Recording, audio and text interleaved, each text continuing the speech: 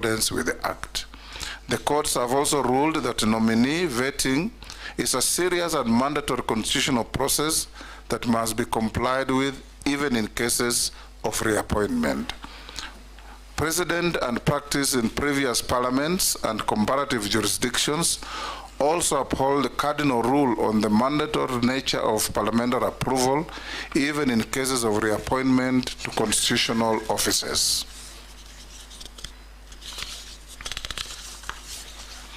Article 132 of the Constitution confers upon the President the power to nominate and, with the approval of the National Assembly, appoint cabinet secretaries in accordance with Article 152 of the Constitution. With respect to nominees who are dismissed from the cabinet, the committee shall take into account any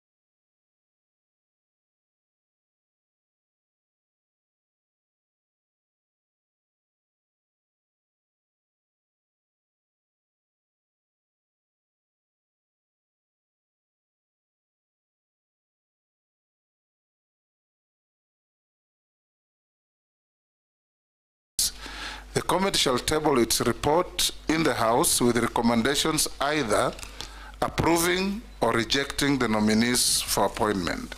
In conclusion, the Committee on Appointments shall conduct the approval hearings guided by the Constitution, the Act, and all other relevant laws. I thank you. We'll now invite, is it the Sergeant, to administer the oath to the Honorable Professor Kithure Kindiki.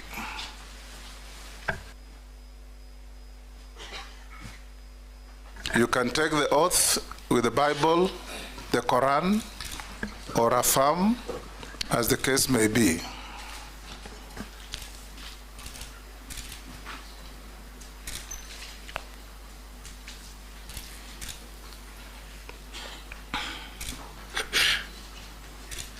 I, Kithure Kindiki, do swear the evidence that I shall give before this committee on the matter under its consideration shall be the truth, the whole truth, and nothing but the truth.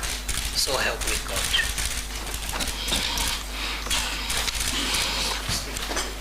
Yes, Owen? I'm wondering whether that is on record, because I don't know whether the mic was on or not. Was the mic on? So probably we need to redo the oath. It was on, I think. I thought it was on, but for avoidance of doubt, Professor, you may repeat the oath.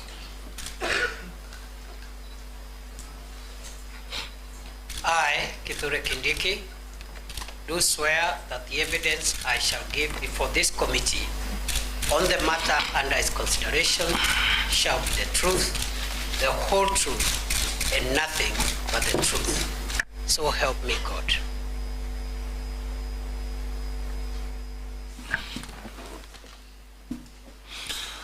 Welcome to the Committee of Parliament, Professor. This is the second time this committee is having an opportunity to have a bite at you in terms of vetting and assessing your suitability to hold the office to which you have been nominated. Before we start, we'll do some quick introduction of the team or the committee that's going to interrogate you. On my right is the Deputy Speaker of the House, Honorable Gladys Boss. On my left is the Clerk of the National Assembly, Samuel Njoroge. I'll now invite all the members to introduce themselves, starting with Naisula here. Go around. Naisula Lesuda, Samburu West MP. Kimani Shongo. Junet Mohammed. Nelson Koech. Kosik David. Kikaria David. Masemeri. Abdul Rahim Daud. I'm Ferdinand Kevin Wanyonyi. George Gitonga Murugara. Owen Bayer. Robert Mbui. Stephen Mule. Dido Raso. Abdi Shuria. Mishimboko Likoni. Rehab Mukami Washira. I'm Caleb Amisi Saboti.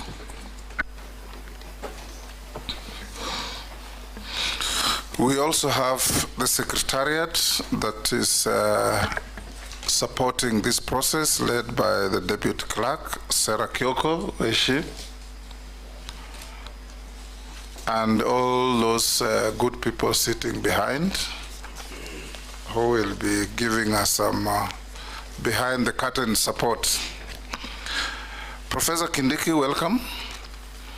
Thank you, Mr. Speaker. We'll start by asking you the obvious questions. To introduce yourself briefly, stating your name, family background, education background, work and employment experience, your present engagement, and your status of compliance with all the relevant agencies of government that we passed on to you. You have 5 minutes for this exercise. Thank you, Mr. Speaker and honorable members of this committee. Mr. Speaker, my name is Kithure Kindiki. I am 52 years old. I was born in Tharaka Nithi and grew up there, went to primary school there, and upon my completion of secondary education, I studied law. I have a Bachelor of Laws degree from Moi University, which I obtained in 1998. I have a Master of Law from the University of Pretoria, and I have a PhD in International Law from the University of Pretoria, which I obtained in 2002. I am married. I have 3 children, and I have worked in the last 25, 26 years in various capacities. I'm an advocate of the High Court of Kenya of 24 years standing. And in the process of my career, Honorable Speaker, I have worked as a lecturer. I taught at Moi University for 3 years, and later on at the University of Nairobi for 9 years. I rose from the position of assistant lecturer until I became Associate Dean of the Faculty of Law at the University of Nairobi. In between, I was head of Department of Public Law. I have been licensed to practice law in Kenya, but also before international courts and tribunals, including the International Criminal Court, where I still remain in the list of Defense Counsel. Mr. Speaker, sir, I have been consulted for many organizations, including UN agencies, regional organizations like IGAD, COMESA, African Union, East African Community, and also I am a member of a number of professional organizations, including the Academic Council for the United Nations System, the International Association on the Study of Forced Migration, the International Commission of Jurists, the East African Law Society, and the Law Society of Kenya. I submit.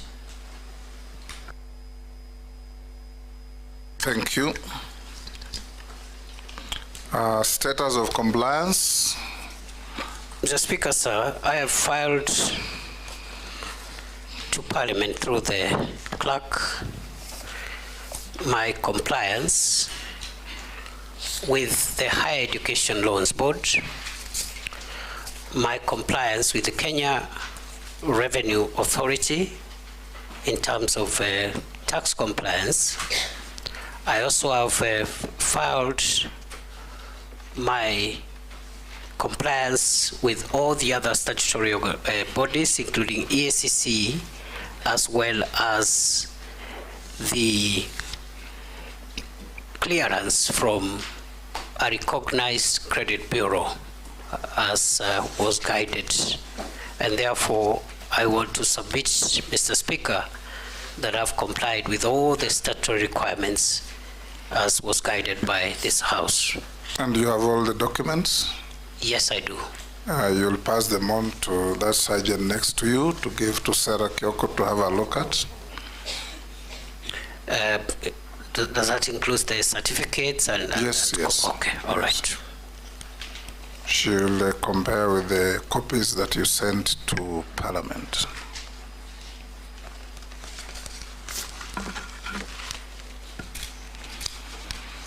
I will now open the session for asking and interrogating the nominee.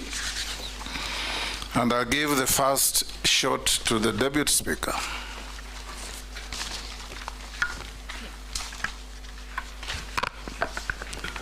Professor Kindiki, I know this is within your knowledge that the Maraga Task Force on Police Reforms identified many challenges in the National Police Service, the Kenya Prison Service, and the National Youth Service as underfunding, endemic corruption, poor handling of human capital and development. So could you highlight for us some of the police reforms that you undertook during your just ended tenure as Cabinet Secretary for Interior Internal National Administration? And also, if approved, what are some of the measures that you will put in place to implement some of those recommendations? Thank you. Thank you very much, Mr. Speaker. I forgot to say between 2022 and 11th July 2024, I was the Cabinet Secretary for Interior and National Administration. Mr. Speaker, in response to the question by the Deputy Speaker, I respond as follows. That the task force that was established to recommend legal, policy, institutional, and other reforms in the National Police Service and the Kenya Prison Service made far-reaching recommendations on a number of issues, including welfare issues, leadership and accountability issues, career progression and succession management in the National Police Service, and also operational capabilities, equipment, and so forth. Mr. Speaker, sir, that task force recommended 221 recommendations that require administrative action. It also recommended a further 178 recommendations which require funding but do not require any changes in law or policy. The task force recommended another 177 recommendations which may not require funding but require legislative and policy changes. And finally, the task force recommended 23 recommendations in connection with the National Police Service, not the Kenya Prison Service. 23 of them that require consultations and concurrence with the National Security Council.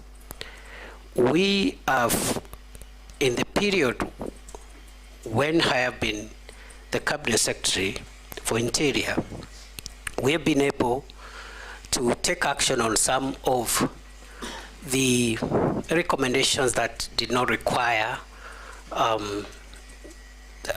legal or policy changes. For example, we've rolled out a massive police equipment modernization program, which will be rolled out in 5 years. And already under my leadership, we were able to convince the government and the National Treasury to allocate 7 billion shillings, which has already been spent to buy air and land assets to assist officers who have been exposed to great danger, those that are helping to keep the country safe in the front line, in the fight against terror, the fight against banditry and other sophisticated organized crimes. And therefore, this equipment is already up and running, especially mine resistance, ambush protected vehicles, armored personnel carriers, personal protection equipment, and also aerial unmanned vehicles, which are commonly known as drones. And we've been able to restore the police air wing, which had collapsed. And we have some of the aircrafts which are now operational and helping us with air surveillance. And we have also hoping in the next financial year, if I am approved by this House, we'll be able to purchase additional gunship helicopters to help us finish the remaining work in terms of the fight against terror, the fight against banditry and other organized crimes. Mr. Speaker, I also need to point out that because of the grave issues around leadership and succession management and career progression in the National Police Service, during my 21 months as the Cabinet Secretary for Interior, we've been able to put in place, operationalize the National Police Leadership Academy, which we opened, His Excellency the President opened in Ngong.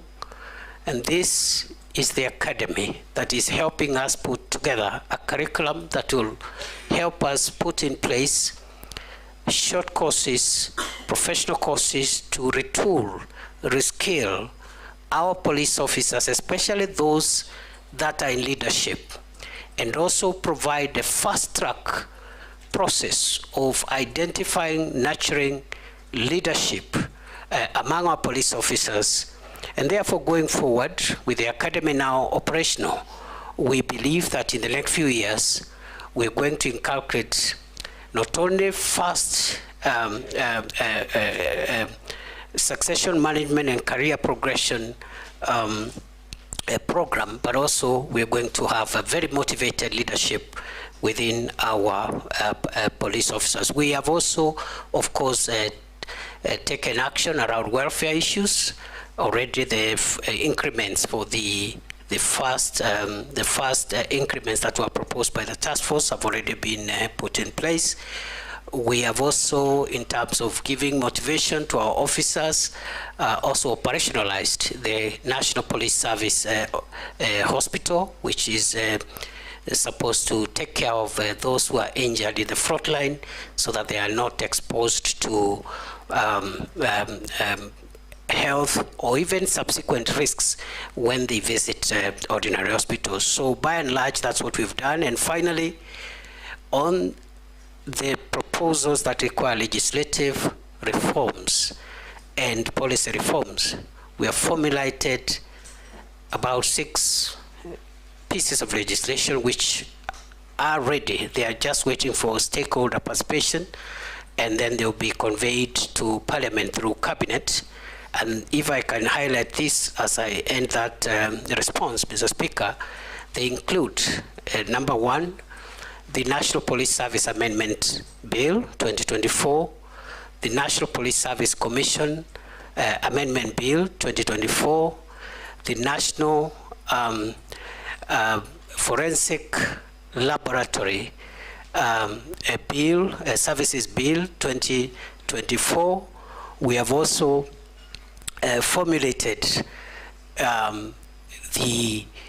a bill which will also assist us in the leadership and the command oversight in the National Police Service. I submit. Thank you, Majority Leader. Thank you, Honorable Speaker. My question to the CS nominee relates to just where he stopped on the legal and legislative proposals that he was considering before his exit from the ministry, and also around the issue of implementation of Article 37 of the Constitution on the right of Kenyans to picket, assemble, demonstrate peaceably. And CS, you have seen in the recent past a lot of confrontations between members of the public and the police. And it's my view that principally why this has been so is because you have failed to designate picketing corners. And Kenyans imagine you can picket anywhere and everywhere, including in some areas that you consider restricted areas. I would want to hear what is it that you would intend to do if you are reappointed and approved by this committee to ensure that there are no more confrontations between members of the public who want to peaceably assemble and picket and the police. Two, there seems to have been a complete breakdown in administrative and security structures in the country. And I say that in view of when you came into office, the Shakahola massacre, where up to now we don't know how many Kenyans lost their lives in Shakahola.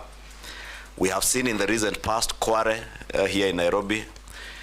In a country like ours, how is it possible where you have chiefs, assistant chiefs, nyumba kumi, and all the structures and security and administrative structures that we have, that 20, 40 people can be killed around one small area like Kware, in the full view of the security and administrative structures without government coming to know. And the same thing happened to Shakahola. And I would want to hear what is it that you would intend to do to make sure that there is restoration of administrative and security structures right at the village level to secure our country. Mr. Speaker, sir, it is true there is work that requires to be done to ensure that the people of Kenya enjoy their constitutional right and freedom to assemble, picket, and demonstrate, and present petitions to public authorities, while at the same time maintaining public order and also ensuring the rights of other people. Before I was dismissed on 11th of July, I had actually finalized the draft regulations to the Public Order Act, which will be the statutory instrument to be processed for purposes of giving effect to the enjoyment of that right, not to curtail that right, because a statute cannot curtail a constitutional right, but to give effect to how that right will be exercised. Those draft regulations, when completed, will be able to help the police do a number of things. Number one, obligate the police to escort protesters and provide security for them, but also to ensure protesters don't run amok and overrun members of the public who are not protesting. Number three, it will require those protesting to notify the police and tell and also give the number of protesters so that the appropriate arrangements are made. It will also obligate public institutions in all arms of government, all public institutions to designate an area within their premises or within the vicinity of their premises where a group of protesters who want to present petitions can stand, demonstrate, and present petitions to that public office or that public institution. Those regulations also will of course ask protesters to also be responsible for their own conduct, and therefore we hope that if I am approved, this is a low-hanging matter. It's something that we can process in the shortest time possible to avoid a situation like what we've had in the past 1 month of protests which are unmanaged and which have exposed us to deaths and destruction of property and a lot of inconvenience to the people of Kenya. On the second question by the leader of the majority party, it is true that we have experienced a number of security incidents that should not have happened in the first place. And let me say that first and foremost, the Shakahola incident didn't happen when it became public. It happened over quite a number of years, and it's an indictment actually on our ability as a country to be able to prevent some of these sophisticated crimes from hurting our people. I am on record to having apologized on behalf of previous and the present administration for that breach, because the radicalization and the criminal activity around Shakahola began in 2019-2020. But the manifestation in terms of people dying and being buried was something that happened sometimes in 2022. And the Shakahola incidents will remain the most tragic security breach in the history of our country. We have never had a security breach of that magnitude in our country. We have learned the lessons. 2 days ago, the task force that the president had appointed has helped to give us some of the recommendations on what we need to do to avoid that going forward. But also, we believe that the public officials, including security officers who are in charge, must also have their day in being made accountable. We had proposed the establishment of a commission of inquiry to help us put together the accountability process so that we can have recommendations on prosecution and other action. But the commission of inquiry was stopped by our courts, and we were unable to move. But with or without the commission of inquiry, I want to assure the people of Kenya, if I am approved, one of my priorities will be to make sure that the accountability for the crimes in Shakahola by public officials, including security managers of all arms, of all agencies of the state, must proceed as a way of making sure that we do not have this kind of thing happening again. It is true also recently we had an incident which is actively under investigations around Kware area. Again, the same reasons, gaps in the Ngao and Nyumba Kumi structures, and also our intelligence collection ability.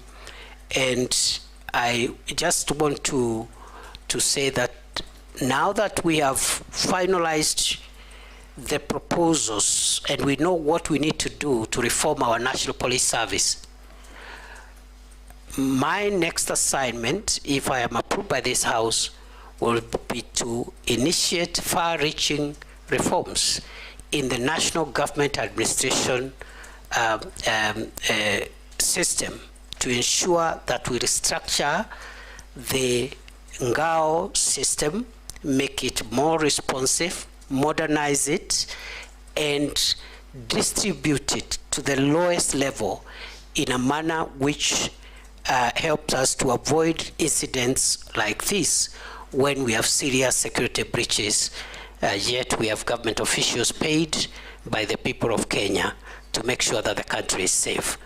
So I want to admit those were very unfortunate incidents, and national security being a work in progress and a perpetual project, we have learned the lessons, and we are going to make sure that we strengthen and seal the gaps to ensure that we make our homeland safer than it has been before. Thank you. Minority Leader. Thank you, Mr. Speaker. Mr. Speaker, I would like to ask the nominee, Professor Abraham, that, Mr. Speaker, Mr. Chairman, he is one of the two people who have been reappointed to the cabinet to the same docket that they were serving previously, the last 2 years.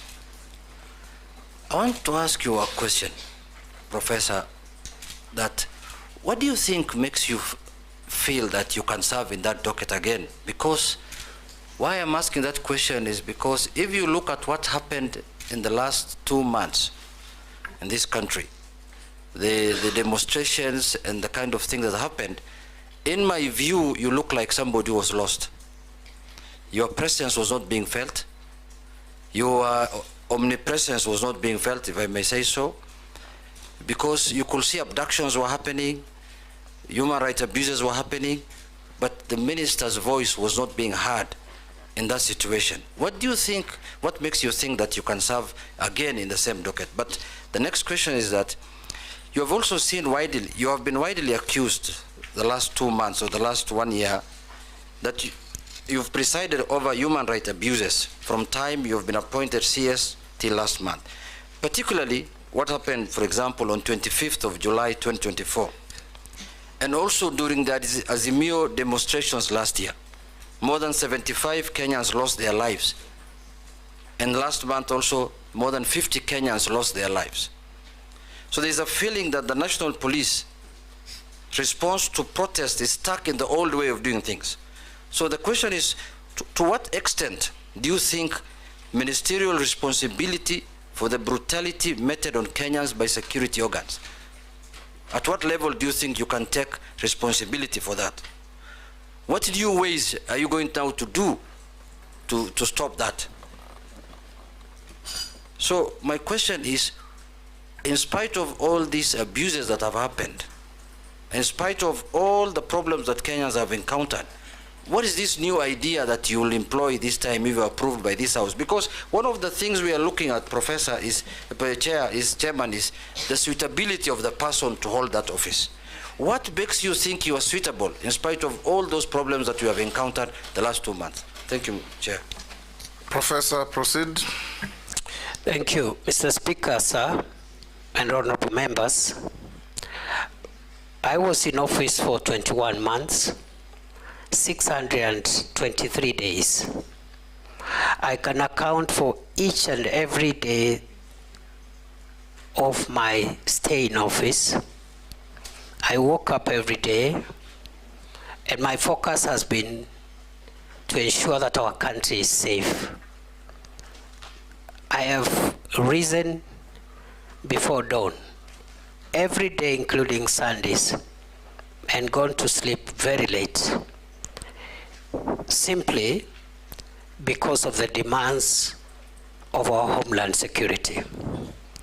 I believe that I am suitable for reappointment because during those 21 months, during those 623 days, I have been able to keep the country fairly safe, especially in the fight against terror. Previously, we had an escalation around 2021-2022 of terror attacks in northern Kenya and the Boni Enclave. And in the past 2 years, approximately, we've had stability in northern Kenya and Lamu. I believe I am suitable, Honorable Speaker, because the crime of banditry has been reduced significantly, in my estimation, by more than 75%, even if pockets of insecurity continue to be experienced. And we do know where the gaps are and what needs to be done to even bring this problem to a complete end. Mr. Speaker, I have visited all the 47 counties, some of the counties numerous times. I've been to Lamu 21 times in 21 months. I've been to Samburu 8 times. I've been to Baringo 13 times. I've been to many other counties. And therefore, I have not been lazy. I've been diligent. And I've conducted myself within the parameters of Article 73, which requires me to conduct myself in a manner that brings honor to the nation and dignity to the office I hold. I have worked with officers at the headquarters, but I've also sat down in numerous meetings to work with officers at regional, county, and sub-county levels to make sure that we share decision-making processes and decision implementation processes. I believe, Mr. Speaker, the question has been directed to the events of the recent weeks. And I want to respond as follows. That the reason that I didn't talk every day is because the events the Honorable Member is referring to were mainly operational issues. The work of the Minister, the Cabinet Secretary for Interior, as envisaged in Article 245 of the Constitution, is to give the organs of national security that fall under that ministry policy direction and policy guidance. And in particular, because we are talking about the police, Mr. Speaker, the police is under independent command, Article 245, paragraph 2. There are only two people who can give the Inspector General of Police directives. First, the Cabinet Secretary for Interior, but only on policy issues. Number two, the the Director of Public Prosecutions in matters in investigations of criminal activities. Other than that, operational matters are handled by the command of the National Police Service, and therefore the Minister doesn't give operational directives. We have communicated the policy during my time in office, the policy of the Kenya Kwanza administration on policing, which includes zero tolerance on extrajudicial killings, zero tolerance on abuse of human rights, and restraints in the use of force. Limited only, the use of force being limited only to cases contemplated in the Constitution and the National Police Service Act and the schedule thereto in the defense of life of the officer or the life of the people of Kenya. Therefore, it is unfortunate that during a recent protests, we witnessed the death of 42 Kenyans. We also had injuries, 486 civilians and 385 police officers were injured.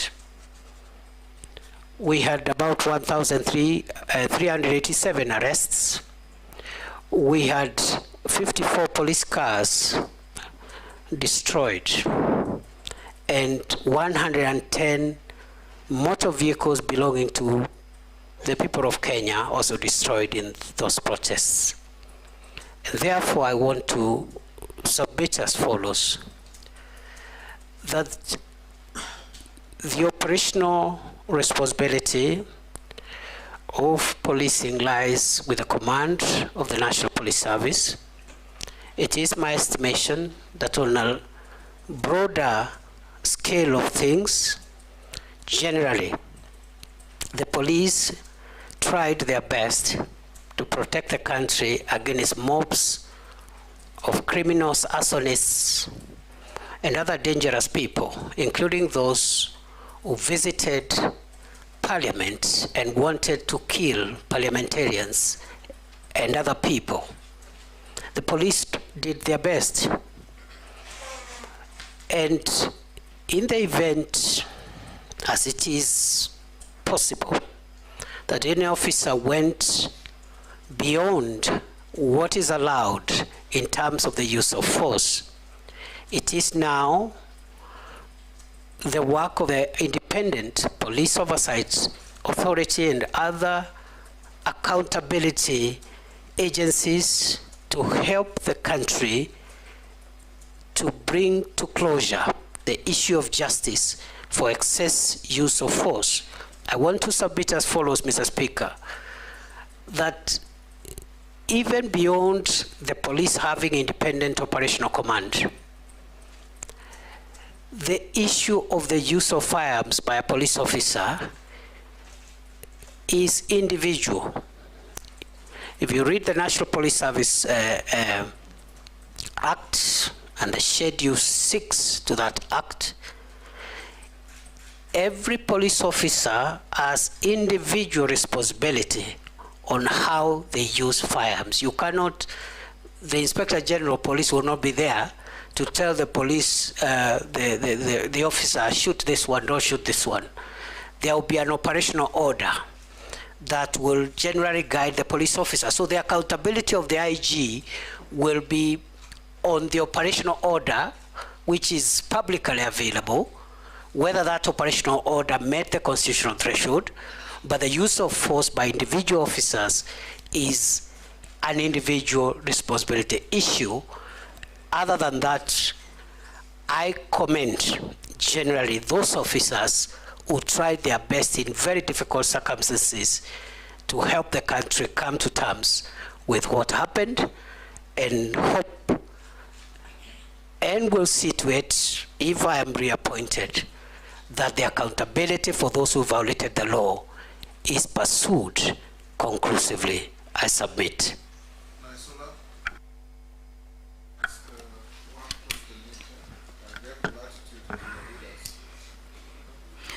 Thank you, Mr. Speaker.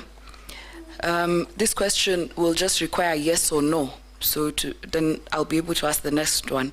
So Professor Kindiki, are you aware that for the last 2 years we have internally displaced persons in parts of the North Rift, that is Samburu County, parts of Baringo, Elgeyo Marakwet, and other parts of the North Rift? It's a yes or no? Yes. So if this committee finds you suitable to hold this office again, what measures will you put in place to see that these families go back to their homes, and especially school-going children will go back to school and people can go back to their homes and live peacefully? Mr. Speaker, allow me to ask the last question, which is also, are you aware that there are people in the North Rift who were killed in broad daylight, in marketplaces, in towns, for example, in Samburu West, in Suguta town? There have been abductions, and this current administration, which you served in, during its campaigns and has continuously said that you will not have issues of abductions, issues of extrajudicial killings, but I want to put it across to you that it has been happening. There are people in those counties who are missing to date. They have been abducted. I want to ask you whether you're aware, and we have sufficient been informed that it is alleged that it is security officers who have abducted these people? Is that one of your measures of ensuring insecurity is settled in these areas? And do you think, as a professor of constitutionalism and ensuring we follow the Constitution, is that the right way in ensuring fair justice even to those who are accused? Professor? Mr. Speaker, now that the kinetic operations that we launched in February 2023 has yielded significant fruits, the issue of the North Rift will not be complete until those that were displaced because of the violence meted upon them by bandits, groups and gangs are returned to their homes. And therefore, it is going to be my priority, if I am approved by this House, to make sure that in line with the rights of every Kenyan under the Constitution and the relevant instruments, including international instruments on the prevention of internal displacement, we're going to resettle, facilitate the resettlement and reintegration of all communities that were displaced by the menace of banditry. Secondly, I've been asked to respond to the allegations about abduction. During my tenure as minister, I made it clearly, to the police that abductions, extrajudicial killings, and extra constitutional means of apprehending offenders is against government policy, is against the Constitution, is against international law. I must hasten to say my observation, because I've been in the front line more than any other place, especially in North Rift, in northern Kenya, and the Boni Enclave. The officers who served in the special units in counter-terrorism and counter-banditry, the formed-up units, have been quite professional, generally. But just as I've said in the previous question, in the event there are any infractions, there are any reported infractions and excesses by the special forces that are helping us to fight banditry, again, IPOA and other accountability mechanisms must be put in place to ensure that we do not spoil the very good work that is being done by our officers in the front line. Some of them have died, others have lost limb, officers have been destituted. Point of order, Chairman, I was saying that, the nominee is a professor, and professors teach in the university, so he can answer questions like somebody who's in class teaching us. I was requesting through the chairman that he can do faster, Chair. Professor, be concise and precise and to the point. I submit. Thank you. Nelson, we'll just come round. Yes. Thank you, Honorable Speaker. Professor Kindiki, it's unprecedented that twice in 2 years we've had to apply Section 241 of our Constitution in deploying our officers, our military officers, to back up the police, both to quell the protest and initially sent to the North Rift. What exactly is the state of our police force? There are so many things that are flying around gossip that, number one, our officers, police officers, could be demoralized. Number two, is there a situation that you feel the police at some point are very hesitant to execute some of the assignments they're given because of lack of morale, and you as a CS, the accusations that you've not helped in boosting the morale of our police officers. What exactly is the state of our police force? Professor? Mr. Speaker, yes, we have applied Article 241 twice. And I think there is nothing abnormal with that, Mr. Speaker, because that is why that article exists. So that whenever there is need, the National Police Service may request the support of the Kenya Defence Forces to handle either an emergency or a disastrous situation. On the case of the North Rift, it was important to get the support of the KDF because at that time the National Police Air Wing had collapsed. Right now it's operational. We didn't have air assets, we didn't have adequate long range and manned aerial vehicles, and therefore we needed the support of the military. But the effort in North Rift is police-led. In fact, the military has been supportive in the periphery. It's police-led. Even in terms of numbers, we have 4,500 police officers against less than 1,000 KDF officers. With regard to the recent emergency we had, again, what we had on 25th of June was unprecedented. And our calling of the KDF was simply to put them on standby should they be needed. And you've seen they have not been needed. But it was a precaution because the criminals who wanted to burn Parliament were also threatening to burn State House and other critical installations. So if that was not reason enough to put KDF on standby legally, I don't think any other situation would have met threshold, because what we faced in the last month, in our view, was existential threat, not just to the arms of government, but to the state itself. And therefore, the police is in good shape. There are issues of welfare, which we are handling. I've already mentioned about the salary increments, which we have started implementing. There's issues around housing. There are also issues about leave and so forth and so on. Medication, I've just talked about the hospital that we've established for them, fully fledged level 4 hospital. We have one for the border police again, which again we operationalized under my leadership in Kanyonyo for the formed up units.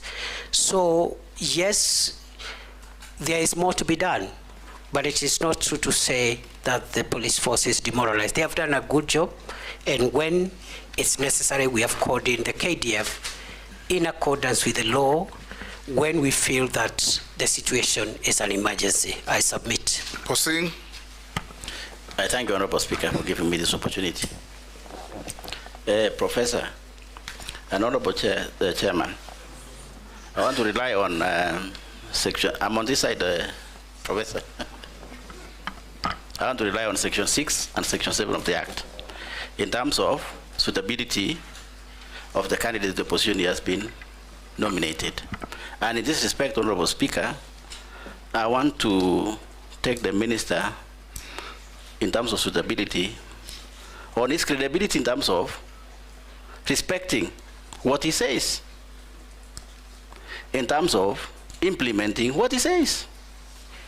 Because this is the second time he's been given a chance.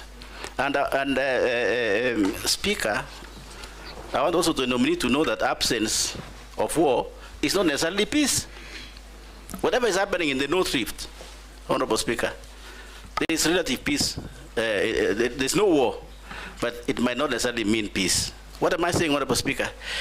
The candidate, as an example, the candidate came to the North Rift. We had engagement as leaders of the North Rift, and specifically West Pokot County, as an example of the entire country. I don't know what happened, so what the minister did in the other places, but possibly maybe he did what he did in West Pokot, which is We agreed on a number of issues, Honorable Speaker, in terms of strategies of bringing peace, including establishment of sub-locations or bringing even the security near to the people so that we avoid the Shakahola things and so on. And the minister agreed with the Honorable Speaker with us in West Pokot. And we also agreed to put security in strategic areas. It might happen in other parts of the country. The minister agreed. And Speaker, nothing happened. Nothing has happened so far. Now, if Parliament sees it fit and approves the minister again for this position, what's going to happen? What is the minister going to do different, Honorable Speaker, to gain credibility among people, among Kenyans themselves, who might feel that the minister lied to them? And finally, Speaker, take home for the minister. This idea of giving police accounting as an accounting or to manage their own money as an accounting officer, I want the minister to take home in terms of the security, the strategic security of this country. What does that mean in terms of security of this country? Going into the future, there are critics, Honorable Speaker, that say, how do you give the police the gun and you also give them the money? What's going to happen? It might pose a serious security in this country going forward, maybe many years in the future. I thank you, Honorable Speaker. Professor. Thank you, Mr. Speaker. Mr. Speaker, it is true that... Those are just two simple questions. Did you honor what you did and said in Pokot? And is the police fund tenable? Very simple. Mr. Speaker, it is true that some of the things that I promised have not been realized, especially the issue of operationalization of new administrative units. But it is also true that some of the things I promised have been realized, and I thought the honorable member would be kind enough to notify the House and the country that during the same consultations I had promised that we will provide, train and equip 200 National Police Reservists for West Pokot, which we did. Number two, we had promised to set up a security camp at a place formerly called Lami Nyeusi, which is now called Lami Nyeupe, which we did, and so many other things we did. But the issue of the units is outstanding, and not just for West Pokot, but also for a few other counties, including some parts of Baringo, Samburu, and a few other counties that did not benefit from the operationalization of units. And that is work that we are going to complete if we are reappointed. On the second question, I do not think there is a problem with giving the National Police Service money and control over resources relating to their operations. The operational budgets of the police must be run by the National Police Service themselves, and not by the ministry, not by the Office of the President. And in my view, if there are issues of lack of effectiveness, it is not because the police have their own budget. If anything, it should help them even work more efficiently. Therefore, the question should be, now that the police have their operational budget, what prevents them from serving the people of Kenya in a better manner? And those are issues that we'll be looking at if we are reappointed. In any case, Parliament oversights the use of that money. Gikaria? Thank you, Chair. Professor Kindiki, in the recent past in this demonstration, two young men, Michael Kihunga Nyagodhie and another young man called Kevin Maganga, were shot dead in Nakuru. The family has been trying to get some information from IPOA. It is alleged that the IPOA is not receiving required information from the police service. This has posed a great challenge to IPOA executing its oversight mandate. If approved for this appointment, Honorable Kindiki, what steps will you take to ensure that the two institutions work seamlessly for the benefit of Kenyans? And secondly, how will you strengthen IPOA so as to execute its mandate. Second, the Honorable Chair, is about urban criminal gang activities. In the urban areas, particularly in Nakuru, a criminal gang called Confirm, which by what the citizens claim has brought about 5 deaths in every month and hundreds of injuries. Maybe if you're approved and confirmed, what are the steps that you will take to reduce the increase of criminal activities in urban areas, and particularly in Nakuru, specifically the confirmed criminal gang? Thank you, Chair. Professor. Mr. Speaker, on the first issue, the relationship between IPOA and the National Police Service is an ongoing conversation, and it's not unusual. It happens all over the world that the police and the bodies oversight them have normal institutional tensions. We have, during our tenure in office, we have encouraged these institutions to work together because each one of them is playing an important role.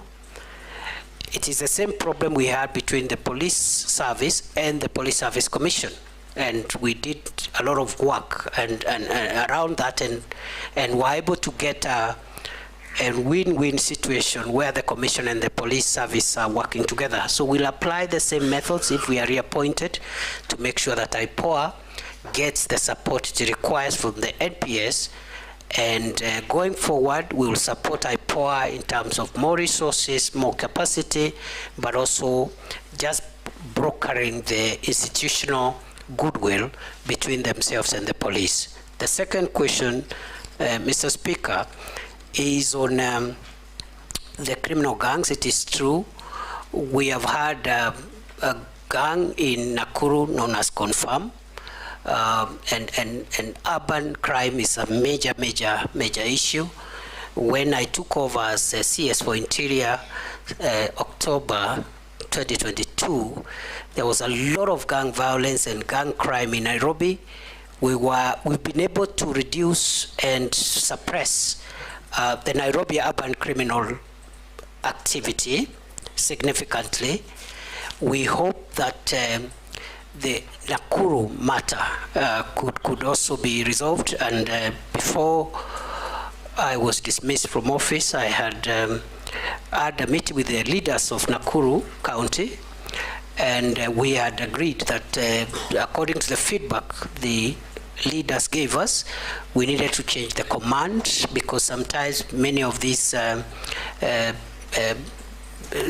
performance issues are based on the right command. So we are going to work on it to ensure that we eliminate that gang and other urban gangs in Mombasa and a few other towns that are suffering the same problem. Robert Mbui. Thank you, Mr. Speaker. Professor, Kenya's constitution borrows very heavily from the US one, particularly issues to do with the Bill of Rights, and you swore to uphold this constitution and protect it. Recently, you saw in the US that a gunman tried to shoot a presidential nominee and was actually brought down, but despite that, and even missed, but despite that, the head of Secret Service resigned their post. Now in Kenya, during your tenure as CS, over 100 Kenyans have been killed, murdered by the police. You know that maybe over 1,000 people have been injured, and property worth billions of shillings has been destroyed. Not to forget that a lot of Kenyans have also been abducted, and as we are talking, there are still people, families that are still looking for their loved ones. Now, we did see that the Inspector General of Police resigned. do you think that as a CS, you should not also have taken responsibility, political responsibility for that failure that the resignation confirms, and also either resigned or declined the appointment? It's also important to note that during these demos that were held, a lot of people were shot, and there is clamor and request and for justice. In fact, I've attended, one of them was a constituent, Erickson Mutisia, and we've gone to those funerals, and the families are asking for justice. You have forensic evidence because you have the bullets, and you know that every bullet that comes from a gun can be traced. Why have we not seen arrests and arraignment in court of the police officers that are accused or that were involved in these shootings? Because that would appease the public a little bit. Allow me, Mr. Speaker, to also point out that the CS has had, the nominee has had a very illustrious career. And, PhD, you've done consultancy all over. And when you are here for the approval hearings in 2022, after all those many years of working, your wealth was at 544 million. Now, 2 years later, your wealth now is at 694 million. That is a whopping 150 million shillings more. Maybe you could explain to us, is this increase probably related to the office that you hold? It would be important for us to know. And finally, Mr. Speaker... Too many questions, Robert. Mr. Speaker, just one last one, because we are doing very well with time, Mr. Speaker. Just one last one, which is because I'm just picking out some of the things that some of the members have said on the matters of insecurity and criminal gangs, Mr. Speaker, that have been out there mugging our people. There's burglaries, in the North Rift, there are all these issues of cattle rustling and all that, which you have admitted there are issues. Now, my question is, when you know that we have such insecurity in the country, what was the logic behind making a decision to send 1,000 police officers to go and secure Haiti when Kenya has a problem? Thank you, Mr. Speaker. Professor. Mr. Speaker, those are three questions. The first one,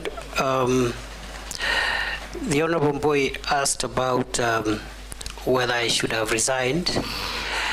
The example the member gave about US, where the candidate for presidency was nearly killed, raises a number of issues. One, he says the person who attempted that was killed. That demonstrates use of force, even in our local context, is allowed, because nobody raised issues with that criminal who was wanted to kill Donald Trump. He was shot dead without questions. Number two, the honorable member has said that the director of the Secret Service resigned, but also drew a parallel and said our IG also resigned. The minister did not resign in the US. I don't know why the Kenyan minister must resign. And nobody asked the minister to resign, because ministers don't instruct operations, they instruct policy. I can only resign if my policy instruction is unconstitutional or illegal. Then on the question of those unfortunate incidents when Kenyans lost their lives and the quest for justice, I strongly believe that there must be justice, and every death that occurred must be accounted for. However, Mr. Speaker, the process of putting together criminal investigations, including forensic evidence, is not something that can be done, can be rushed. It takes a bit of time all over the world, not just in Kenya. I believe IPOA should help the country to get closure, and I have promised, if I am reappointed, I'll encourage the collaboration and support and goodwill between IPOA and the police in terms of providing information so that justice is served.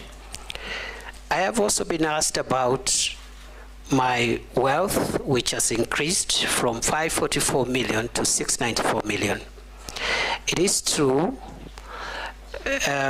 because first, let me start by saying that I have not benefited from any in proper business, I have not done any business with government. Let's start from there.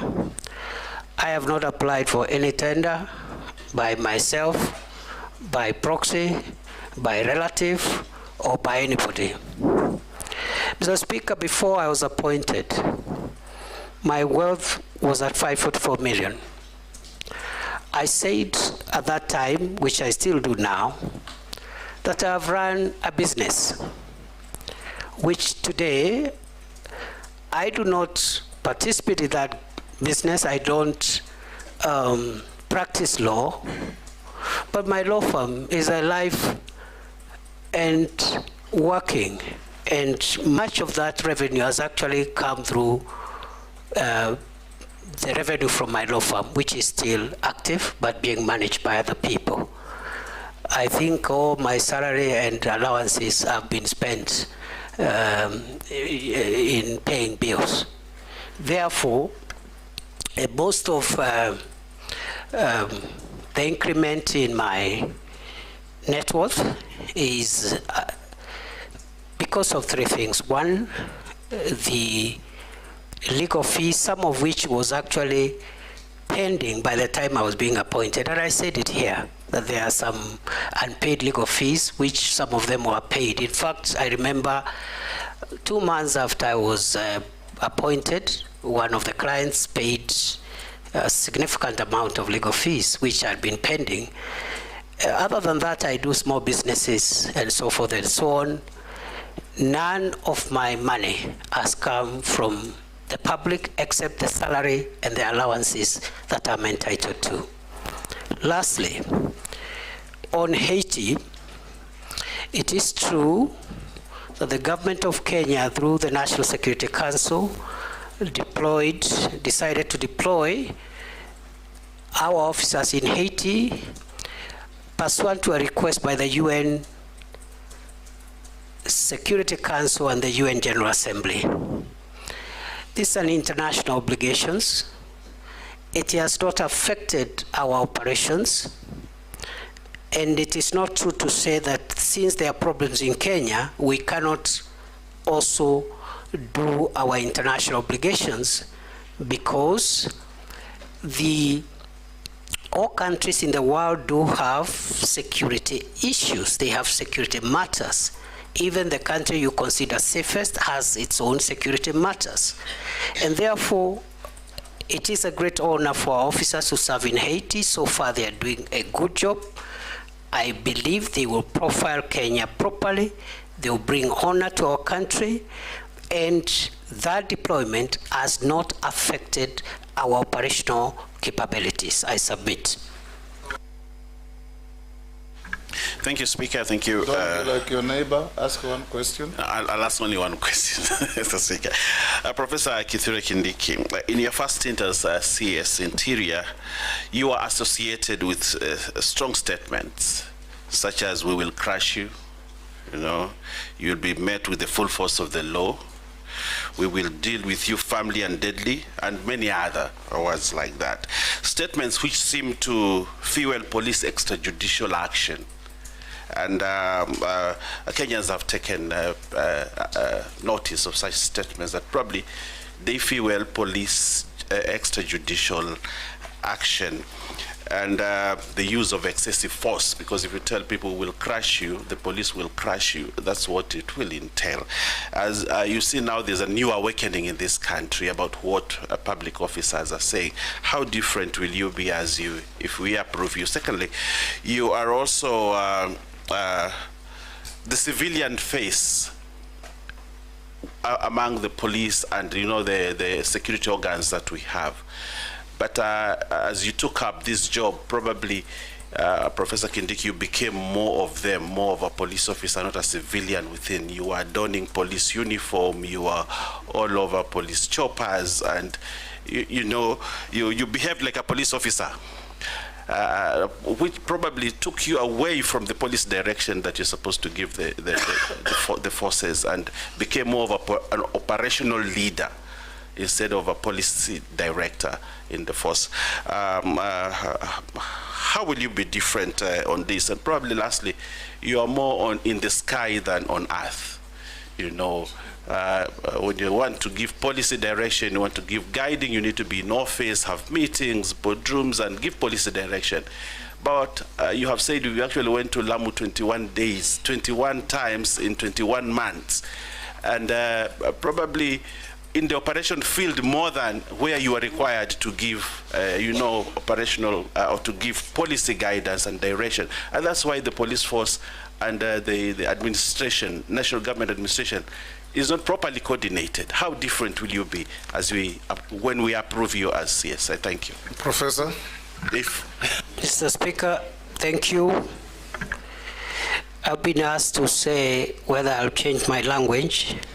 Mr. Speaker, I need to clarify that it is true I have used very, very unique language, but Mr. Speaker, this is security language. And the people I address when I use those terminologies are not the law-abiding citizens of Kenya. The people I address with that difficult terminology or unique terminology are terrorists, bandits, organized criminals. Those are the people I tell will crush you, and I mean it. Last time I appeared before here, the member for Samburu West asked me what I will do in Kurkur and other places when criminals descend into gorges, and I'll say I'll flatten the gorges. We've done a bit of that. There were places in Baringo, Corcoran Hills, a place called Tandare, a place called Ngelecha, and in Samburu, the Malaso Valley and other places where criminals would always retreat and have a field day, operate from there. We've neutralized them and removed them from there. So, again, the use of force is permitted by law, depending on who that force is used against and in what circumstances. And the escalation methods are used. You start by asking them to surrender. If they don't, you use other methods until, if they challenge you or they want to kill police officers, the police officers will kill them before they kill the officer. That is the law. Mr. Speaker, on the second issue, I have been there at headquarters driving policy in boardrooms. Arambe House, I've had so many meetings in our campuses in Kiganjo, in Embakasi, Roiro, Police Leadership Academy, but I've also been in the field more. Why? To disseminate policy to our forward operating bases, to our camps, to our officers in the field, in the counties. And even in the counties, before I even start my meetings, I would sit with the county security committee in a boardroom, disseminate the policy, because they are the ones who will be left to implement. And I have also been in the most dangerous spots in our territory with our officers in the front line. Why? To give them moral support, that we have not posted them there to die. We have posted them there to protect the country. And there is no greater morale booster than for the security minister to go and visit the officers, have lunch with them, encourage them, and tell them what the government policy is and what the government thinks about them. So it has been very rewarding.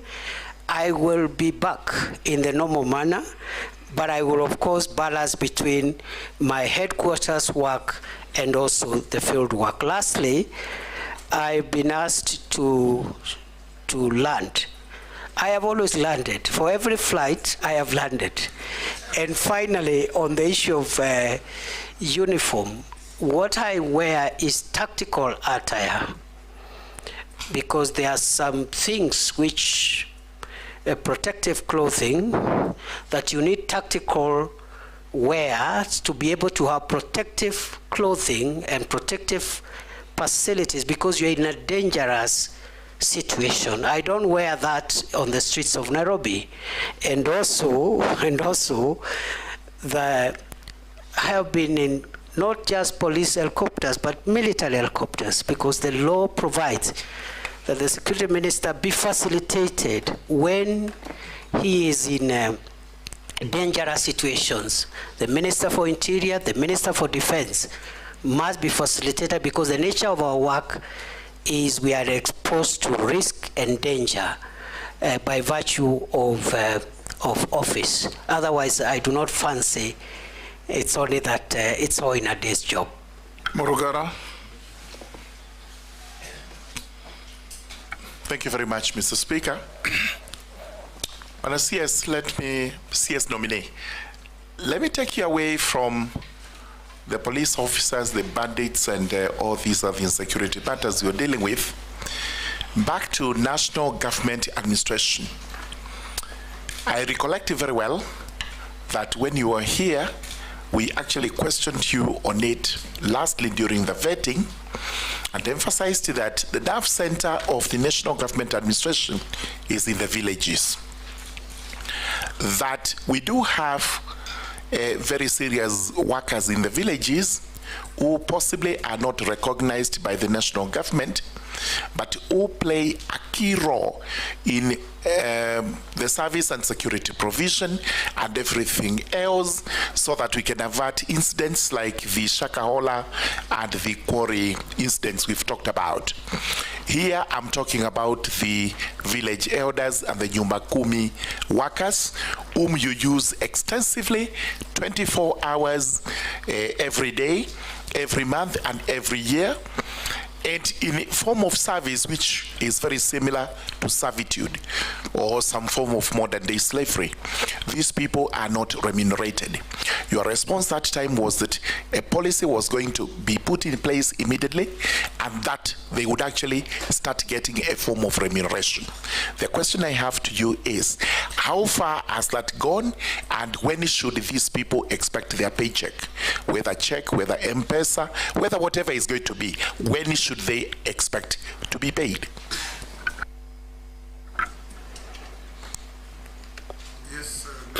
Mr. Speaker, sir, we have finalized the Village Elders Bill 2024. It is one of the 12 pieces of legislation that are awaiting cabinet approval for transmission to Parliament, and therefore that matter will be sorted out in the shortest time possible. I submit.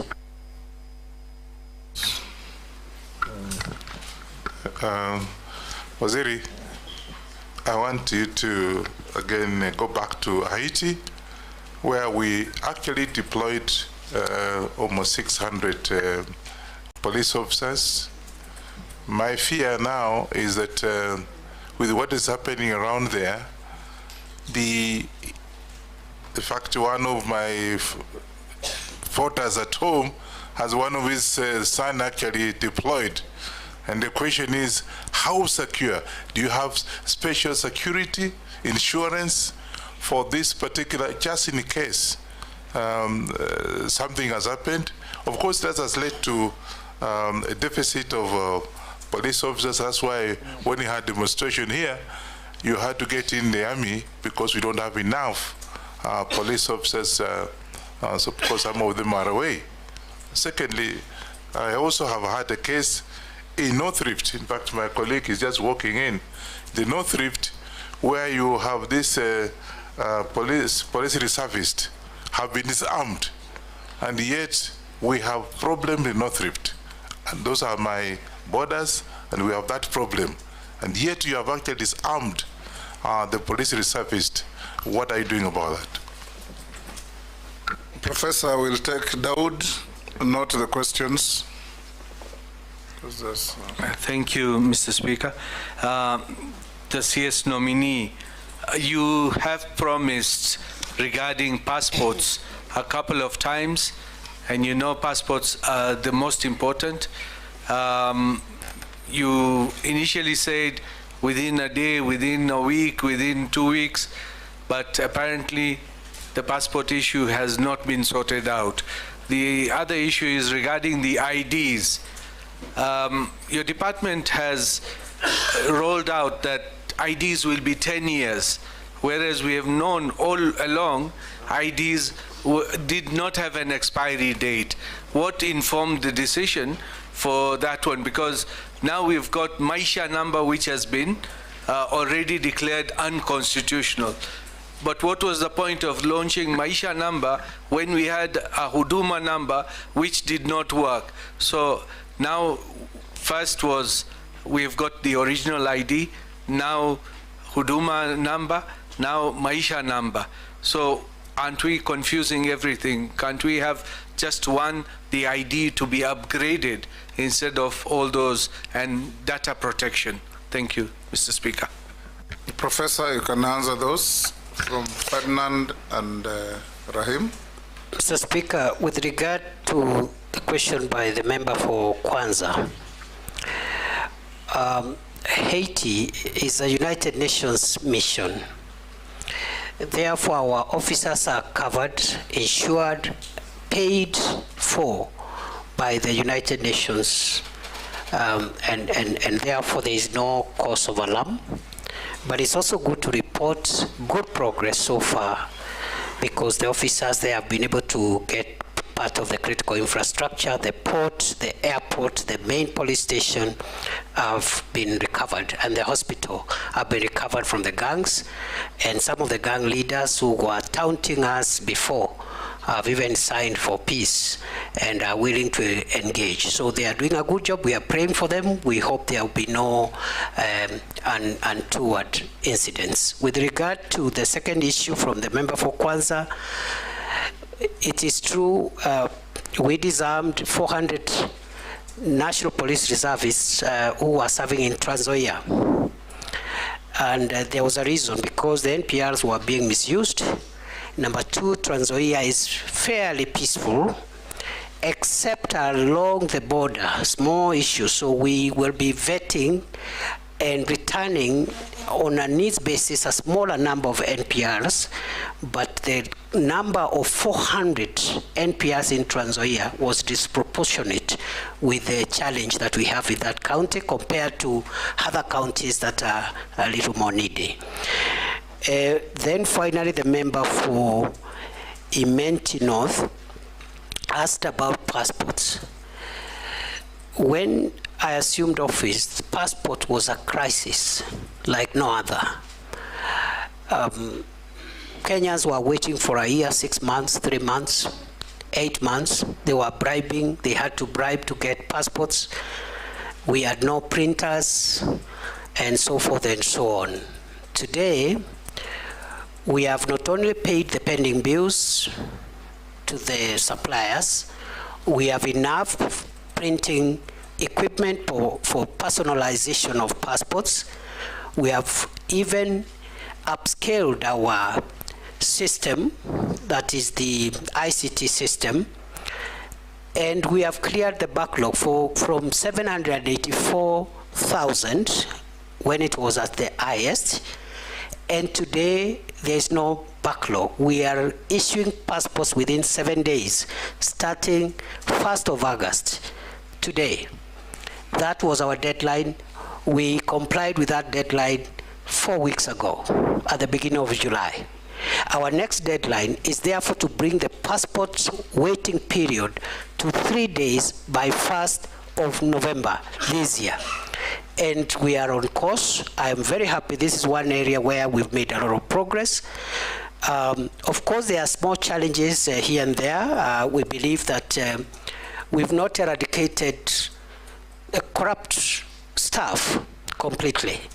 We have a new crop of staff, about 120, but we are not sure that corruption has been eradicated from that directorate, and we are working on that to ensure, we'll be working on that if we are approved, to ensure that we clean up the whole place. With regard to IDs and Huduma number and Maisha number, the reason for the 10-year limit is because of technology, because unlike the the ID that we are used to, the second generation ID we have.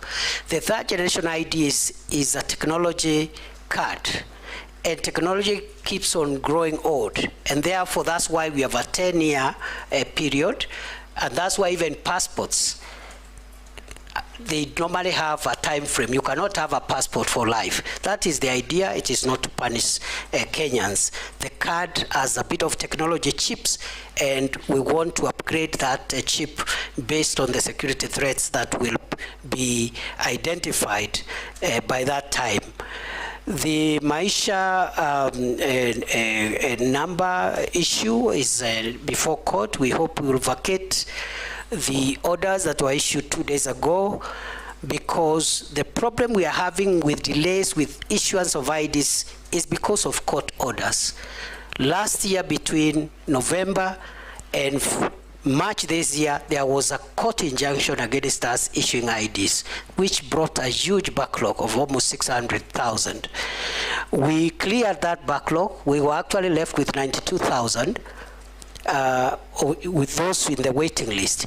And then another court injunction was issued again 2 days ago. We hope we'll be vacating it by Friday, hopefully, so that we can be able to move on with issuing IDs to the people of Kenya. I submit.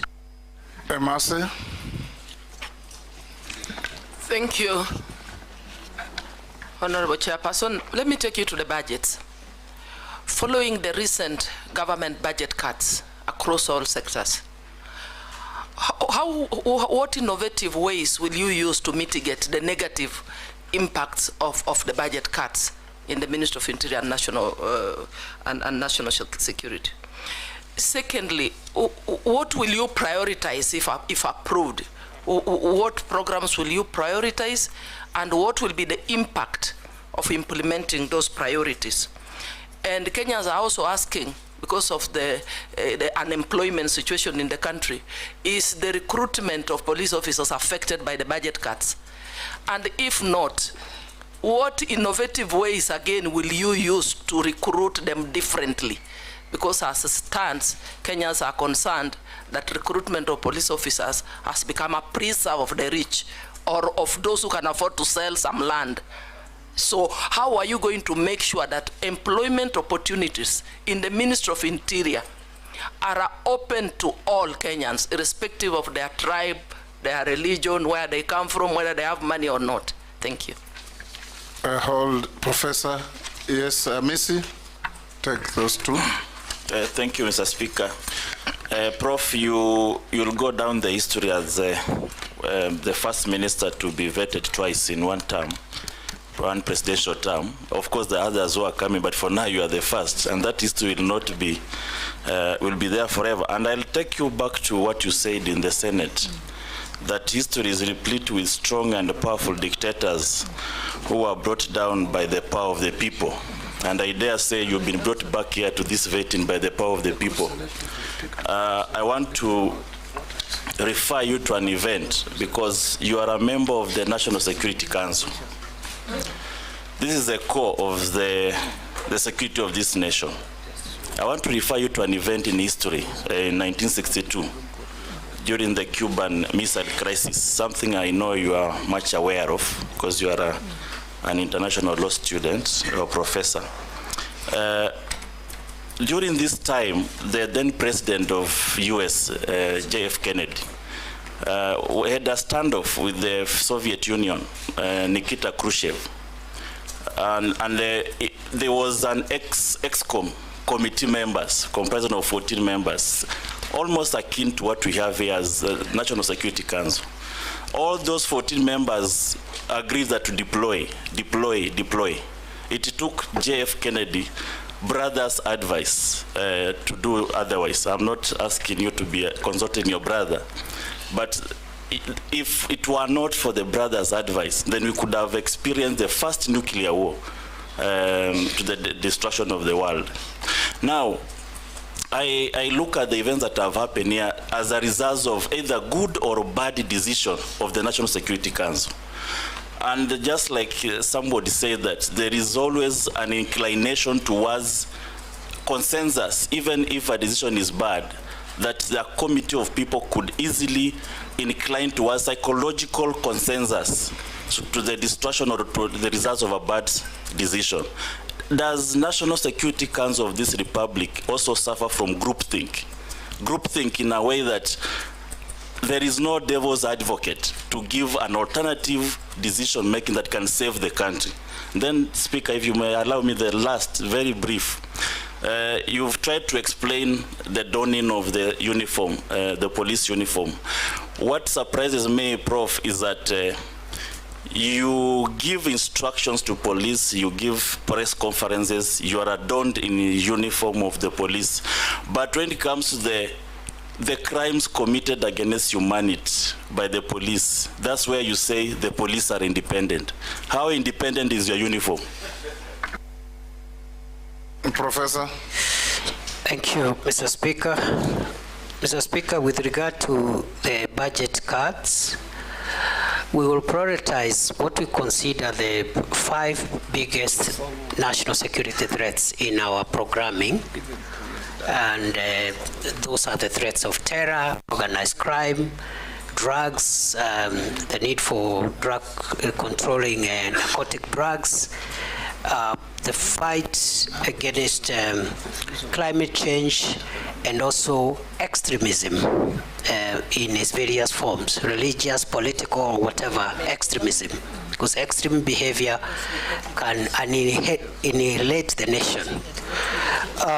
With regard to recruitment, going forward, we will ensure that each and every Kenyan, boy or girl who is recruited, can be accounted for, because in the past we've had so many claims of corruption and so many claims of favoritism, and therefore going forward it's going to be demanded from the police that they account for every recruitment slot that they fill. We have a big problem of corruption in the country, and we hope the National Police Leadership Academy and the programs we want to put there as we look for succession management and new managers of security will be able to fight corruption in the National Police Service. Mr. Speaker, the Honorable Amisi asked me, I think the first was just a comment. He said, I've been brought here by the power of people, and I want to say happily, yes. Happily, yes. With regard to the second, and I say happily because it's important for public officials to be put under scrutiny and be measured using the highest possible threshold. So I have no issues, I have no problems. Even if I'm brought here 20 times, I will happily come up and try and explain myself to the people of Kenya and to the representatives of the people of Kenya. I've been asked, the second one, the last one, from the Honorable Amisi, was on whether the National Security Council is suffering from groupthink, and the answer is no. I submit. Mukami? Honorable Mukami? Thank you, Honorable Speaker. Honorable Speaker, I want to ask our Waziri one question from a police officer who is concerned. I understand there is a court battle in the court since 2018 between the police constables. There are those who are earning higher salaries than the others. That means there are those who are in job group J, they are earning more salary, and that is why they had gone to the court, because they want to understand why there is a discrimination. The other question, it's about our police officers. Waziri, as you know, our officers really do a lot of work. What policy are you going to put into place to motivate our police officers? Because there are those officers who have stayed in one station for over 20 years. They've never been promoted, they've been never transferred, they are just there in that station. So we need to motivate them. Thank you, Honorable Speaker. Mishi, Honorable Mishi. Thank you, Honorable Chairman. Honorable Chairman, I want to ask Professor one question. Professor, as the women of this country, we are shocked and we are sick to see the rising number of femicide cases. In fact, we are really shocked when we saw the bodies which were discovered at the quarry, because all the bodies were for ladies or other women. I don't know what is the root cause of this. What contributes to all this? Who slept on the job?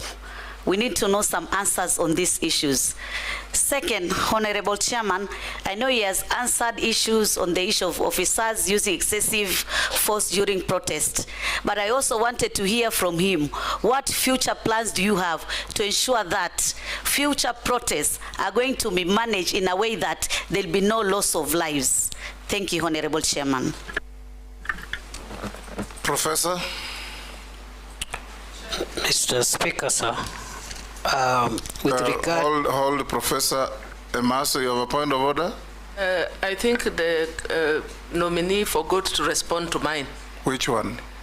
It was on the budget and the issue of recruitment. He did. Okay, can I respond together? He did. Okay. He did, very clearly.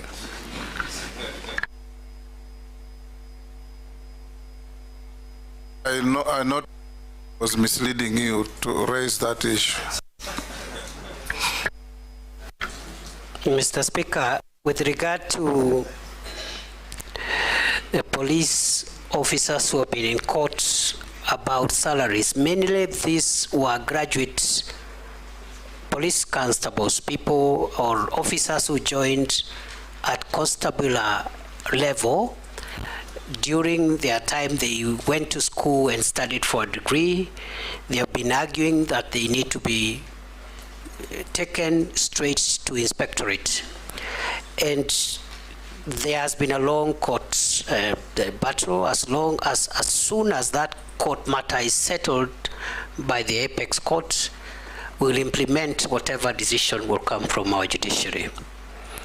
With regard to that matter going forward, we will implement the recommendations of the Maraga Task Force, which creates two-tier police service where you can serve in the lower ranks, and the academic requirements are different. You serve from constable to senior sergeant, or you enter the police service at inspectorate level if you are a graduate as a cadet, so that we professionalize a little more the police service and also expedite leadership generation through cadets who can assume responsibility as OCSs and commanders at county level and so forth, to avoid a situation where you have officers seeking to extend their time in office at senior levels simply because of a lack of generation of younger commanders. With regard to the motivation, we are working with the National Police Service Commission, and if I am approved, I will proceed with this discussion to provide a clearer policy on promotions, transfers, and some form of reward system which will help motivate our officers.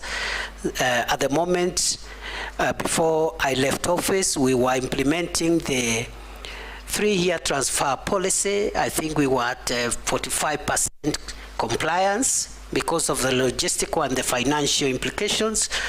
If I am reappointed, if I am approved by this House, I will have a fast-track promotion arrangement for officers who do very well.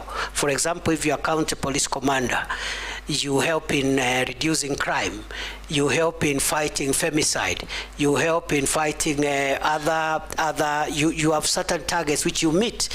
You should be promoted faster than somebody else who is in the same level, but their performance indicators are in the negative. Finally, I've been asked 2 questions by the Honorable Mishimboko. The first one is on femicide. It is true, the cases of femicide we are seeing are worrying for the country, and it's also true we have critical gaps, especially at the lower levels of our policing and security apparatus, both the National Intelligence Service, the National Police Service, and also Ngao. And those are things that we need to work on to avoid situations like what we are seeing. The incident that happened in Kware is quite devastating, quite a grave breach of the security of our women, and it's something that I'm taking with all seriousness. Finally, what plans will I have if I am approved by this House to ensure that we do not have loss of life when citizens exercise their right under Article 37? I will be finalizing for publication the guidelines under the Public Order Act, the one I explained earlier, not to take away the light, but to facilitate, to create an environment where it can be enjoyed, to create responsibility on those who are having protests. Because if you say you have a protest to Parliament, for example, and the designated area for protest can only accommodate 1,000 protesters, you cannot say, I want 2 million protesters outside Parliament, because it's not feasible. So we'll have to give those guidelines so that as Kenyans can enjoy these rights while respecting the rights of others in accordance with the Constitution. I submit. Sharia. Thank you, Chairman. CS nominee, in the court of public opinion and in some independent surveys done in this country, the Ministry of Interior and National Administration has been identified as the one with the highest prevalence of corruption in this country. How do you intend to address this menace if approved? Let's take Honorable Russ also. Thank you very much, Honorable Speaker. Professor, when a Kenyan reads a Gazette notice of Kenya Gazette, they will tend to believe that is the true reflection of a policy direction from government. In March this year, you closed the Ilo gold mine in Moyale, that it will be closed for 30 days following the skirmishes that had taken place. But since then, over 30 lives have been lost, including that of security officers. That particular area has turned out to be a black market for mineral entrepreneurs, and the citizenry have generally lost faith in government and also in the security agency. My question to you, if the House approves your nomination, what is it that you are likely to do to reaffirm the community's faith in that the government does what it says it will do, and also that the security of that area, because Dabel has the inhabitants community, that the security is restored. Secondly, Honorable Speaker, those of us who come from the border areas, we have very porous borders. There's influx of arms, contraband, drugs, and also illegal immigrants. But what we are experiencing also is so many roadblocks and checkpoints. Some actually are rent seekers as opposed to for purposes of security. Professor, if the House approves your nomination, what is it that you are likely to do to ensure there is security for Kenya, but also the communities that are traversing or traveling on those roads are not, to an extent, inhumanly disadvantaged? Thank you, Honorable Speaker. Thank you, Professor. Mr. Speaker, with regard to the question by the Honorable Shrie, it is true corruption is a big cancer in the National Police Service, in the public sector of our country, the 2 levels of government and the 3 arms of government. In our assessment of national security threats that are existential in nature, I have said earlier we have identified 5 existential threats to our country's future. Terrorism and violent extremism is one of them. Banditry and other organized crimes is the second. The third one is the problem of narcotic drugs, psychotropic substances, and all that goes with that. The fourth one is climate change and how it is creating disruption of livelihoods and breeding conflicts among communities. The fifth one is corruption. And therefore, going forward, if I'm reappointed, I am going to escalate programs, policies, and measures to eradicate corruption within the organs of the national security that are within the Ministry of Interior, but also propose for the rest of the country, the rest of the government and public sector, measures that can help us secure the country, because it's no longer an issue of the corruption by the police. It's an issue of corruption being able to actually threaten the country's future. And therefore, corruption is top 5 of our national security threat. Lastly, I've been asked about by the Honorable Didoraso about Hilo. It is true. Hilo gold mine in Dabel, Moyale, we closed in March for 30 days, but we've extended those orders. We have identified that area as a disturbed area because we lost some people there who were fighting over mineral rights, mainly illegal miners who had come, even some of them from other countries. So we closed it on security considerations. We are in talks with the Ministry of Mining to see how an orderly resumption of mining activities can happen. I was there physically in June. I was planning to go back in July before this happened. In the interim, we have lost a few people because of illegal activities around there, even as we speak, on a very low scale though. We even lost 2 police officers in the last 2 weeks. So as soon as if I am approved, as soon as I'm in office, I will prioritize the Dabel issue to ensure orderly resumption of lawful mining activities to the benefit of the communities that are there. With regard to borders, the multi-agency roadblocks we have, especially the one in Archer's Post, the one in Mombasa, on the Garsen-Malindi Highway, all the multi-agency roadblocks are working well, including the Kanyonyo one, the one on Garissa Mwingi, Nairobi Highway. What the criminals have done, those who smuggle arms and aliens and drugs, they are using alternative routes. What am I going to do? The same multi-agency approach that we have used on the main highways.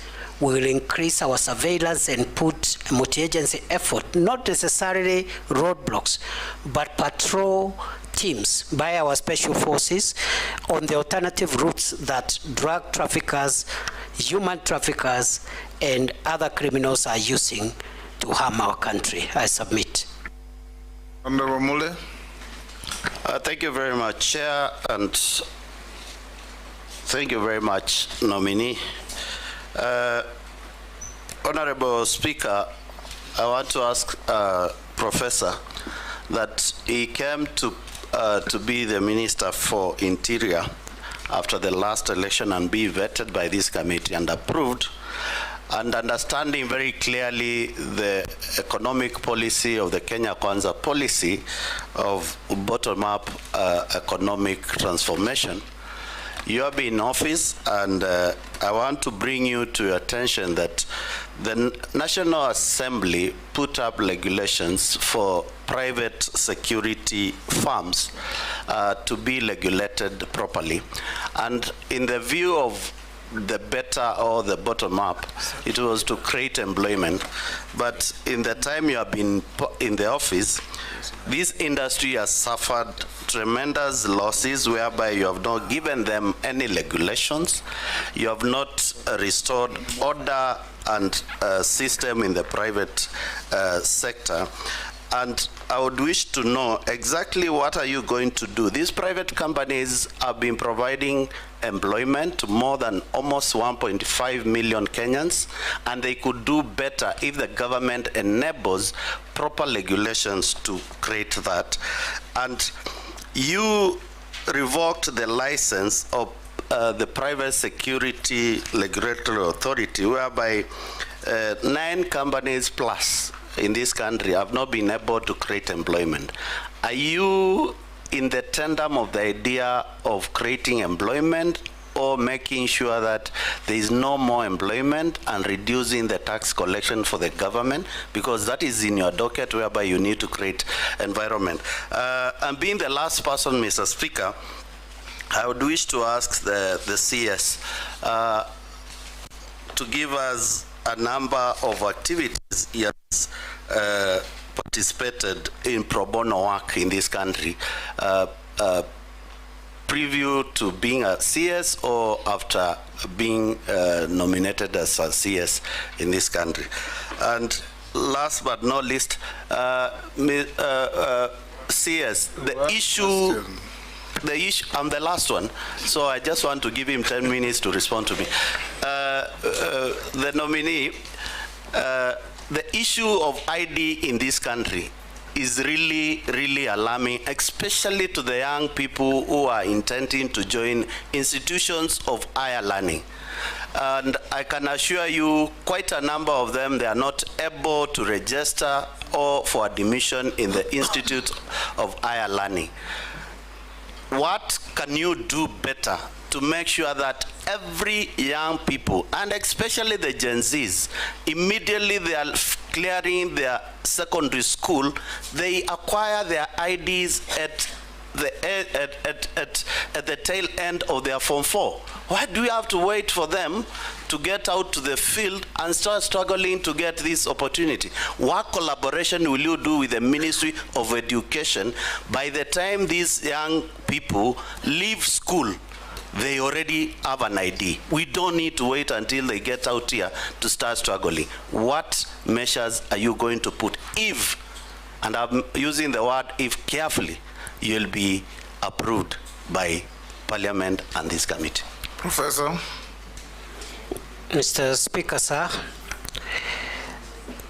the private security regulations emanated from our ministry, of course, were presented to National Assembly for approval. So those regulations themselves speak to the fact that we've been actively involved in generating policy, guidance, and framework for this very critical sector. In fact, it is my belief, having interacted now with the ministry for 21 months, that the private security, if a little bit regulated in terms of the curriculum and the kind of content those that are recruited there go through, can help us in providing security for some of the private and not so critical installations.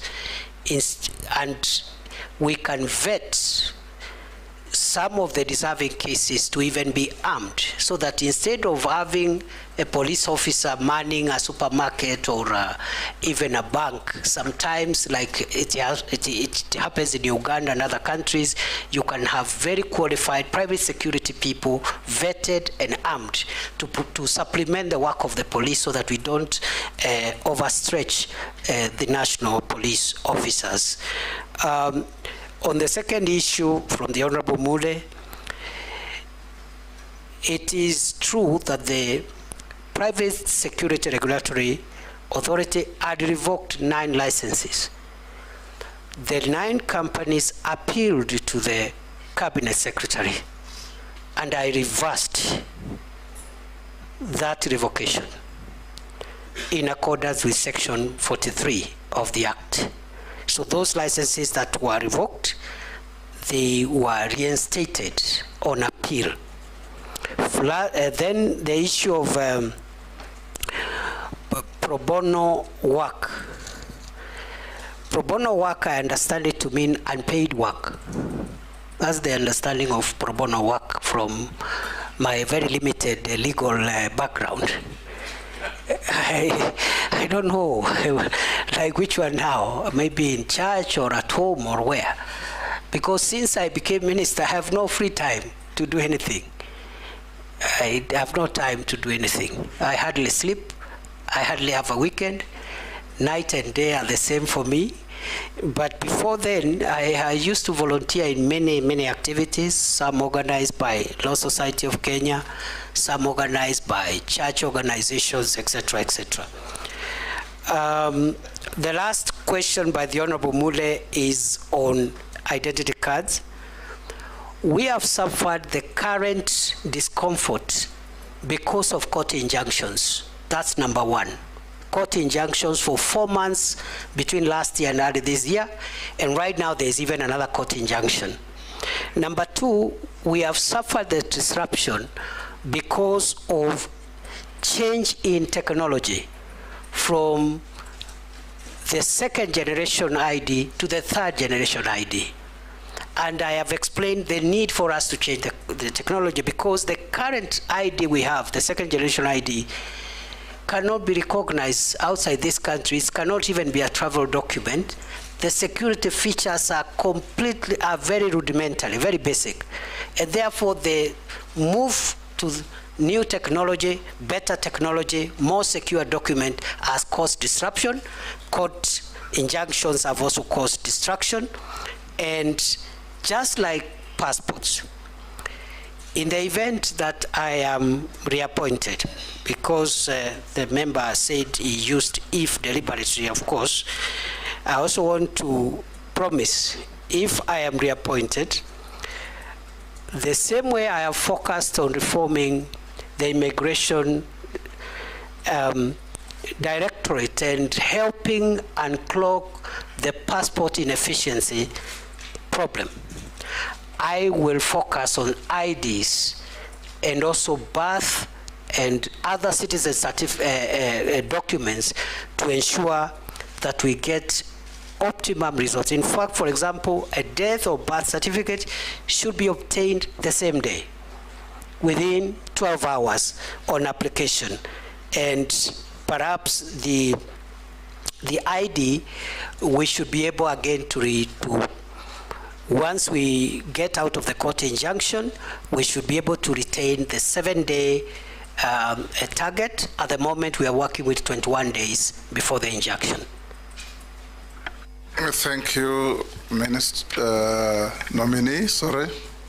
Naisula, I didn't want to go another round. Speaker, I will not. After this nominee, I'll never ask for another round, and it's not a question, it's just a comment, because I'm very passionate about the issues on North Rift, and if the nominee happens to be approved by this committee and the National Assembly, I would like to just say that even as you deal with security matters and the hardware, please remember also peace and dialogue of those communities. Now that there seems to be some semblance of calm, this is the best opportunity to now engage those communities to deal with the stereotypes, and also for them to be able to remove the criminals among the communities. Please, in case this committee passes you, approves you, ensure that you have a budget that will help you to engage the communities so that we can deal this issue once and for all. For Shakahola and Kware and all the other issues, we want to see action and not just talk.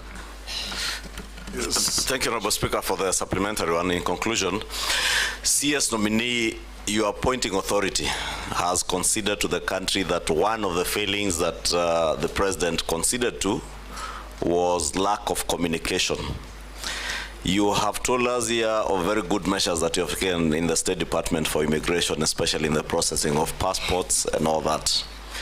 However, that information is never in the purview of the public, members of the public.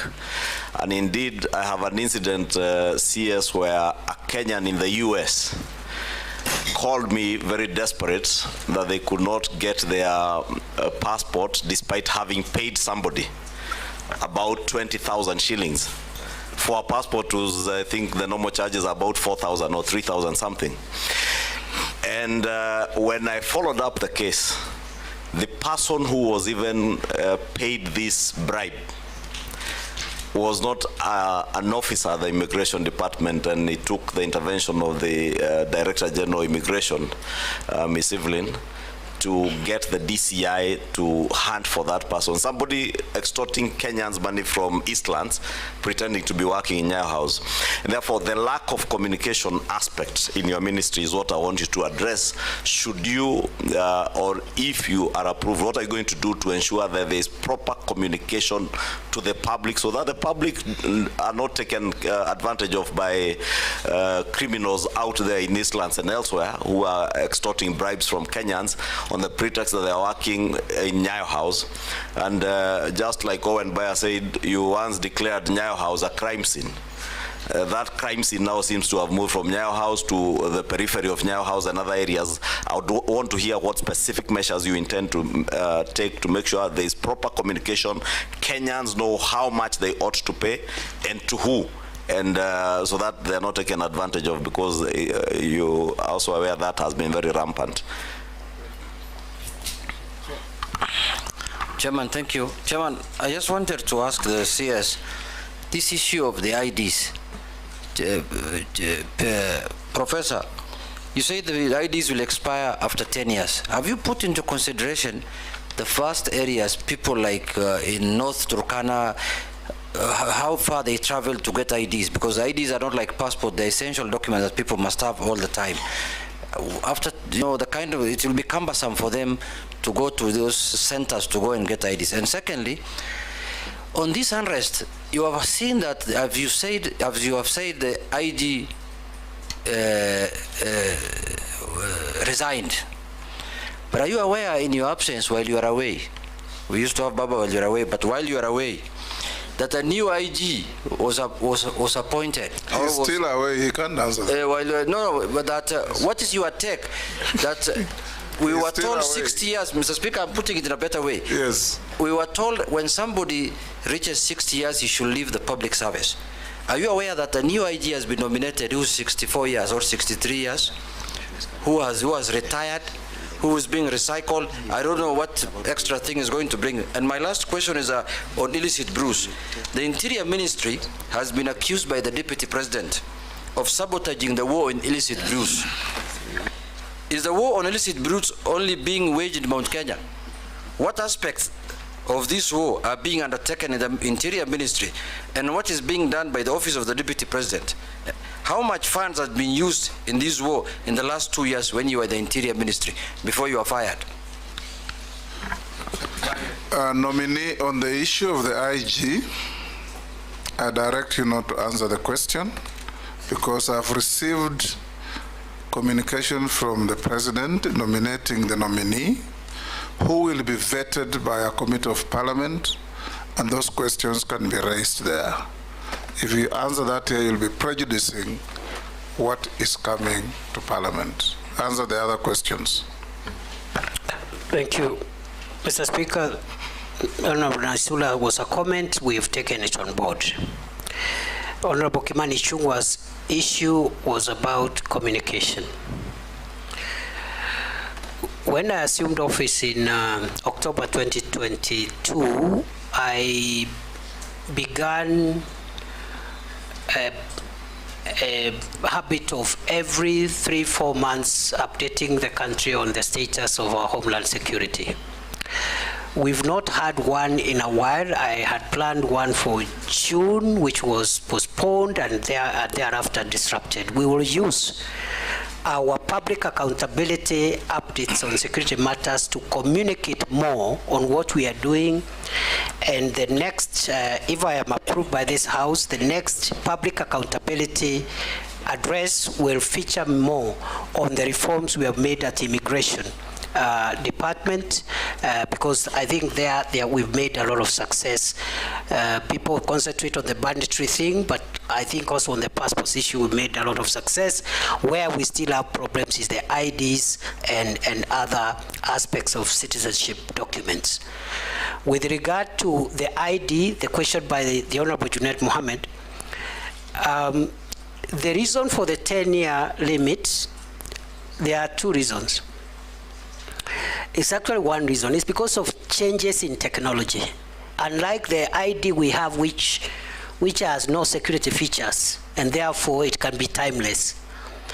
But we'll find a way of making it convenient to the people of Kenya to renew after the 10 years, so that you don't create a crisis by people, and we can do that by even having a phased out renewal process to ensure that again we don't inconvenience masses of people.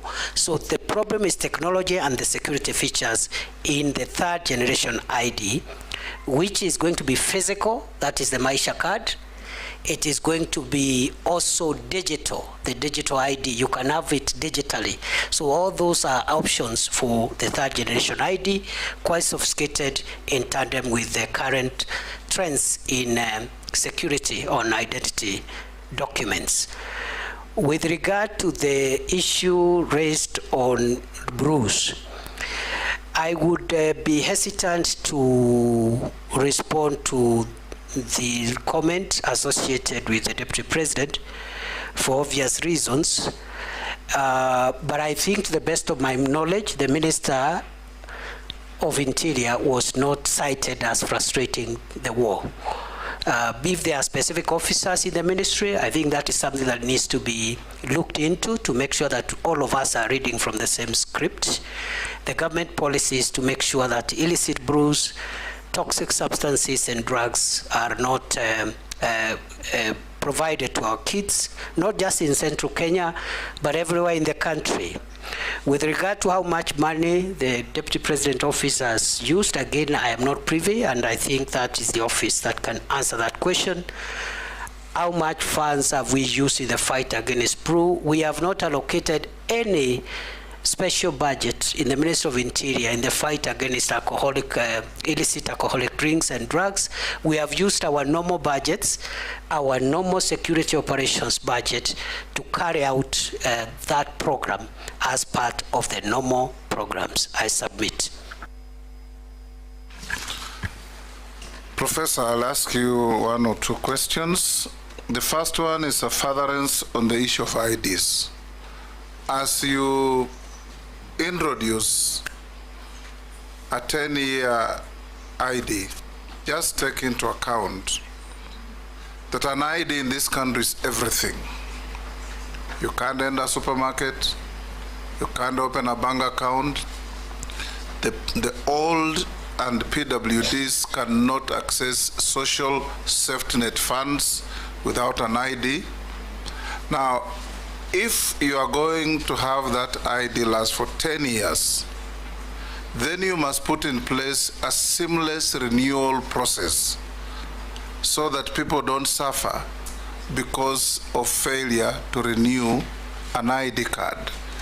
And if you are approved to go back to office, I would want to see that you draft regulations that will guide and manage renewal of IDs and bring to Parliament for approval.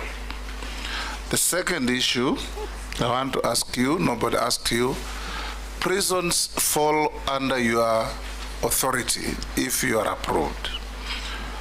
What are you doing or what do you propose to do about prison reforms? I remember when we were senators and we went with you to Kitui and we found prisoners literally half naked, poorly dressed and looking like they were very poor hygienic conditions in which they were operating. What are you going to do, if approved, in prison reforms to make prisons more humane?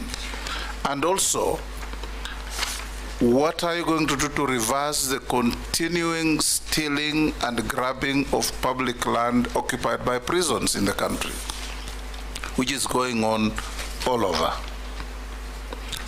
Thirdly, the new constitution allows Kenyans who had left the country, taken greener pastures, and acquired citizenships of other countries to reacquire Kenyan citizenship on application. That's what the constitution says. But we get a lot of communication and phone calls from Kenyans out there who are struggling to reclaim their citizenship because they have either British or American or whatever citizenship. What are you doing to simplify? Because the Constitution says you reclaim your citizenship on application. What are you going to do to simplify the process of reclaiming citizenship by Kenyans who lost their citizenship? If you can answer those, then I'll come to other simpler questions to you. Thank you, Mr. Speaker, sir. Mr. Speaker, on the first issue of IDs, I agree with your recommendation and guidance that we should consider seamless transition from after the 10 years to avoid creating a crisis. I believe it will be possible because we had a similar situation with passports when we went into e-passports. So what you do, for example, is to say that the ID that has expired will continue operating until you get a new one, for example, because you cannot be faulted because of a government administrative measure. Number two, we will make sure that we anticipate and put in place a rapid response initiative where you deploy additional facilities, additional service points, additional personnel, even if it's on a temporary basis, at a time when many of these IDs will be expiring. But by and large, the old ID, the expired ID should work until when the state gives you a new one, because it's simply for technology purposes, safety features. It is not that we will give again another ID. It might even be the same, depending on whether or not we will consider that ID as being a secure document by that time. With regard to regulations as guided, we will prioritize that, Mr. Speaker. With regard to Kenya prisons, we have part of the Maraga Task Force report. We have a number of recommendations on modernizing and reforming the prisons, which we are taking up. I have prepared a CAB memo, which had not been submitted to Cabinet, but I'm sure if I'm reappointed, that will be a priority. And the areas of reform include making the prison enterprises more productive by investing in better technology in their workshops to make sure they produce more competitive goods which are affordable. Number two, welfare issues. In fact, these seats you see here were made by prisons. Absolutely. So if they are empowered, because that is labor and skill is available, if they are given better equipment and for carpentry, for masonry and other skills in the prisons, we're going to have better output and generate more revenue and avoid the prisons relying on S-check all the time in these times of constrained budget. We also want to make sure that we improve on welfare issues, including the terms and conditions of service of prison wardens, is part of the Maraga Task Force recommendation in consultation with the SRC. We also are working on software issues, for example, providing mattresses. We have a program called One Prisoner, One Mattress program, where up to now we have provided 10,000 from our budget, but also with the support of other partners. And we want to make sure that every prisoner at least has a mattress, as we even work on physical facilities and the housing for our prison warders. We want to construct 28,000, and we have already, I think, I don't have the figures right now, but I think we've done nearly 500 in different prison facilities. We want to do 28,000, which should almost meet the entire demand, because that is almost the population of our prison personnel complement. Other than that, the prison land, there are certain serious encroachments on prison land. The most notorious one is the Kitale prison land, where out of the 3,000 acres, only less than 300 are available. The rest have been grabbed by powerful and former senior people in various administrations and their friends. We will have to recover it. We have engaged the National Land Commission and other stakeholders. We will recover the land. I say that every prison land must have a title deed. Many of our prison lands are not titled, so we are working with protected through titling. The last question, Mr. Speaker, sir, you asked is about those Kenyans who are regaining citizenship. We have made tremendous progress, and I want to admit, in line with what the Leader of Majority said, I think the communication is what we need to improve on.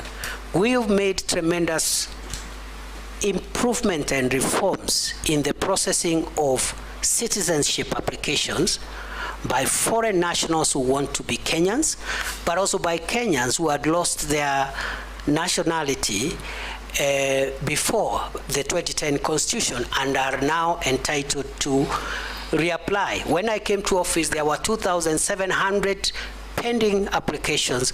I cleared the backlog within 30 days. Right now, we are receiving applications on a rolling basis. I had directed the Directorate to ensure that from the time of application to the time the Minister signs off that application for regaining citizenship, it should not be more than 21 days. And I think that is work in progress. Lastly, how do we simplify? We will reduce the paperwork. There is a bit of paperwork in that Directorate, and we want to reduce it and go digital, and make sure that we even bring the timelines from 21 days to 7 days to possibly 3 days on application. I thank you, Mr. Speaker. Lastly, nominee, do you hold any leadership position in any political party? No. Have you ever been adversely mentioned in any integrity-related reports? No. On investigations? Do you hold citizenship of any other country? No. What is your worth? 694 million. Made of? Made of I have 2 homes, one in Nairobi and one in Tharaka Nithi. Then I have landed buildings, about 235 million. My 2 homes are worth 190 million. And then I also have savings in SACCOs and banks. I also do legal practice, so I have a bit of revenue that I've generated through my law firm, and that is it. And I forgot, Mr. Speaker, when I was filling in, I forgot to add, I have vehicles of about 17 million, which are not part of that report. I apologize. I remembered after I had submitted the questionnaire. Honorable members, we received memoranda from one Eliud Karanja Matindi, Isaac Alwacher, Joseph Mwathi Nyanjui, Khalid Ibrahim, Aisha Adan, Sonia Mushila, Masi Murugi Kuria, Ahmed Sigat, Okio Mtato Koit, David Malombe, and Collins Onyango. We forwarded them to the nominee, and the nominee responded to all of them in writing. We have them on record. Professor, we allocated 2 hours.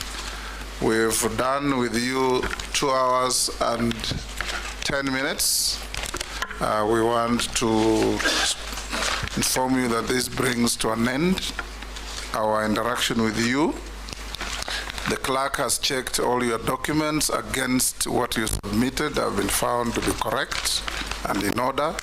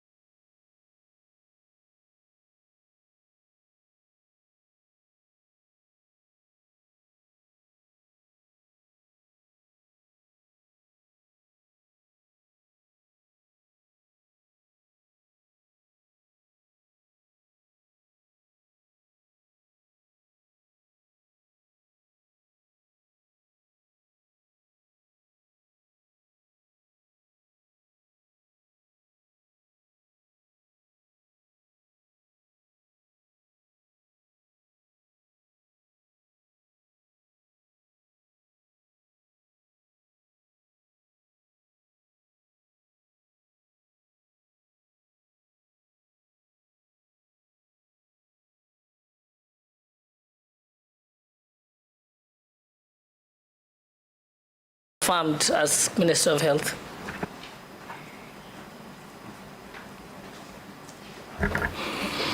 Dr. Baraza, can I answer that? Thank you, Honorable Deputy Speaker, for the question. For the primary gaps and challenges, my approach is a consultative approach. I believe that it is critical that we bring all stakeholders together. The Director General, as well the PSS, the National Technical Working Group, stakeholders, as well as other sectors, including Treasury. We also need to involve the community. It is imperative that the community is informed and that they are aware and they own the SHI. Without the community owning it, implementation will be difficult. And so we need to strengthen communication, receive feedback, and analyze. In the consultative process, we need to conduct a situational analysis to see the strengths, the weaknesses, opportunities, and threats for the implementation of the SHI, and come up with priority actions to intervene and support in a seamless way. So, as I said earlier, community ownership is critical. Equally, we need to strengthen the operations and the logistics. If we don't have enough financing for the SHI, then the implementation will not be seamless.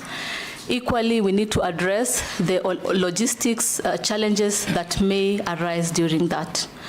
One of the challenges that I have seen Kenyans talking about is the Linda Mama, and before coming even before you, honorable members, it was raised to me. And I believe that it is critical that we have a transition plan or a transition guideline to ensure that our mothers and our children can access care even during the transition process. Thank you. Majority Leader. Thank you, Honorable Speaker. CS Nominee Deborah, I see you have a very good experience from your professional background and having worked in the private sector in healthcare. And one of the issues that probably might have come to attention is the ills that bedeviled the defunct NHIF. And the move by government, and I'm certain you may have taken keen interest on the Social Health Insurance Fund and the challenges that are there now with the Social Health Insurance Fund. One of the problems that we've had with the NHIF is collusion between staff at NHIF and private medical care providers, unfortunately including faith-based ones. And we have seen exposés in the media of very small private hospitals raking in millions, hundreds of millions from NHIF. I would want to hear what, having looked at SHIF, which I'm certain you must have looked into, what are the measures you intend to put in place should you be approved? One, to curb the theft that has been witnessed in NHIF by both public and private medical practitioners, especially owners of private hospitals. Two, how do you intend to leverage on technology to ensure, one, that you bring down the cost of healthcare in this country? There are hospitals that will charge NHIF 200 shillings for paracetamol. There are others within the same vicinity that will charge the same fund 30 to 50 shillings. How do you intend to utilize technology to curb some of those things? You may proceed to answer.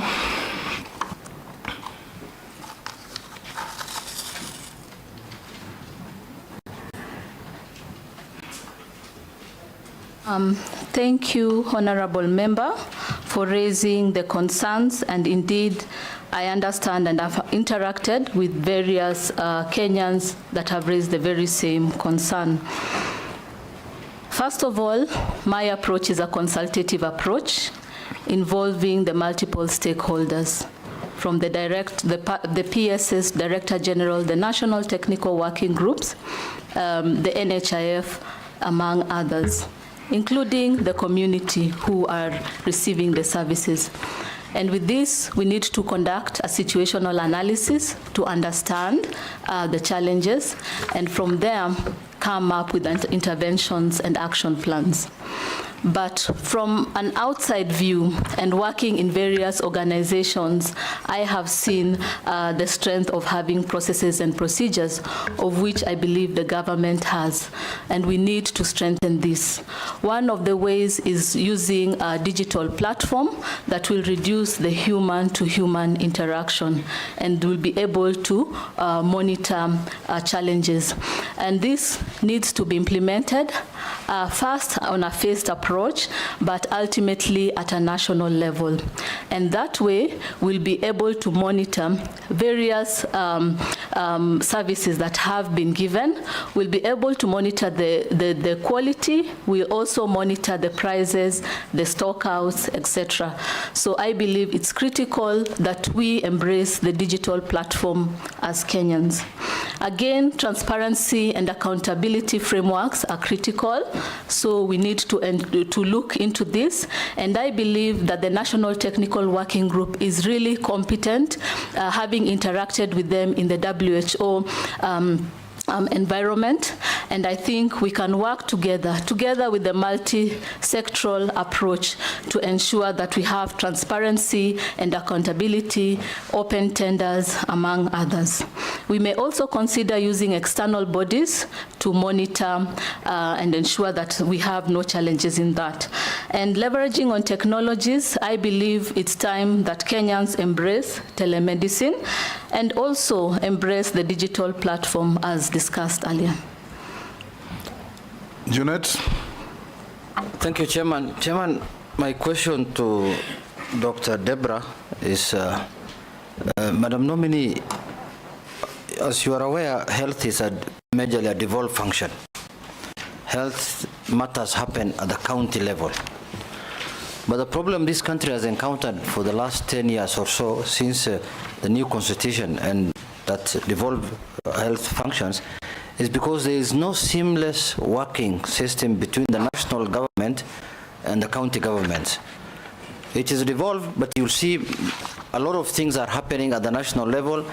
All the complaints are at the national level, and these things are supposed to be at the devolved, because the dispensary at the village there is what matters. So how do you intend to make sure that health is really devolved and resources are taken to devolved units so that people can get the services at the road there, I mean at the village there? And my last question is, you can see health, the number of medical students also are increasing.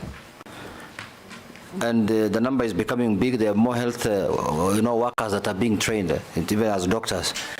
But the institutions that are training them now are becoming deplorable, in a very bad state. Do you think that will compromise the quality of healthcare or the quality of services Kenyans get? Thank you very much. You may proceed to answer. Through you, Honorable Chair, I would like to respond to the Honorable Member regarding the health, the devolved government. So again, a consultative approach. I believe we need to involve the national team as well as the county government to have open dialogue and come up with interventions. We need to look at the situational analysis and see where are the strengths, the weaknesses, opportunities, and threats. And from there, we need to come up with priority interventions. So I'm coming out of the government, but I believe having open dialogue, having consultations, and coming up to ensure we understand where the national team stops and where does the county begin. Another thing that will ensure seamless flow of information and also to ensure monitoring from national level down to facility level is the health information system, a digital platform, so that the reporting system is picked up and goes to the national level and also trickles down to the facility, as well as tracking and monitoring of infectious diseases, quality of services, and also addressing the matters of corruption. So again, it will be critical for us to embrace the digital platform in this case. Regarding the medical students, what I would say is the health workforce is a critical pillar in health systems. All our health workers are important. The doctors, the nurses, lab technicians, physiotherapists, nutritionists, among other cadres. And let's not forget the morticians and the cleaners who are frequently forgotten. And I think it's critical to say that during COVID-19, we saw that these cadres were actually disproportionately affected by COVID-19 and even other infections like tuberculosis and Ebola. And so we need to strengthen our health workforce. With the numbers increasing, I believe, again, it's a consultative effort.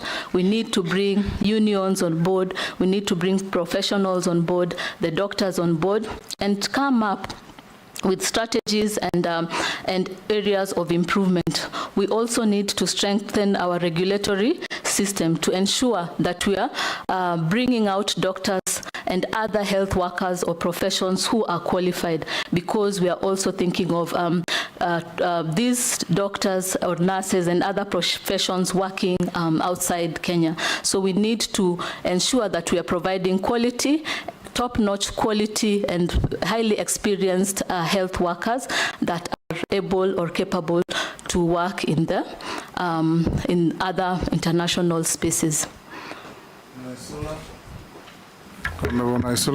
Thank you, Chairman. Dr. Deborah, my question is that the instances where doctors have been going on strike have risen, with the recent one being the interns in July 2024. And we know what that means, especially to the Kenyan populace. I'd just like to know how, moving forward, you'd like to resolve this issue, looking at the root causes so that it doesn't recur.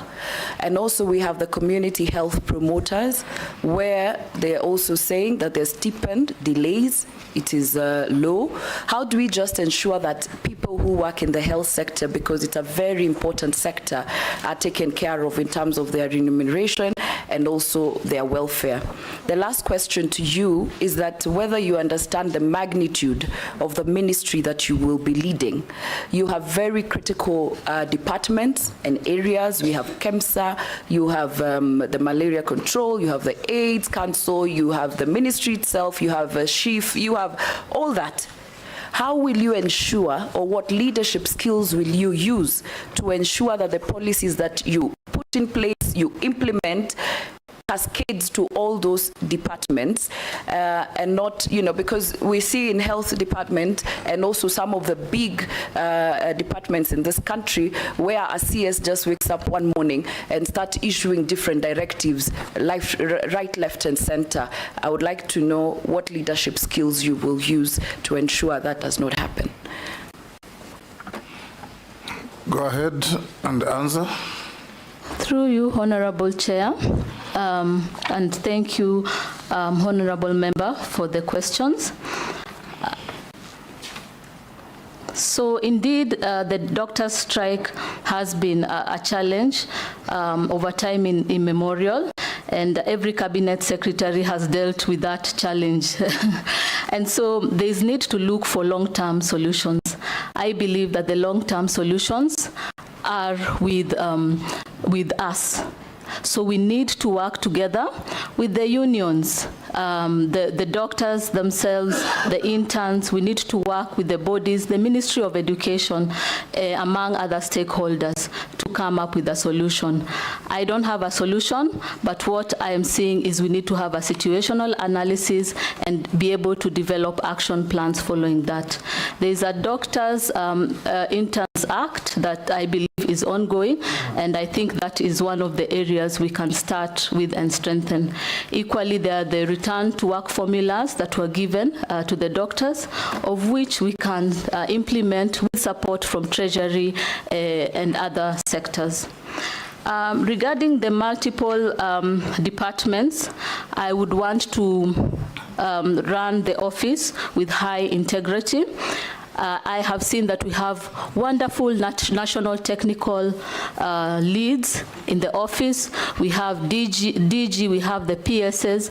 I believe by having weekly meetings and sharing reports, conducting monitoring and evaluation routinely, we can be able to strengthen this. But we need to align it with the national strategy and the MTP plan, identify the priority activities, the timeline, and the budget. And if the Treasury is able to provide the budget, then we can implement. And also based on outbreaks that are at hand. As you are aware, there is a monkeypox outbreak, and also we need to ensure that we are prepared and ready to respond to such outbreaks. Nelson. Thank you, Honorable Speaker. Daktari, universal healthcare was a key pillar of our Kenya Kwanza manifesto.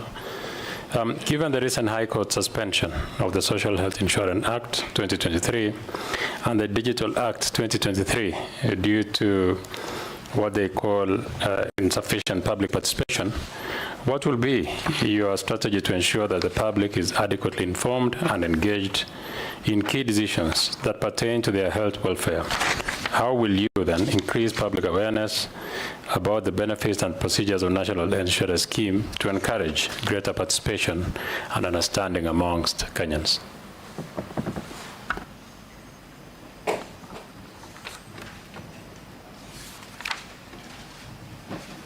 Through you, Honorable Chair. Thank you, Honorable Member, for the question. Indeed, I'm a believer of accessible, affordable, quality of care to all Kenyans, including the orphaned, the vulnerable, the needy in our community, the widows, among others. So I believe that we need to embrace a universal health coverage. Right from the community level with the community health promoters, I have worked in the Eastlands, and I have seen the critical role they play in terms of bringing health back to the community. I have seen the importance of the primary care level. There is an article we published in WHO. I was part of the team that looked, and we realized that the primary care networks are weak and they need to be strengthened, because that is the primary or the first interaction with the patient, and equally the other levels of care.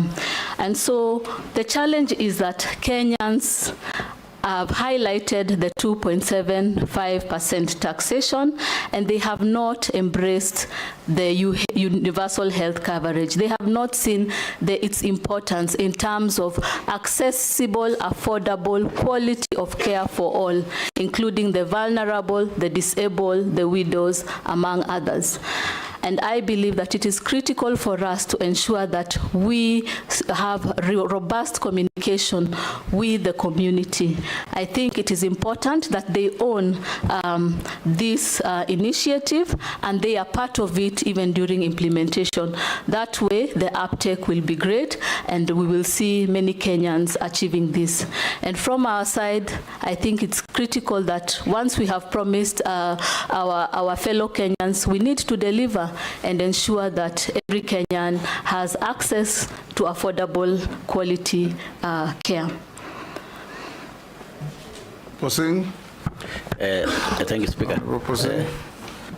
Thank you, Speaker. Dr. Barasa, having been nominated for this position, you know that health is generally or greatly developed.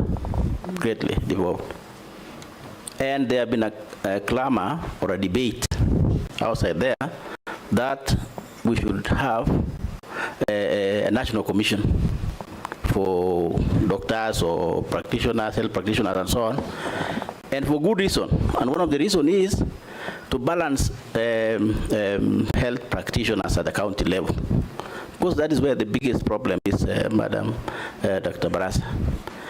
Because of lack of balance of medical or specialized medical people, you find that actually some of these hospitals are running like maybe, I would say, Panadol hospitals. All county hospitals actually run like Panadol hospitals. Because Panadol is just something small to make you at least live till tomorrow. Take an example of North Rift. Turkana County, West Pokot County, Elgeyo Marakwet County, Trans Nzoia County, even Bungoma County. Almost everybody is going to Eldoret for medical services. Why? Because they don't find those services. Maybe because of lack of specialized practitioners. So my two questions. One, will you support the clamor for the constitutional amendment to have this commission to be able to work out on that balancing of medical practitioners so that our people can get medical services at the right places at the county level? Or if that's a long term, what will you do if Parliament approves you, you're working together with governors to be able to increase or help that health specialist at the county level so that at least we can have our people at the local level receiving medical services? Thank you, Speaker. Through you, Honorable Chair, I would like to answer the question by the Honorable Member. Indeed, with the devolution, we've seen a lot of challenges. My approach, again, would be a consultative approach involving the counties, involving the National Technical Working Group, the DG, the PS, and all the stakeholders involved, including partners. And in this case, we need to have these consultations in routine basis to discuss the HR capacity. Additionally, we need to come with strategies, action plans, including regulations to ensure that all the counties have the appropriate specialists. And we can monitor the presence and the activities of the specialists using a digital platform, of which I strongly advocate for. I can also say that I am a member of the Eastern Central Southern African College of Physicians, and in this program, I was the initial group of trainers that was trained in Entebbe, and this program was rolled out in Kenya, and we are almost having the first lot graduating, and they're 41 in number. Additionally, there are other specialist training going on for gynecology and obstetrics as well as surgery. And these are areas that we can engage with the programs and see how to support the various counties so that they can have specialists trained within the facility. Vicaria. Thank you, Chair. Sorry. Daktari Deborah, nitauliza kwa Kiswahili kama bajeti kubwa sana ya Ministry ya Health inaenda kwa mambo ya matibabu.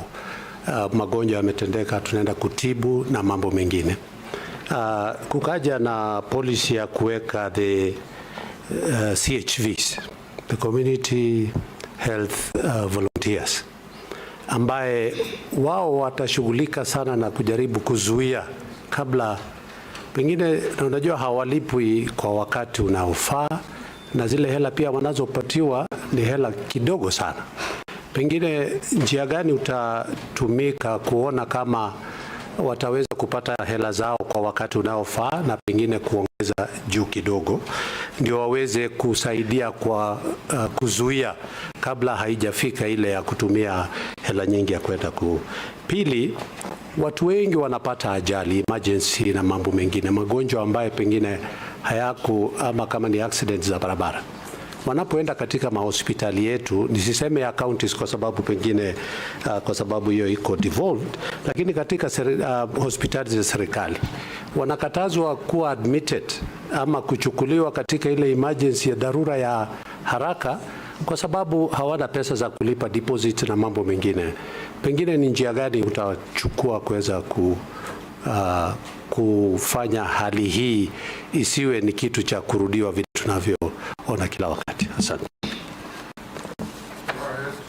Answer. Through you, Honorable Chair, I would like to answer the question by the Honorable Member. Indeed, the community health program is critical because it brings health back to the community. And community health workers are a strong pillar in health system strengthening. And so we need to embrace them and support them. Working in Fikiria Jamii, which is which has 17 clinics in the eastern Isili region, the eastern side of Nairobi. It covered Shauri Moyo, Huruma, Mathare, Kariobangi, part of Korogosho up to Kayole. We were able to strengthen the community health program. And what we did is ensure that they were bringing mothers for antenatal care, bringing children for immunization, distributing disinfectants, providing preventive promotion care and rehabilitation because they were part of the community. And the work was marvelous, and I'm happy that the country is embracing the community health program. And so we need to support them, and again, a consultative effort involving the multiple stakeholders so that as a team we can come up with action plans and interventions. Equally, we need to involve other sectors like the Treasury and see if we can have funds to allocate for their support. Additionally, partners are critical as well as the CSOs, so we need to involve partners to collaborate and synergize our efforts in order for us to have the fruitful implementation of community health programs and universal health coverage in general. For the emergencies, again, even as we transition, we need to ensure that they are covered, and we need, even in the UHC program, part of what is covered is emergency conditions. And so I believe that by incorporating this, all Kenyans will be able to access care even in emergent situations. Honorable Robert Mbui. Yeah, thank you, Mr. Speaker. Nominee, corruption cases have been a major problem in the health sector. Some time back, there were those clinics that were bought, containers that were being charged at about 10 million a piece, which was highly exorbitant. And recently also we've seen when we had COVID, there were scandals at KEMSA, and there was even a recent scandal under this regime which led to the dismissal of the PS then of health. What will you do to minimize, or if possible, completely eradicate this menace of corruption in that health sector?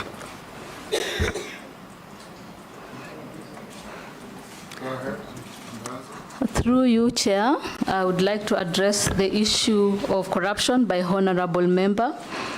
Again, a consultative effort. It is important that we think strategically, involve the various stakeholders involved, the National Technical Working Group, the PSs and DGs, to understand, to conduct a situational analysis and see where the gaps are. But from my opinion, I think that we need to strengthen the processes and procedures that exist. And one of the ways is through a digital platform. That way, we reduce the human-to-human interface. We can be able to track, say, for instance, how a Panadol from batch 001 gets from the national up to the patient's hand. Yeah, and so we'll be able to ensure that there is a seamless flow. So I am an advocate for the digital platform. Equally, we can involve external bodies to monitor also the challenges that are involved therein, and we can have routine meetings and feedback. Additionally, we need to have accountability and visibility frameworks, and also work together with the various commissions to address the issue of corruption. Thank you very much, Mr. Speaker. Mr. Speaker, I've listened to the nominee so far, Deborah. My name is Owen Bayer. I'm not the honorable member. I hear you talk about situational analysis. I hear you talk, I've counted them, there are 10 now. Digital platform, there are 8 consultations, there are around 7 there.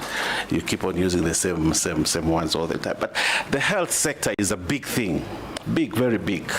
And I think it carries one of the biggest budgets in this country. And it has been a Tower of Babel. Okay, there are a lot of conflicting people striking, court cases, a lot of issues. It requires a very high level of leadership. And that high level of leadership is policy. But as I listen to you, I'm not hearing you enunciate or really bring out policy issues apart from consultation. I think the health sector suffers from real strong policies that can drive the sector, so that we have all these issues, these strikes and everything else really not in place. There's been the question that has been asked on, will you support a health service commission? Which everybody else has been talking about. Probably that's the panacea for the problems that we have in health. So Deborah, Dr. Deborah, my question is, what skills do you bring? Are you able to work with people much easier? There has been a lot of, the PS is saying this, the minister is saying this, the DG is saying this, the CECs in the counties are saying something else, the governors, the Council of Governors is saying something else. How will you amalgamate all these things and bring real leadership in the health sector so that we do not have the problems that have deviled the health sector over the years? I thank you, Honorable Speaker. Go ahead. Through you, Honorable Chair, I would like to address the question by the Honorable Member, Mr. Owen. Yes, from a leadership and a management perspective, it's always consultative. It's not a one-man show. The people, the National Technical Working Group, have been there for many years. They understand the situation, they understand the gaps, and they're able to come up with interventions. The thing that we need is to support them, to identify the gaps and come up with improvement plan. And so for me, I believe that it's critical that I give the leadership and bringing the people together to collaborate, to synergize, to harmonize, to improve the services that are being given.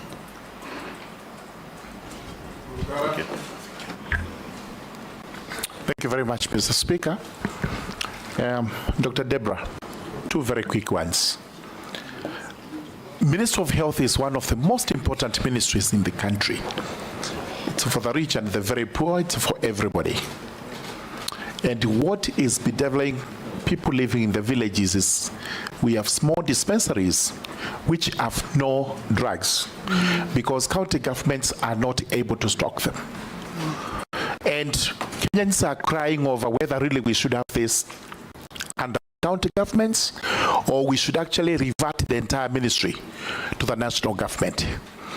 If a law ever came to revert the ministry to the national government, would you, if approved as the CS for health, support it? Number 1. Number 2, again from the same scenario, everybody goes to a hospital. As soon as God helps you recover, you have no money to settle your bill, and even through Arambes you have all these problems, and eventually hospitals, including public hospitals, start detaining patients. And the converse of that, sometimes you may die and the hospital detains the dead body. What policy would you put in place to ensure there is a balance, that you cannot be detained in hospital forever when you've recovered, or you can't have your body if you're there? Your relatives cannot have your body detained forever. At one point, there must be a stop to that.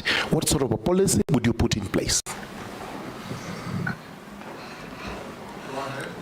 And answer?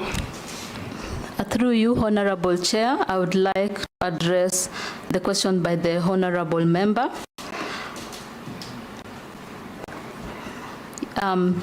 Yes, so currently we have a devolved government, but we need to ensure that the supplies and we are monitoring and ensuring that the supplies and services are ongoing in the last mile. And that's why I'm encouraging the digital platform. I have seen it work. I have seen it work in Fikiria Jamii, I've seen it work in Mater Hospital, I have seen it work in the World Health Organization.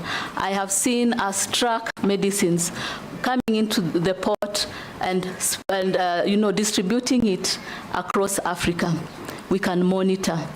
We can also ensure quality. We can monitor and ensure that the health workers are in the facilities and they are conducting activities as needed. So a digital platform is the way to go. There are many challenges that we face. There are many teething problems that will come. But when we have that, then even the counties can sit in their offices and be rest assured, looking at the quality, tracking on the medications, what is out of stock, etc. So a digital platform is critical. And again, about moving from county to national level, a consultative approach. We need to be strategic, yeah? It's not one man making decision or one woman in this case. I believe that we need to involve the county governments, we need to involve the national team and come up with the best interventions to address this. Deborah, before you go to the next question, please do hand over your documents to the clerk's team so that they can do verification while we are going on. The Honorable Ferdinand. Oh, you have one more question? The retention of dead bodies and recovered patients until money is paid to various hospitals. What will you do? That's what the Honorable Member has asked. Yes. So strategically thinking, we need to consult and see what are the gaps, what is causing this, and then involve Treasury. It's money. Yeah. So I'm coming out of government. So my first agenda will be to review these cases with the national technical team and the county government to identify what is causing or contributing to this challenge. And from there, I believe we'll be able to get interventions. Ferdinand. I think it's more or less the same thing, but all I'm saying, Madam, if we are going to be appointed as a CS in health, I think reducing the health care, let's be serious about it. As my colleague just mentioned, it's very, very serious, a crucial item as we members of parliament. Even now as I'm sitting here, there are phones coming from my constituency. Please, we have got Harambe.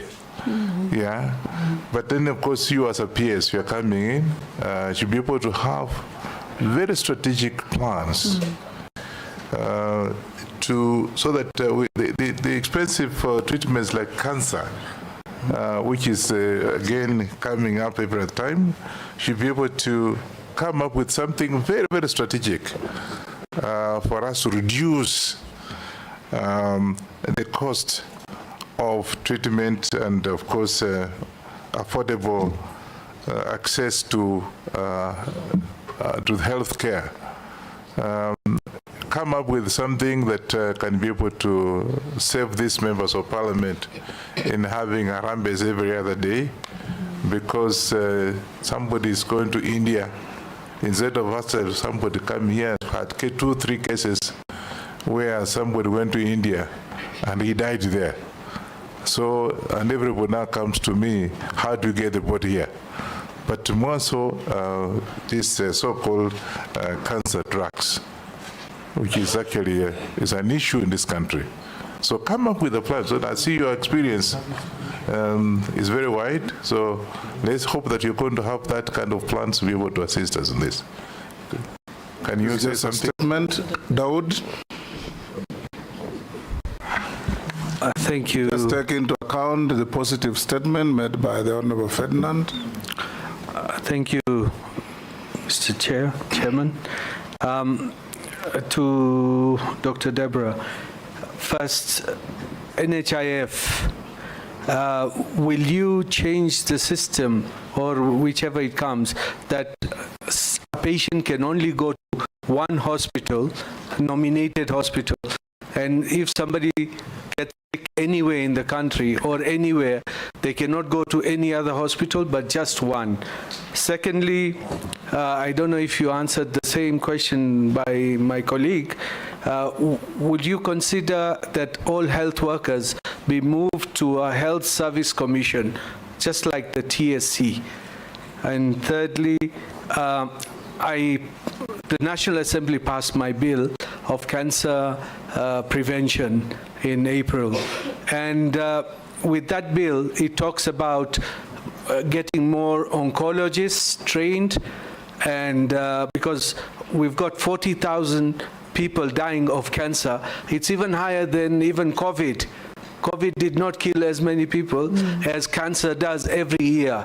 And what do you think you would have interventions to train more people and have more cancer treatment centers in the country? And the last one is level 4 and level 5. So I'm not talking about dispensaries. Would you think that level 4 and level 5s should come back, like the referral Kenyatta Hospital, to the national government? Because 70% of the funds in the health ministry are held by by your ministry, if you are confirmed. So do you think level 4 and level 5 should be taken over by the national government from the counties? Thank you. 3 questions. 1, he says, will level 4, 5s be transferred from the counties to the national government? The second one about the cancer treatment. And the third one was, will you support, if confirmed, to create the National Health Service Commission? I think there is some doctor somewhere who is sending this message to all of us. I've received it 3 times. And there's a fourth one. Chairman. Yes. The fourth one was regarding NHIF. Yes. In one hospital, will she change the policy that it should not just be one hospital nominated? They can go anywhere, so long as they've got NHIF. They do not have to go to one hospital. Actually, that is part of the law you passed recently that is being challenged in court, isn't it? Yeah. Go ahead and answer. Through you, Chair, thank you, Honorable Member, for the questions. Yes, Nelson? The purpose of this, if you just told the nominee, is actually so that you can address the members by their names. Yes. And this is the Committee on Appointments, just for your information. Yes. So don't just say Honorable Member. That one is called Honorable Dawood. Okay, my humble apologies for that. Yes. I will address them by the names. Go ahead. Thank you, Honorable Dawood, for the wonderful questions. First of all, I would like to talk about local production of medicines and consumables. I think that Kenya, we need to embrace this. Local production of medicines, the health products, is really one way to reduce the costs of medication. And so it's an area that we need to embrace as Kenyans, and based on the budget, then we can consider strengthening this. In addition, regarding the NHIF, The universal health care looks at offering accessible care, affordable care, and quality of care to all Kenyans, including the vulnerable and those with disability, among others. And so the issue of only being able to be seen in one hospital is not part of the universal health coverage. And hence, I believe that once we have implemented the UHC, first of all, the community health promoters will be able to improve the prevention, promotion, rehabilitative interventions within the community. So even for cancer cases, they'll be educated on preventive measures, and those who are having terminal illnesses, rehabilitation will be ongoing. Equally, strengthening the primary care networks is critical because it's the first contact and it filters the mild cases, ensuring that the severe cases are the only ones going to the other levels of care, and hence there's reduction in the overwhelming of other levels of care. And so I believe that we can have this as accessible, affordable, quality care by strengthening our community health promoters or the community health programs, as well as the primary care networks, and ensuring that we are offering quality care across all levels of care. So regarding the specializations such as in oncology, as discussed earlier, we have the East Central Southern African College of Physicians, which is a program that is running in multiple hospitals within the country, supporting doctors to specialize. We may also consider having this for other specialists, including the nurses, and see how to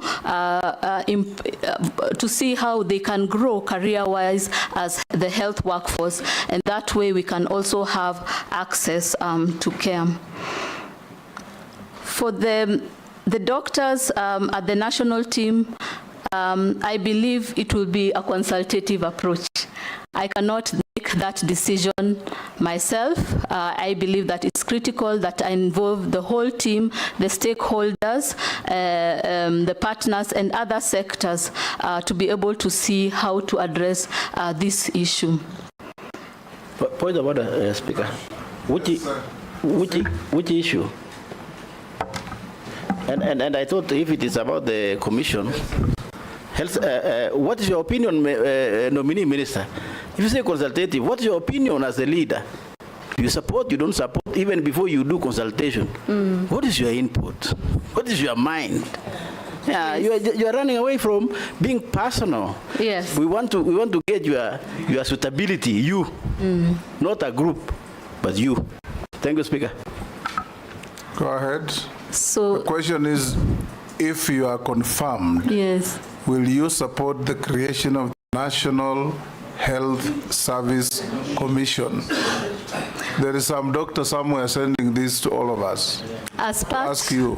Thank you, Honorable Chair, and thank you, honorable members. As part of the doctors' fraternity, I support the National Health Service Commission. Thank you. Go ahead, Mary.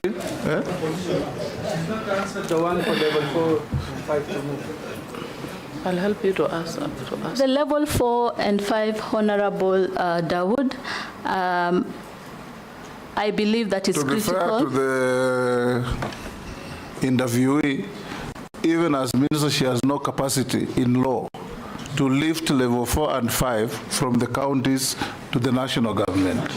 It must be a legislation and an agreement between the two levels of government to transfer. So even her opinion here will be relevant. Mary Mase. Thank you, Chairman.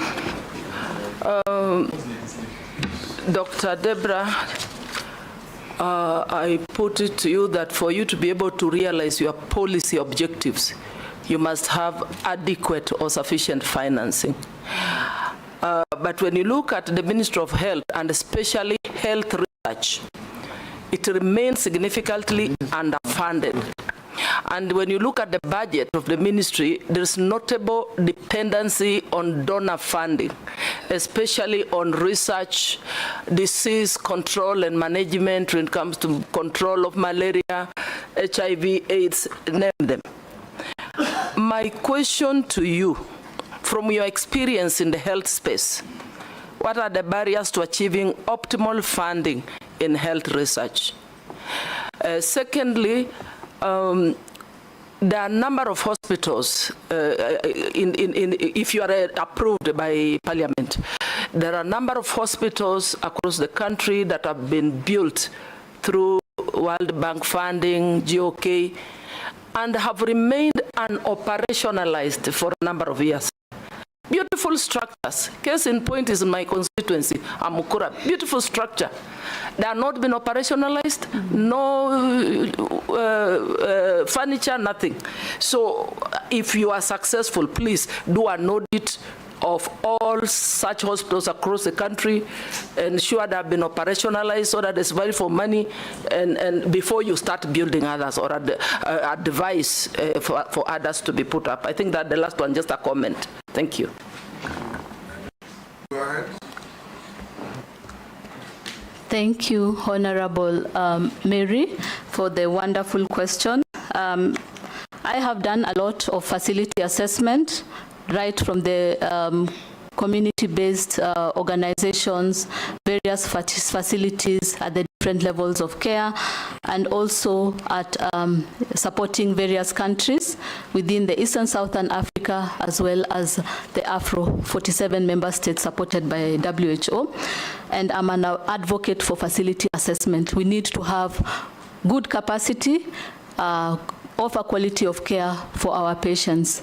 And so that will be a top priority for me, to ensure that routine assessment is conducted, that our hospitals are offering quality services. Again, a digital platform would be good to ensure that we are also monitoring and looking at the processes. Yes, so regarding research, indeed, we need to have policies to support research and regulatory. We need to have a regulatory body to look into this. We need to work with the ethics board, among other boards, to ensure that this is aligned. And we have multiple partners who are willing to support in matters research. And so it will be open dialogue, consultation and discussion, and see who can join us to support in the agenda of health research, this being another activity that I wish to undertake.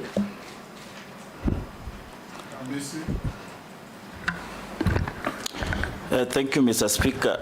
Mr. Speaker, first and foremost, I wish to state that the nominee comes from my county, and especially Saboti. But that will not conflict my assessment of her capacity to serve in that ministry.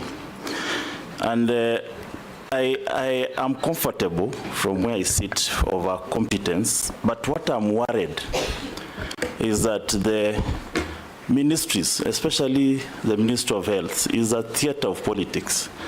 And, you know, the previous minister also hailed from my Saboti constituents. I don't want a brain drain of my sisters coming to Nairobi and being swallowed by the politics of the town. How are we kept in terms of interpersonal relations and the politics that goes around and the cabal of corrupt individuals around the ministries? How will you deal with it? Then secondly, the shift, NHIF transiting to SHA. I think a segment of it is called SHIF. Is it prudent? Why not revitalize the NHIF in terms of digitalization, prudent utilization of resources, instead of transiting, which means you could also transit corruption? Lastly, Speaker, it is my view that Kenya is ripe to be a medical tourist destination, just like Turkey, just like Malaysia, is a policy on tourism. The biggest is India. Yes, thank you. And now being a regional hegemony, you know, we can start with the region, not even beyond Africa, but just as a region. Do you believe that we are ripe to be a medical destination? If so, how? And if not, why? Go ahead, nominee. Thank you, Honorable Member.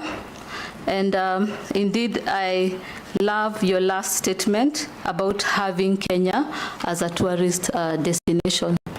Having worked with the World Health Organization, Eastern Southern Africa, that covers the Eastern and Southern Africa region, it's actually based here in Nairobi. It's in the Kenyatta University Teaching and Referral Hospital. It is a regional office. And I have seen the tremendous things that have happened there. We've had expatriates come to stay here with the family, and that has increased. Our Kenyans have been employed through this. Tourism has also expanded, and also some of the products that they buy that are utilized in the office are being bought from Kenya. Equally, as they look into developing infrastructure, most of the time they're using local products. And if they also want to transport these health products, they can consider us. So first of all, I believe that we need to embrace regional partners, not just the country office, the country representatives, but regional partners such as the African Union, World Health Organization, among other partners, because they are bringing expertise from abroad, and these are the ones that will strengthen, build capacity, and also mobilize resources. Equally, we need to think about becoming centers of excellence in Kenya. This may not be achieved maybe this time, but it can be a long-term vision so that we capacitate our facilities.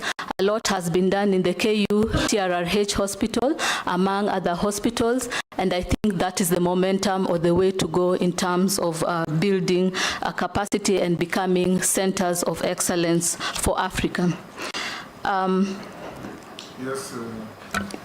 Just to, if you allow me, Honorable Speaker, on the question of medical tourism, yes.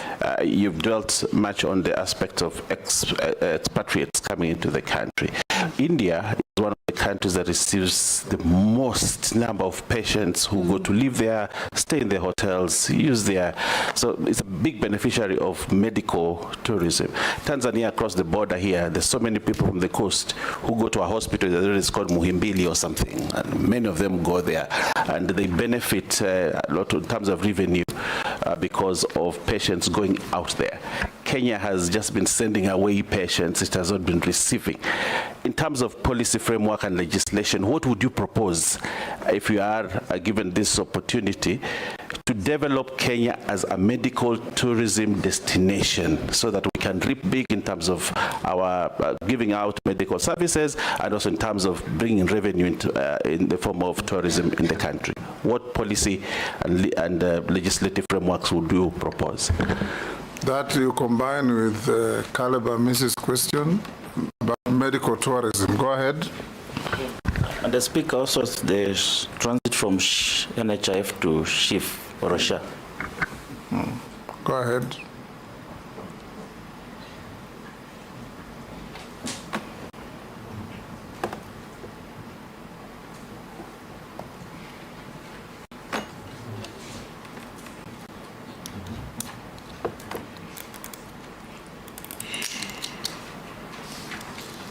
Yes, Deborah, go ahead. Okay. Thank you very much, honorable members. The first thing we need to do is assess and look at best practices from the other countries, such as India. What have they done in terms of building their capacity? And how can we improve? What are the timelines? What are the budget costs? In terms of specialists, we need to ensure that we have top-notch specialists in the areas, and also expand the medical equipment that can be utilized for this. And again, the infrastructure, the logistics, among other aspects that are involved. And so, yes, it is true that we need to have policies with regards to this, but in terms of how to progress, I think that we need to look at the priorities in Kenya. We don't have affordable, accessible, quality of care for patients. And I'll give an example. When I was in Fikiria Jamii, there was a widowed, she had 3 children. She used to wash clothes in Isili. And this lady had developed complications, and we had to send her to Kenyatta Hospital. And so we had to dig deep into our pockets to get money for her transport and her consultation. Once we did that, she went to Kenyatta Hospital, and an array of investigations, including invasive ones, were requested by the doctor because they could have cost her an arm and a leg. And for treatment, it would cost her life because she could not afford it. So coming back, I think we need to have our priorities right. And that is offering affordable, accessible care to all Kenyans, the vulnerable, the needy, the orphans, the widows, those who are unable to support themselves. And after that, we can think long-term of having Kenya as a medical hub.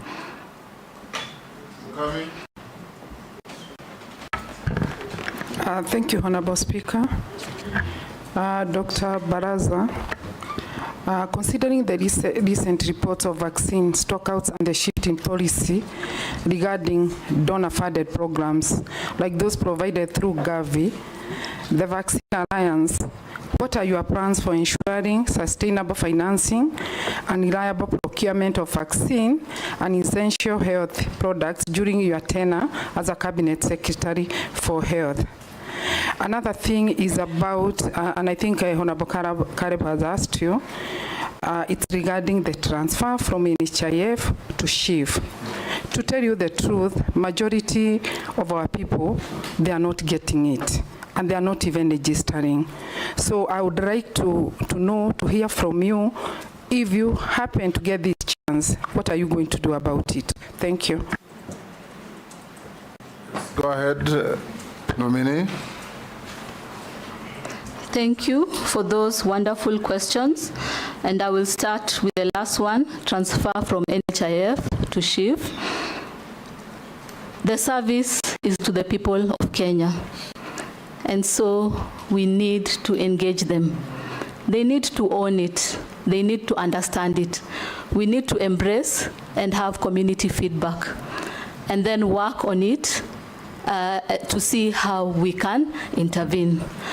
And I believe that that was one of the challenges, that the community was not involved. We did not have robust communication with the community.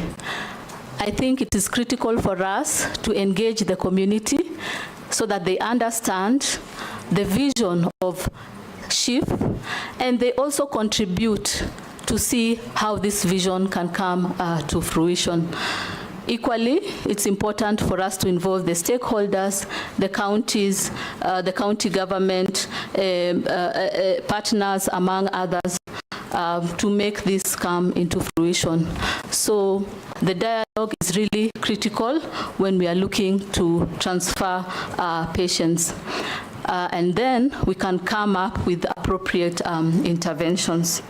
Regarding vaccine stockout, pooled procurement can be done amongst various countries, say for instance in Eastern African region. And then we can also consider talking to the Treasury and see if resources can be allocated, as well as discussing with partners in terms of supporting in the area of vaccine. Mishimbogo. Honorable Mishimbogo. Thank you, Honorable Chairman. Honorable Chairman, my first question, it is on the issue of the program dubbed as Linda Mama. This program used to facilitate free delivery by our expectant mother in this country. But right now it has been faced with quite a number of challenges, making women suffer, especially those who are expectant. I don't know if you are appointed, what mitigation measures are you going to put in place to ensure the Linda Mama program or a replica of Linda Mama program is enshrined so that our women will no longer suffer? My second question, it is about the rising mental health burden in this country, where some studies have shown that in every five people, one is suffering from health disorder. And this has been witnessed in our learning institution, especially in our universities, in our secondary schools, where we have seen love triangles cases, we have seen some suicide cases, some reckless killing, and so many other issues. And this issue is compounded by a fragile mental health system, socio-economic challenges, and cultural attitudes. Given the existing mental health policies and action plans, what are the key challenges facing the mental health system? If appointed, what policies will you put in place to address these challenges? That is the immediate, the medium term, and the long term. And also, is the mental health integrated in the UHC? My last question, Honorable Speaker. No, I have the last one. This is last one. The other time I asked only one question, Honorable Chairman. I just want to ask the last question. Kenya right now has a deficit in terms of doctor to patient population. Now with the government directives, which frees new employment and term wage bill, what strategy are you going to ensure that we have more health provided, and especially for those dealing with chronic diseases such as cancers, because we have free oncologists.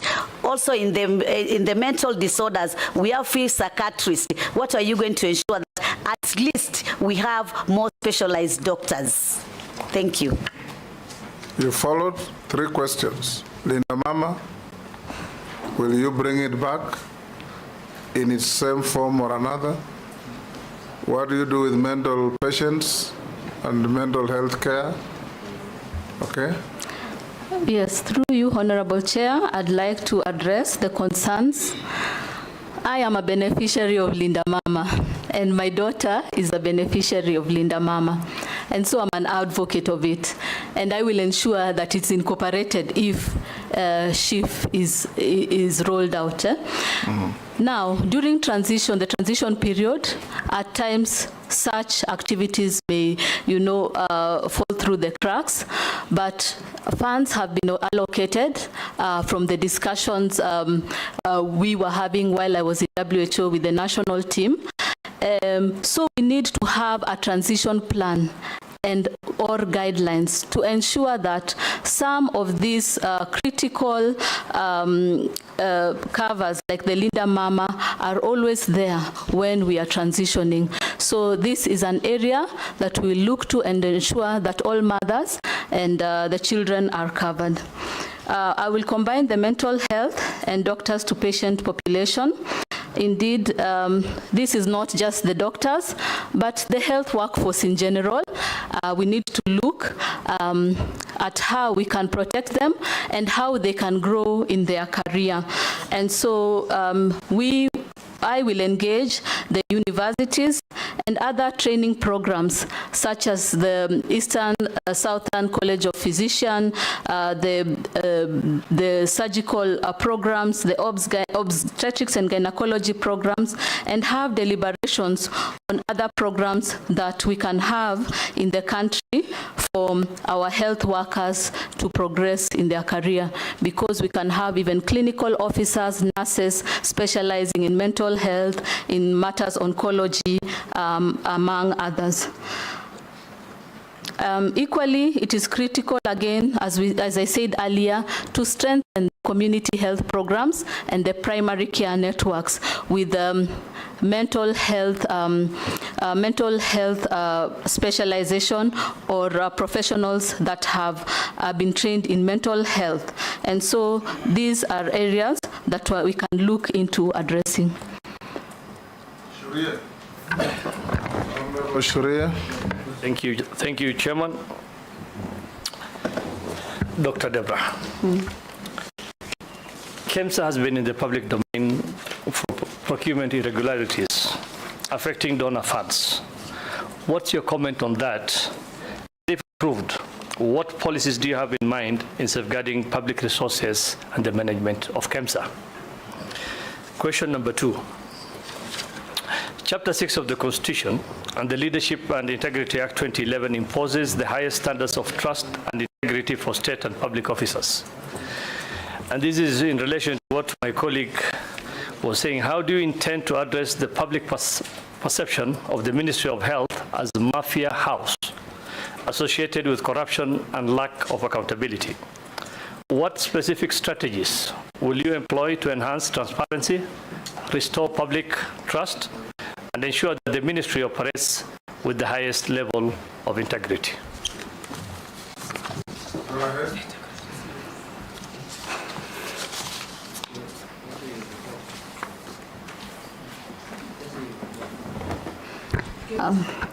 Thank you, Honorable Member, for the wonderful question. And indeed, KEMSA has been in the public domain.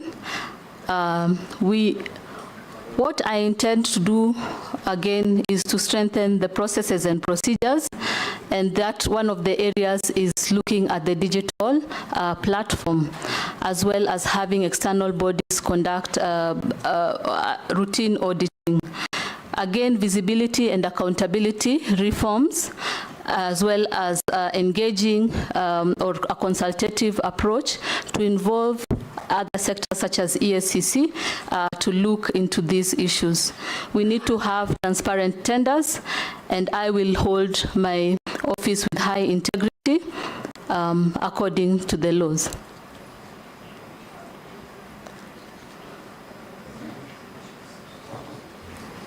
Yes, Didaras.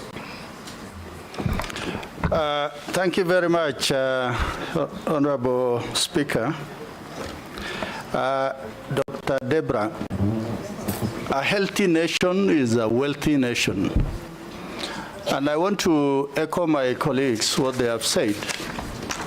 The health docket is a big docket. It's a very serious docket. And also is a docket with a lot of contestation and a lot of conflict. Having said that, almost 4 years ago, we sent many doctors to Cuba, and also Cuban doctors came to Kenya. We never had any feedback. I really want to hear from you what has been that feedback, whether positive or negative, and if there are any positive things, what is it that we have been able to borrow from the Cuban health system? My second question is, you have been a medical registrar at Kenyatta National Hospital. Across the road, you walk to Nairobi Hospital. In Kenyatta National Hospital, you have the largest Kenya Medical Training College in Eastern Central Africa. And also, you have the largest teaching hospital, university, that trains doctors. When you compare the two facilities just across the road, in one you are in Europe, and in the other one you are in somewhere in Africa, not even in Nairobi. Just in case this committee is going to approve your nomination, what is it that you are likely to do so that we are able to see a better facility at Kenyatta? Finally, Honorable Speaker, There are memorandums that have been raised by Albert Gitonga, Henry Fundi, and 2 others about your practice status at the Kenya Medical Practitioners and Dentists Council. What have you got to say about that? Thank you, Honorable Chairman. Go ahead. So, in terms of the feedback for the Cuban doctors,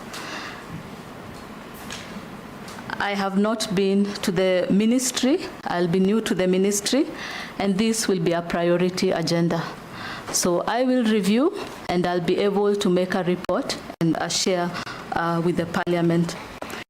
Regarding the training in the Kenyatta National Hospital and how to make our facilities better, routine facility assessments, identifying gaps, and coming up with international interventions to build up capacity is really critical.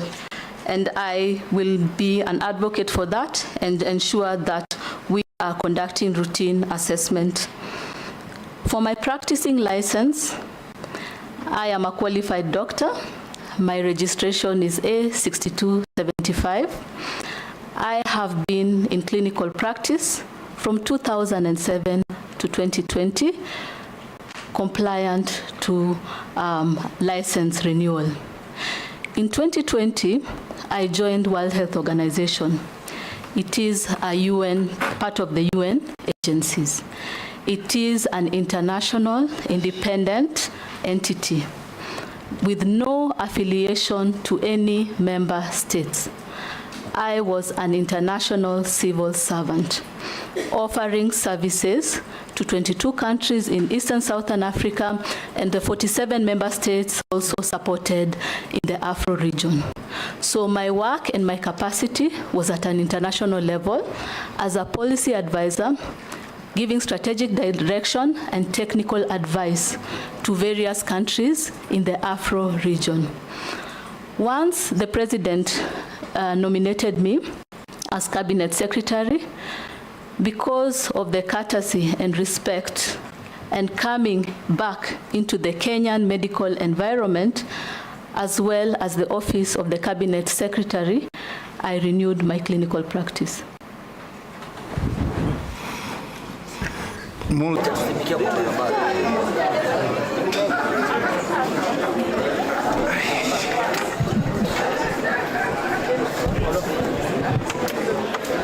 Tunaenda kula ama tunakaa tu? Ndio tunasema ajonde.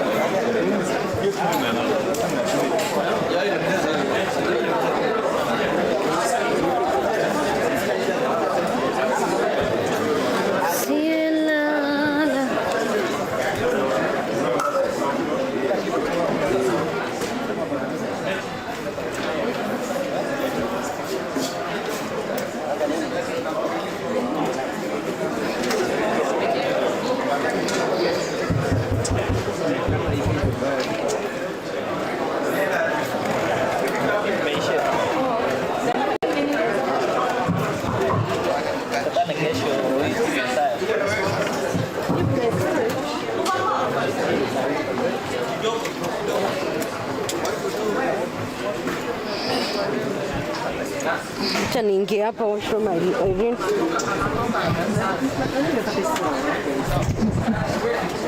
Hello. Kwanza tuongea na hao watu.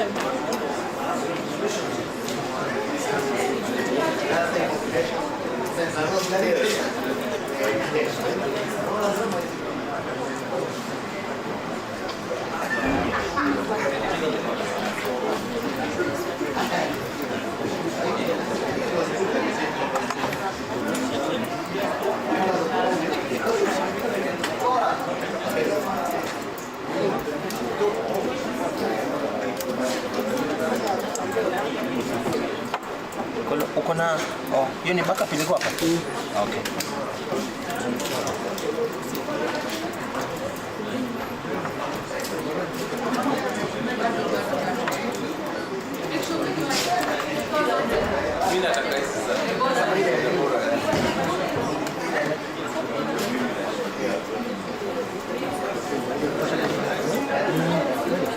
Ongeza tu hapo kidogo.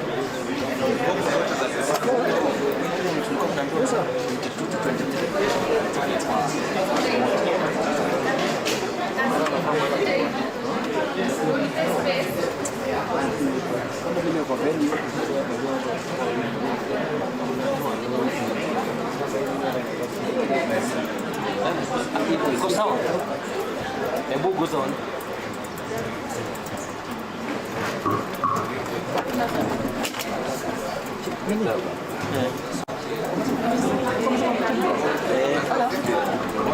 Yes, sasa wanakaa wanaendelea.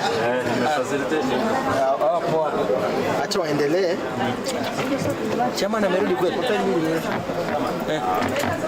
Nasikia tulikuwa na moto huko. Bado?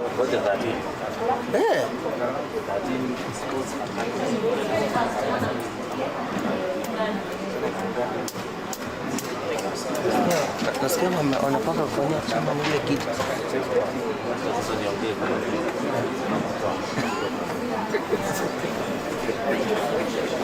Yako. I didn't hear you. Umemwambia? Beti.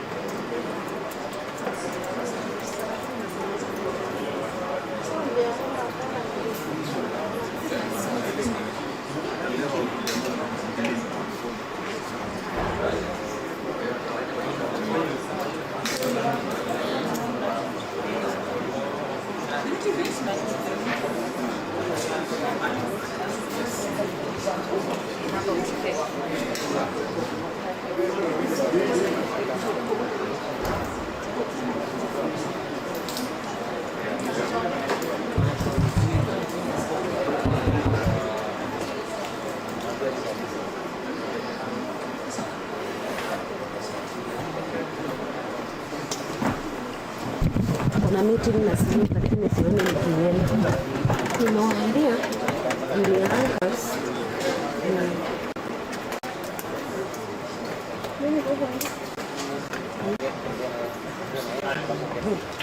kwa ndafuta MCK number.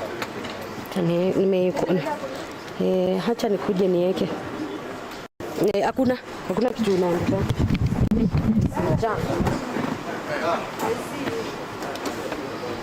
Imeenda wapi?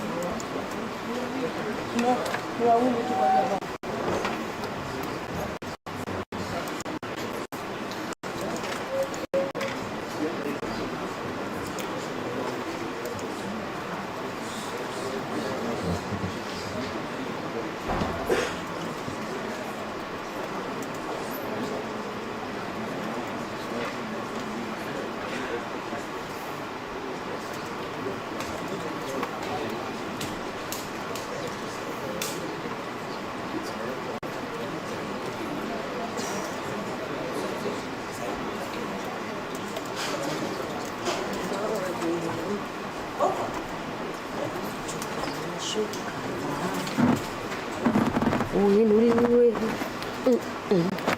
Tunashuka. Uinuliwe. Wapotea.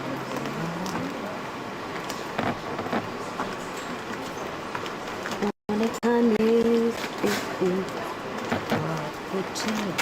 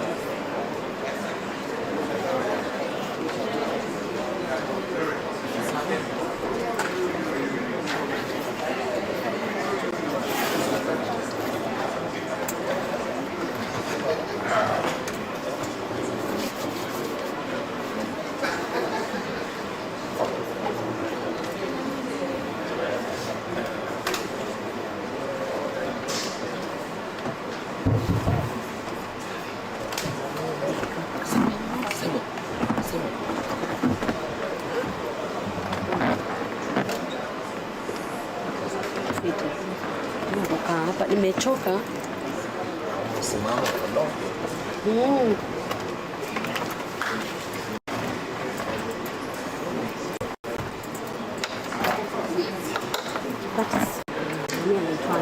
Anastai huyo alifuata. I think ni kama step out. Ndio kuna yule mwenye alikuwa nafaa kuja step in. But you could just cheza ukipima kichelewa. Ndio.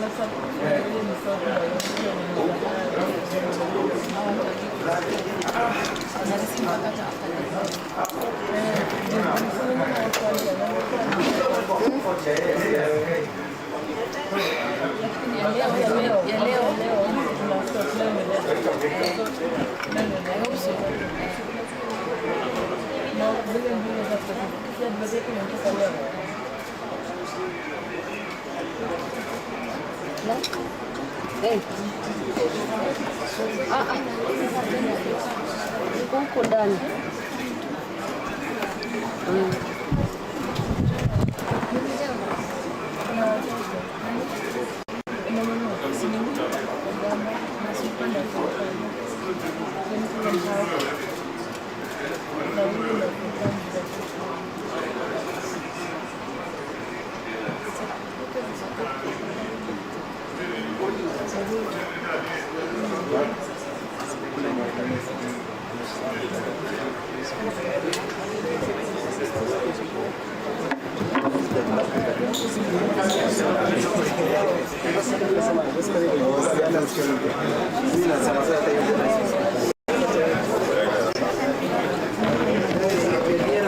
Allah, nilikuwa nasema umeenda.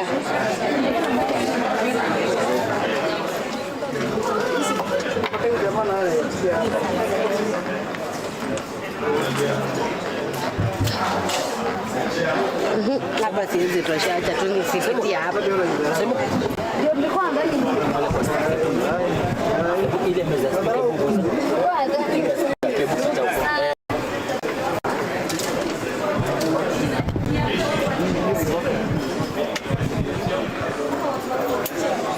Shika tu.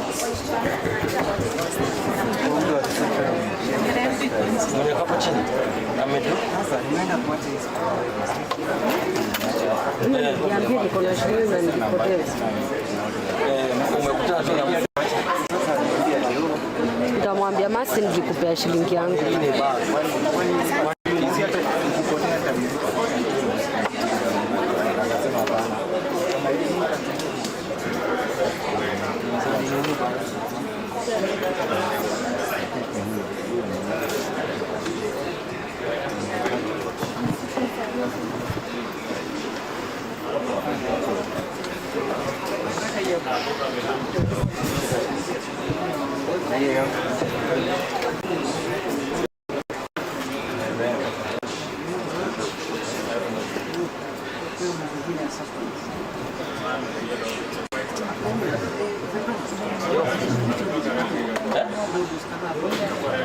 Umekati zote?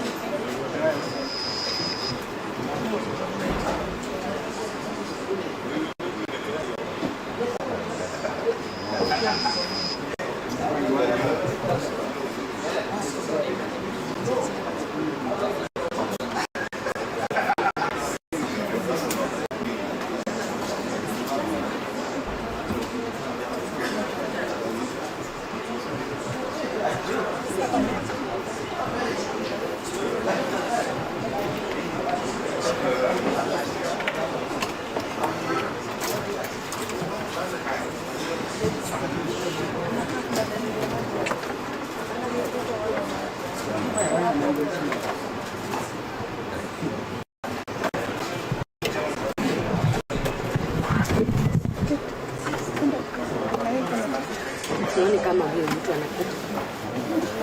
Ndio mkaa kudeni. Hapa siwezi kushia hata nikalia. Na mimi ni mkubwa. Ama ukaile kiti ya kwangu arudi. Nani huyu kwenye amesimama huyu? Kwangu alikuwa amekaa hapo la arudi. But unaona mtu anakuja na yes. Hawaingii. Naenda kuna shughuli kwa juu. Ndio nini sasa mnaingia na nini?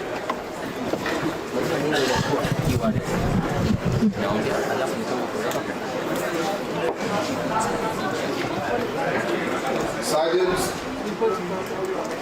bring the next nominee. Honorable members, the meeting is back to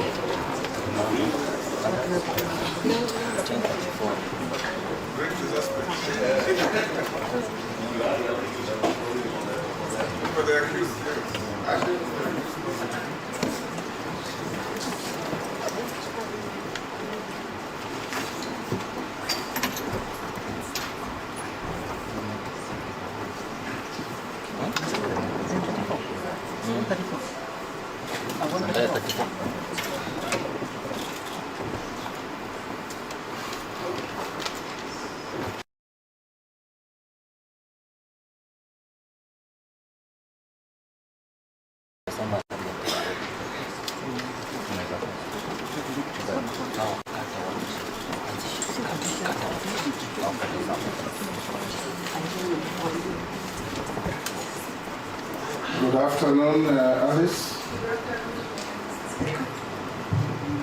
Maybe I should not call you Alice, I should call you good afternoon, nominee. I think I feel nice when you call me Alice, Mr. Speaker. And maybe I should also call you Chairman. I don't know, I need guidance. Yes. I think you are both. I'm both.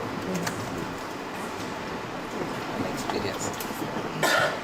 Honorable members, I think we are ready to go. Sergeant, can you administer the oath? Alice, you have a choice between, what are you looking for? I had two people, I can't see. With your permission. Your support staff or your security? Here you are secure. No, yes, not security. It's a support staff, just one person. Yes. Mrefu.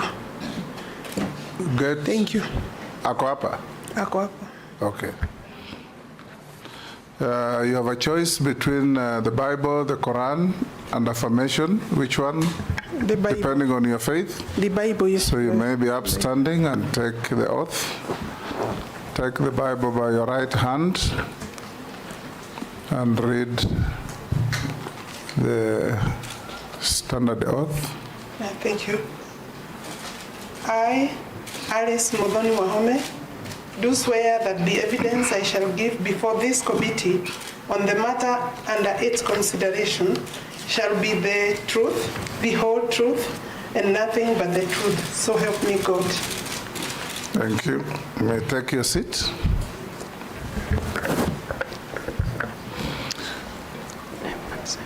Alice, if you have your documents, pass them on to the clerk so that as we proceed with the process, they'll be verifying your originals against what you submitted. Welcome to this approval hearings of vetting. I'm the Speaker of the National Assembly and Chairman of the Appointments Committee. On my right is the Honorable Gladys Boss, Deputy Speaker. Sarah Kyoko is our Deputy Clerk. I will invite all members to introduce themselves, starting with Naisula. Naisula Lesuda, MP Samburu West. Nelson Koech, Belgut. Kosing David, Poko South. Gikaria David. Mase Mary, Teso South. Abdul Rahim Daud. Ferdinand Kevin Wanyonyi, mjumbe wa kwanza Trans Nzoia County. George Gitonga Murugara, MP Tharaka, Tharaka Nithi County. Owen Baya, MP Kilifi North. Robert Mbui Kadhiani. Stephen Mule. Dido Raso Saku.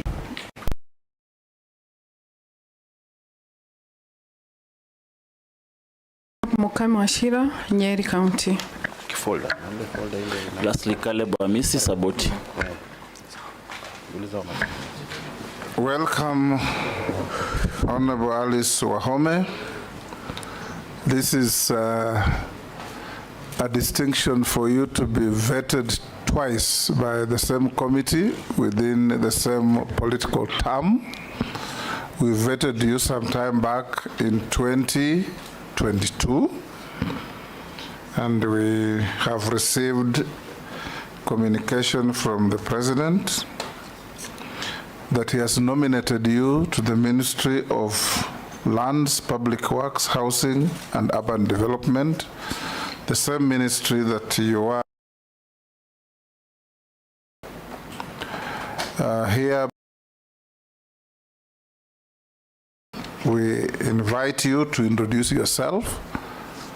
We are conscious of the fact that you are a former colleague in the House, but for the record, introduce yourself, your name, your educational background, your experience, your key competences, and your suitability for appointment as Cabinet Secretary within 5 minutes.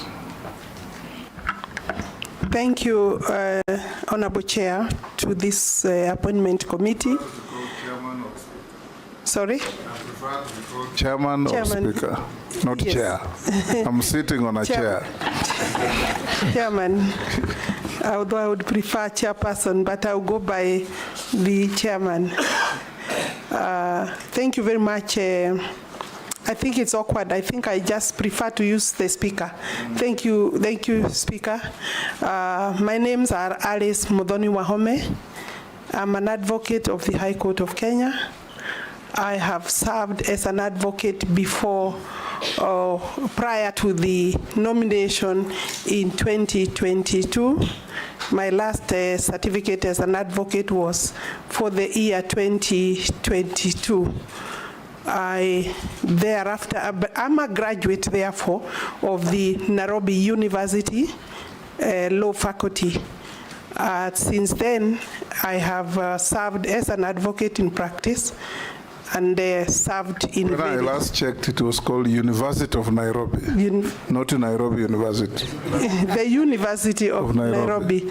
Yes, I had said the university, and I take the correction, the University of Nairobi, where I finished in 1984, and then went to the law school in 1980 up to 1985.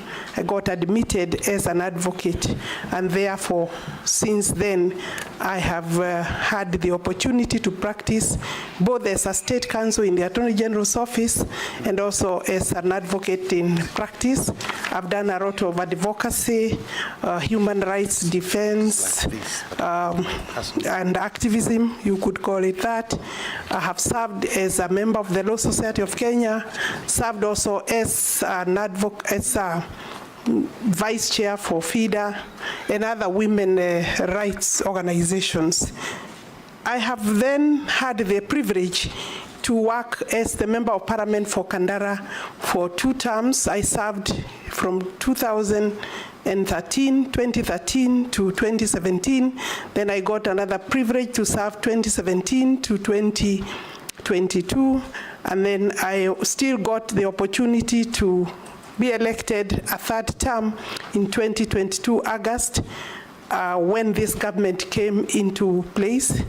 I got the privilege, as you have rightly said so, to be nominated as a Minister for Water, Sanitation and Irrigation in September 2022, where I served until October, 5th of October 2023.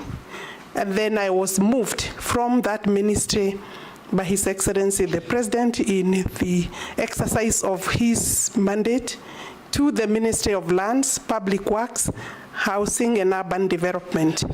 I have served since then until the 11th of July this year, when I was dismissed under Article 152(5)(b).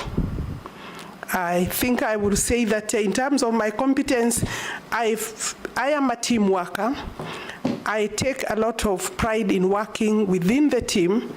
I have had the privilege, prior I have talked about advocacy and training and litigation as a litigation lawyer, but within the Ministry of Water, I did various matters, various things in terms of the work, which was new to me that time. And my handover report speaks for itself. It talks about non-revenue, reducing non-revenue, coming up with frameworks for reducing non-revenue water. In water, we also were able to come up with a framework for water purchase agreements, to work within the framework of PPP. We did several boreholes, several strategic plans to raise funding to the tune of, by the time I was leaving, we had about a total, including the Kenya budget, we had a total of about 80 billion for water. I was able to understand the mandate very fast, and we raised the water coverage from 65%, the national water coverage from 65% to 72% by the time I was leaving within that short period. And then sanitation from 26% to 32%.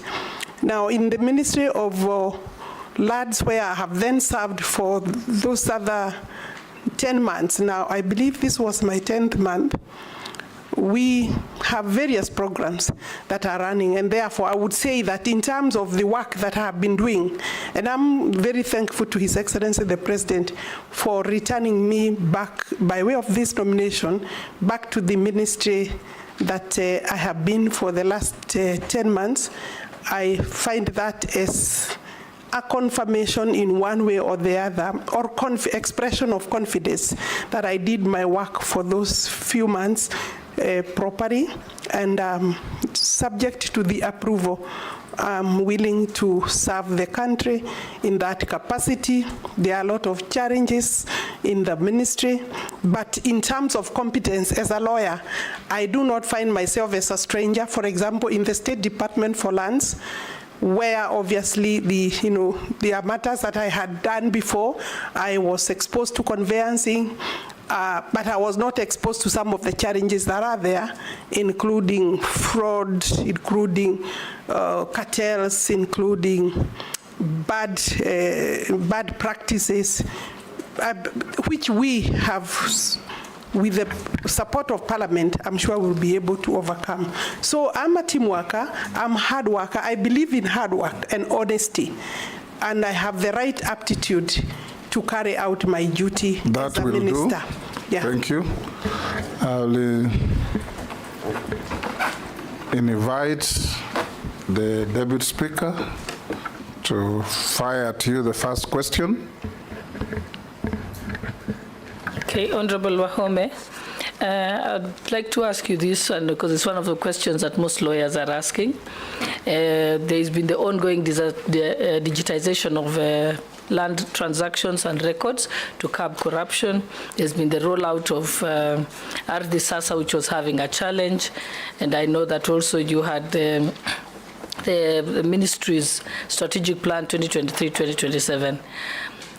Could you tell us what you are already doing in regards to these three areas, but also what you would do, and that you feel that there's still challenges going forward if your confirmation of your nomination is made?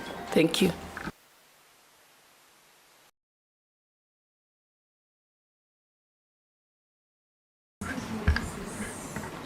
I thought you said you have some support staff with you.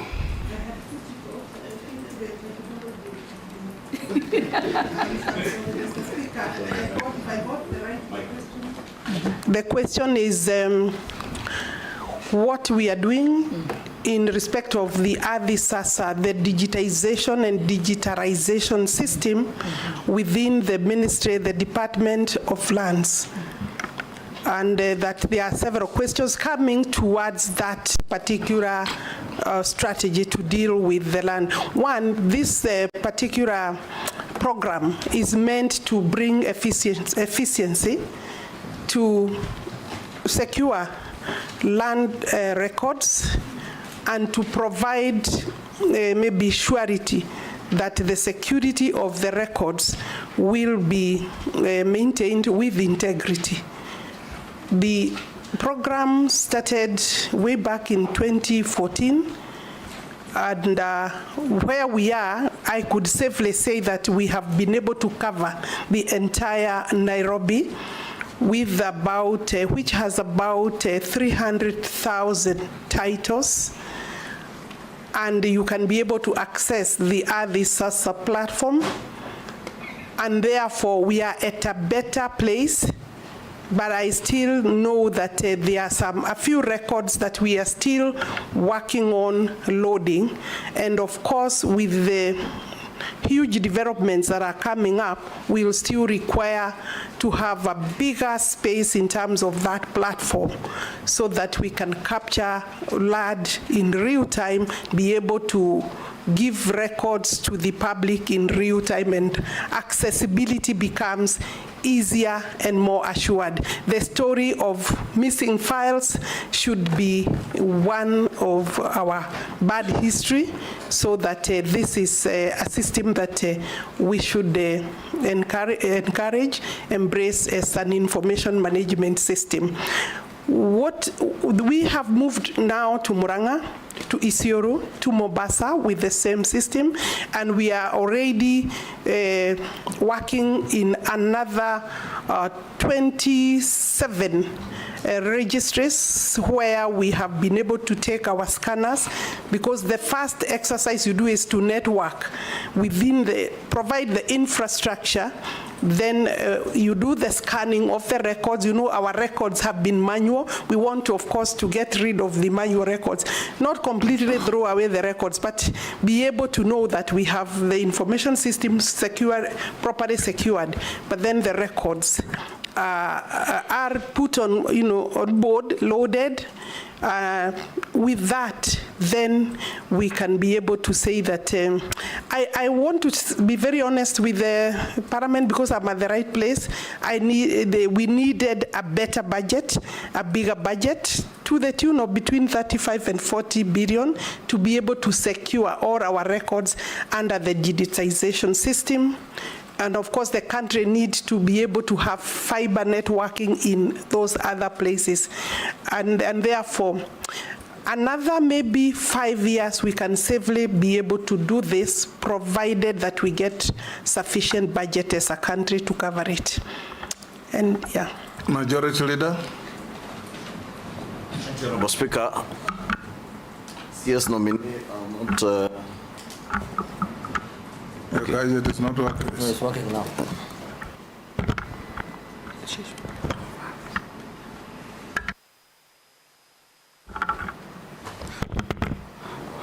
Thank you. CS Nominee, I will not ask questions of if you are approved, because you have been the Cabinet Secretary for Lands for at least a year or so. And you are aware there have been very many cases of land grabbing around the country. And we've also seen you on TV on some land which was alleged to have been grabbed somewhere in Loresho. And you also know of many other cases that have been brought to your attention, or the attention of your office, your former office at the Ministry of Lands, around Windsor and other areas. Cases where your ministry officials, officials of the National Lands Commission, those from the police have been involved. I would want to hear what you would do, if approved, or what you have been doing to curb the rampant cases of land grabbing, and especially considering the recent court judgment by the Supreme Court that a title by itself is not prima facie evidence that you are the owner of, legitimate owner of land, that one needs to go beyond that face value of the title to check how that title was acquired from the initial first owner. And you're aware, many of the cases that you have been dealing with are cases where land is illegally transferred from the bona fide owners to land grabbers, and with the protection of or facilitation of officers in the Ministry of Lands and protection of other government officers, including the police, they take away people's land. What is it that you have been doing to address that, and what will you do that will now completely curb that vice? Lastly is your engagements with the National Lands Commission. I would want to hear your firm commitment to respecting independent constitutional commissions like that of the National Lands Commission, knowing their boundaries between the work of the ministry and independent commissions like the National Lands Commission. What is your position on the role of the National Lands Commission vis-a-vis the role of the ministry that you have been working in? Thank you. Go ahead. Thank you very much, Honorable Ichung'wa, for those questions. It is true, and it should be actually a national tragedy to have the fact, to have a situation where a title is not prima facie evidence, necessary prima facie evidence of ownership. When I was going through my university law course, I knew that title, and the land law that was taught is that title is sacred. The title deed is almost absolute, but it's no longer the case, because as you have rightly pointed out, we are aware of very many cases of fraud being carried out by Kenyans with the support of sometimes unscrupulous Kenyan criminals. Because not every Kenyan is carrying out fraud. Kenyan fraudsters. Yes. Kenyan fraudsters and cartels. And they are not just, when we say cartels, I want to clarify. They are powerful cartels, they are managed cartels. Some of them surprisingly have made money through those kind of fraudsters, but then maybe cleansed that money into institutions like schools, like banks, like other maybe real property investments. And they are also powerful. But of course, there are also the ordinary cartels and criminals also who don't have much money, but they are part of the whole system. And I have come across very many, and some are very sad cases, because people have, the cartels have reached a point where they don't respect the title deeds, and sadly, many times, or quite largely, the officers of the ministry have been, in numerous cases, part and parcel of procuring those kind of titles.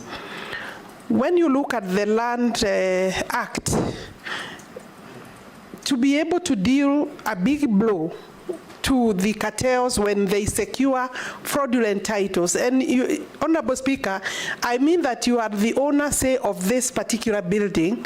Cartels come and they perform some miracle and procure another title, while your title is safely somewhere, maybe under the locus of this particular building or parliament. And that title is the normal paper that we use for titling in this country. But other times it could be that paper, but the signatures are superimposed, or signatures of former commissioners of lands, maybe former registrars, both dead and alive. Not that they are the ones who sign, but some of our retired officers have also been part of that cartel. They've been signing. Some in their death, they are said to have signed. And therefore, what am I doing? I think we need to work on some amendments very quickly on the Land Act, so that the minute the registry, the technical information on the land records are known to be interfered with, to have been fraudulently secured or changed. So then the registrar, say the chief land registrar, flagging another title out there, should be left to be the one to have the honors of going to court to prove that the ministry has changed records or altered records, and that these are the true records. What has happened is that the ministry, previously the courts have taken the position that a title is sacred, a title can only be cancelled by the court. And you know, for the court to arrive at a position where it is able to say that these are the records, truly the evidence must be produced before the court by the chief land registrar or through his officers, so that then the court can be able to rely, will always rely in a good judgment, well-reasoned judgment. The court should be able to summon, or the owners of the case to be able to call for witnesses and the right records to inform the court, to help the court arrive at the right decision, is evidence from the ministry. So therefore, then there is no reason why we should, as a ministry, not be able to rectify the records. When you look at the current section 79, yes, it's not clear that you can be able to alter that title. Anyway, Mr. Speaker, I have been asked what I have been doing. I have been utilizing that section severally. I have impugned some of the documents because they are obvious frauds, and therefore I'm not willing to take the dirty work of my ministry to the courts. Let the person alluding or alleging that they have a good title go take me to court, and that should happen to the same for everybody. What has the fraudsters have actually taken that section and utilized it in their favor, and you know they have the money to influence, to pay lawyers, good lawyers, and eventually you may be the owner of the title and find yourself losing. It has happened. We have several cases in the High Court, others in the Court of Appeal, where people, genuine owners of land, are struggling with judgments that don't make sense at all. And I do not want to go beyond that, but they don't make sense and they cannot. So therefore, we need to change the law to some extent to be able to give clarity to what the registrar should be able to do in the event that there is a clear fraud. I have taken the position that I will tackle the fraudsters. I have found myself in one of the notorious cases. I was actually locked up in a suit premises, not a suit premises, in a property that is clearly the records. I found the records had actually been already rectified. The records were okay, but there is somebody also claiming they have a good title. And I was locked by goons within. I think the police were part of the system, so that even when we entered there with them, as a minister, Honorable Speaker, and if there is one time I feared, is that one time, because it was down the valley. Even if it meant me running up, I would have had a challenge to run the hill up. And these are young fraud, goons who have been put to guard this property. Maybe you should ask, why did I think I should go there? I'm taking this fight to the crime scenes, Honorable Speaker. And I'm willing to do that, because once I have established that this is a title, either for schools, for institutions, because these people have stolen land right, left, center. A lot of government land has been taken away, including prisons land. Institutions have lost land to them, to either people working within or people working within those institutions and other people. So I am taking the war to the crime scenes. And I believe that I need a lot of support from the police for purposes of enforcement. And but with the law, the answer is really dealing a big blow by use of the law, so that it is clear what we should do when we are faced with those kind of things. Yeah. Junet. Thank you, Chairman and Speaker. So, Mr. Chairman, my question to the nominee is, first, Madam Nominee, can you tell the committee, in the period that you are there as a Minister for Lands, you have been, as you have just put it now, you have been following up grabbed lands and land that have been grabbed. Can you mention which public land can you say you have recovered from grabbers as of now? And secondly, whether it was necessary for you to go to that scene, what necessitated you going to that place? Because how many land can you visit as a minister to go and that is a security issue, that is the enforcement issue. But more importantly, there was a bill that was authored from the ministry, the Lands Amendment Act, that was withdrawn by the majority leader. And you wanted to take the powers of the National Land Commission completely. What necessitated that? What was the reason behind why you wanted to usurp the powers of the Independent Commission? And lastly, the issue of disappearance of files in the Ministry of Land still exists. Kenyans go to the Ministry of Land, RD House, they can't find their files. And we have been told that land was being digitized since when the former cabinet secretary was there, Farida. Up to that time, up to now, from that time up to now, digitization is still going on. But files cannot be traced. When will this issue of disappearance of Kenyans' files end, Madam CS? Thank you very much. Nominees, thank you very much. The Honorable Ishongwa had asked the same question on the, what is our mandate vis-a-vis the mandate of the National Land Commission, and are we respecting the mandates of the, is there any issue? As far as I'm concerned, Honorable Speaker, there is no problem or challenge. We've not had any conflict or fight between my office and the office of the National Land Commission. In fact, I would say that I am having quite a cordial working relationship with the chairman and his commission. But that does not mean then we abscond or we abandon our duty, and therefore each has their mandate. Our main mandate in relation to titling is we are the ones, the minister is the one who does the leases. In fact, all leases in this country are signed by the minister. I would say not my signature, but for the minister. So I take responsibility for all the leases, including those that are going around there that are fraudulent.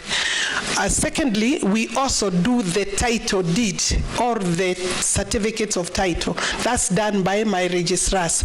So to that extent, then, our work is different because the National Land Commission's main mandate is to manage public land, administration and management of public land. And the amendments that we were proposing were speaking to the valuation. I still think that I will be able to come and persuade Parliament that valuation of government projects land, compulsory acquisition should be, the valuation should be done by the owners of the project, by the government, because we are the, you see, the National Commission is an independent organ of this country.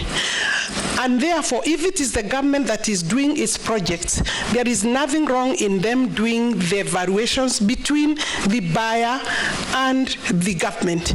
And therefore, I think those are some of the amendments we were proposing. That does not take any power of the commission given under the Constitution. I think you could talk about maybe the law, but anything that is not working for the government within the law then requires some changes. You are aware that we have had a big challenge as a government by overstating and overvaluing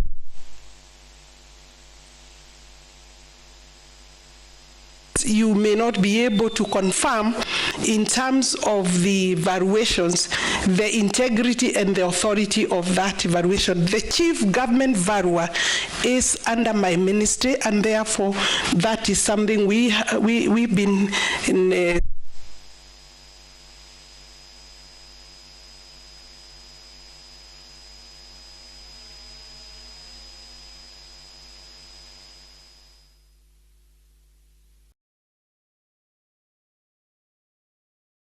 what they do is to provide allotment, is to allow allotment and give no objection for allotments to be issued by the county governments, and therefore ensuring that public land is granted to only those who deserve to be granted the public land. And we have no dispute in respect of allotments of land between ourselves and the national government. So in terms of going, how many places can I go? If I can go to 5 or 10 and provide the statement that is needed to stamp authority of the government in terms of telling the cartels that I'm here and I will not allow, and I can tell you, Honorable Speaker, it has worked to some extent, but I said what I need is the law to be explicit, to be clear, to be able to tackle the problem of cartel. Otherwise, nobody is safe with their title deed if we are not going to deal a death blow to cartels. And I'm willing to walk along that journey with the Parliament. Thank you, Chairman. I'll just make a brief comment because I was going to also ask some questions on the amendment bill. number 2 of 2023, but since it was withdrawn from the House, I will not dwell on it in the House in Parliament. I'll not dwell so much on it, but just to let you know, in case this committee approves you in the National Assembly, if you rethink of bringing it back, please look at some of the clauses that are in it, because from the events of this that happened in this country 2 months ago, you have realized that we have a very informed population in this country. And so that issue of NLC had come up, and Kenyans were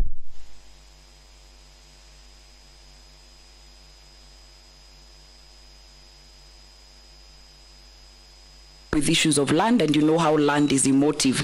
The second thing that was on it that Kenyans raised was the issue of inserting a new clause which will force freehold land owners, property owners who enjoy free ownership for perpetuity and can use the land for any purposes to pay land rate.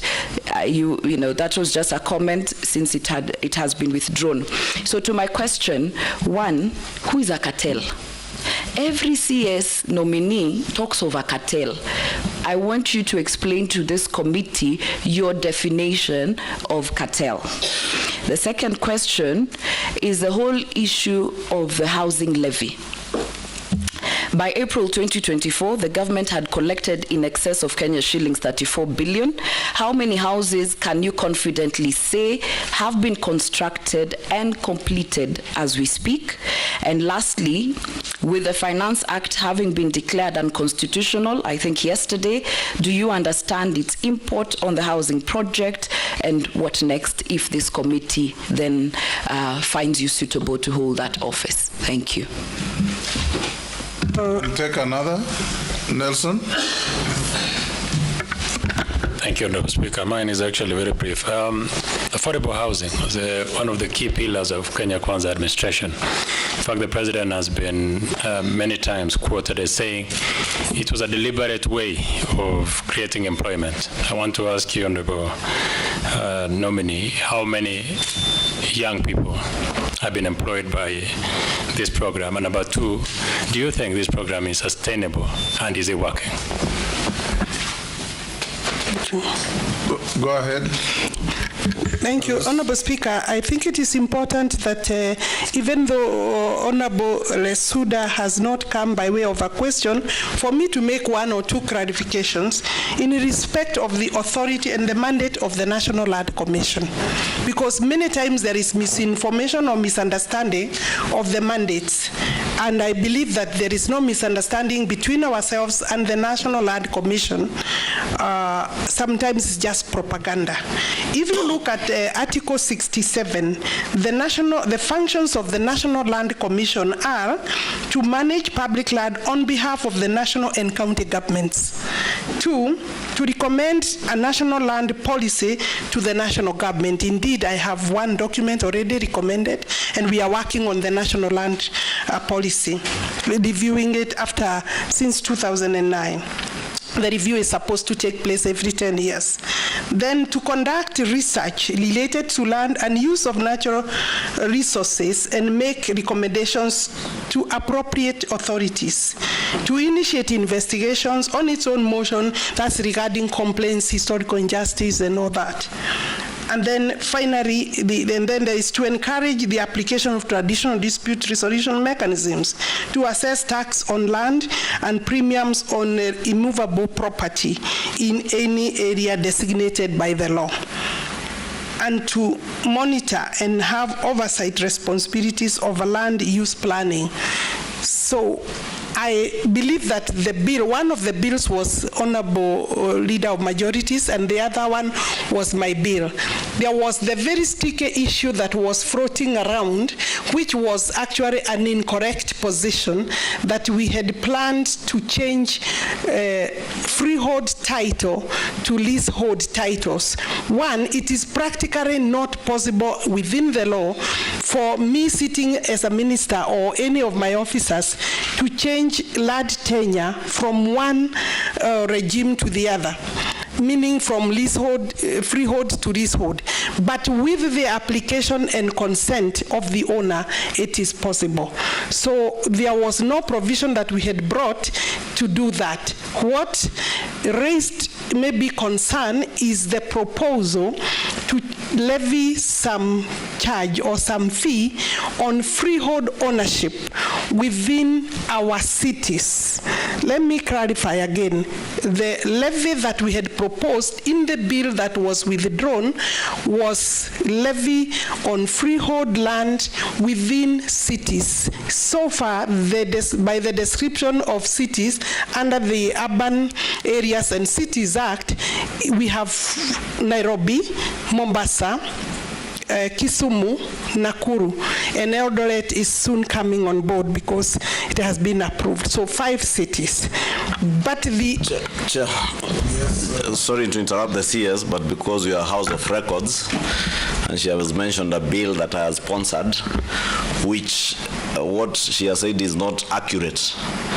The bill that I had sponsored initially is what then became the Owen Bayer bill, amending the National Lands Commission Act on Section 14 and 15 of the National Lands Commission Act to vest powers to the NLC Act. What Honorable Lesuda was asking is regarding the bill of the Land Amendment Bill number 2 of 2023, which I withdrew, which came from which was our bill, yes. And the issue she has raised is the issue of rates on freehold land. And in the bill again, it was not clear whether it was in cities. It is actually the Committee on Lands of the National Assembly that in their report proposed that you limit that to cities. So I think is the process was ongoing. I agree and I accept. What came from the ministry is not what you are saying. The bill was ours, but there were many proposals to amend even that bill. And so far, maybe the argument is, I'm making this for clarification, that there was no proposal for rates because rates are not payable to the national government or the Ministry of Lands. Rates are payable to the county governments, and they are doing their own review of rates. We were proposing a levy or a charge on freeholds because freeholds within the cities then therefore are enjoying facilities and they are paying nothing. And maybe I could say here that if you look at where the freeholds in this country and in this city, for example, using Nairobi, Honorable Speaker, is that the freeholds are within the Karen, the Muthaiga, the Lavington, and it's important I say maybe some areas of Kirereshwa, Kitisuru, Kiuna, those upmarket areas. Why? I think it was a skewed way of raising tax against some people and not everybody. So that if you go to the whole of Eastland and the Southlands, then you'll find that, areas of all these areas, that I haven't mentioned, they are paying rates and they are paying land rent, both. And therefore, in other countries, what is happening is that if you have a freehold, then you pay, including any other land, you pay some development tax because the land that you are sitting on is actually has been developed to equal. In this country, then, we are having some people paying and others are not paying. And I think that is a conversation that we will be able to bring back to the National Assembly for debate and discussion, and also robust public participation and debate. And I don't think there is nothing wrong in saying that, but we must understand that in other jurisdictions, what is happening is that there is payment of, against charge against land where developments have come and they were not there before, because anyway, these developments must be funded by either the land or by a taxpayer. So, and I think that is what was taken to mean that we are charging a charge on freehold, and there is likelihood. Alice Wahome, you are being too wordy. Yeah. You can say what you are saying in very concise terms. Yes. Yes. Yes. Mr. Speaker, I believe I have maybe exhausted. Hold, there's a point of order there. Yeah. Mr. Speaker, it is good to have clarity on this matter because that bill was as well a controversial bill. It is very important to have clarity here that the proposal that came from the ministry was that all freehold land be changed to leasehold in the whole republic. It is Parliament, a committee of this Parliament, and that's why Parliament must be given credit to where they do their work. That is suggesting to them that we should maybe do it in cities. But the ministry, what they brought to Parliament was that they want even the ancestral land that somebody is holding a freehold in Migori. They wanted to change it to leasehold. For what? She should tell us why. What was informing that? Instead of now hiding under Parliament. Alice, why? The provision was saying that the minister will be able to say to designate the areas, which then means you designate through regulations, and I would still have had to come to Parliament to be allowed the designated areas that we would have picked. So, and therefore, the proposal by Parliament, I commend. I think it helped and it improved the provision. Thank you, Chair, and I'm sorry I didn't want to interrupt. You have interrupted, just go on. Chair, we are in a vetting process, and the leader of majority and the leader of minority have stated the actual position. But the nominee, she's trying to run away from the reality. The reality is that the bill which came to the House exactly wanted to levy even the ancestral land in this country. And it came from the ministry. She was the CS. So instead of using too many words, please admit we move forward. Because at the end of the day, Kenyans could not accept your proposal. And it came from you. It did not come from the House of Parliament. Speaker. It did not come from Kenyans. It came from your office. Yes, sure. Yes, Alice. I have said, Speaker, I said that the proposal had indicated that the minister will designate areas where the levy will be. It was not blanket, because it is not possible to collect. Point of order. It is not possible to collect levy in the entire country. Mr. Speaker, yes. That is true. But why do you want to subject a land that is in Bungoma or Migori for a minister who's sitting in Nairobi to designate whether it will be a freehold or a leasehold? Why do you want to do that? Just say it was wrong to do that, and now you are rectifying, you are agreeing with Parliament for that issue to become a city's issue. Just sure. We move on, Madam Sia. You are a former member of Parliament here. I think the clarity I have made, I have even given credit to Parliament, but I have said that it is Parliament that was going to give me permission to say where to levy the. Yes. Point of order. Okay. A brief one. Yes. Yes, Naisula. Thank you, Speaker. And I just want to put it to the nominee, and from what the majority leader had said to another nominee here, that one of the challenges of the cabinet that was there before is communication, because Kenyans are not understanding what you want to do. When they raise questions, it is said to be propaganda, but now we have confirmed here today that it is actually the truth. And so I think moving forward, if you're confirmed, and the last thing also is when there is public participation and Kenyans have an issue with a clause or with a matter in a bill, it should be discussed thoroughly and given the view of those because the bill could be good, everything else could be good, and we have one contentious issue. Could we exhaust it? Because I can assure you, after what happened in Parliament, these parliamentarians will not be a rubber stamp anymore to any issue that will be contentious, Madam Nominee. So that is all I wanted to do, so that we could make progress. Yeah, thank you. I would hate a Parliament that is a rubber stamp. It's of no use to anybody, even themselves. But and I agree with you. This bill had not even gone to second reading, where the debate was going to happen. And during debate, the proposals for amendments would obviously, by the House, I think the subject was still... We'll make progress. Alice. What the members are telling you is that a bill came from your ministry with these contentious proposals to the House. When it was picked up and spread like wildfire, the ministry maintained a conspiracy of silence. Instead of coming up to say, it was our bill, we withdraw it so that you quell the fire, you said nothing. But that is, let's move on. Posing? Thank you, Speaker. I think there is need for better communication. I agree with you throughout the entire government, including my former ministry. Yes, even His Excellency the President has said, lamented, that one of the weaknesses in the government is poor communication.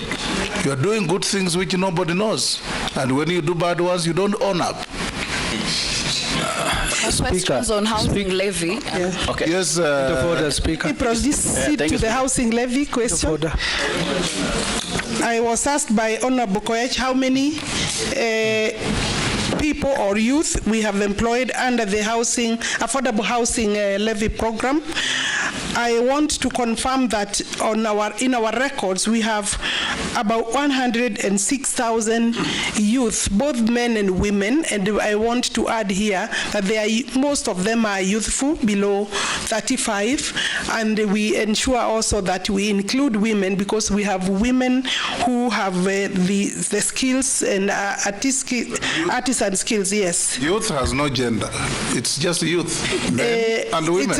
Sometimes when you say a man, it is said it is also a woman, but until you say it is both male and female, then there is a problem. So thank you, Honorable Speaker, but I would say the youth. It can be youth women and youth or youth men. Yes. So we have ensured that gender is also observed in terms of those who are working and benefiting. Is it sustainable?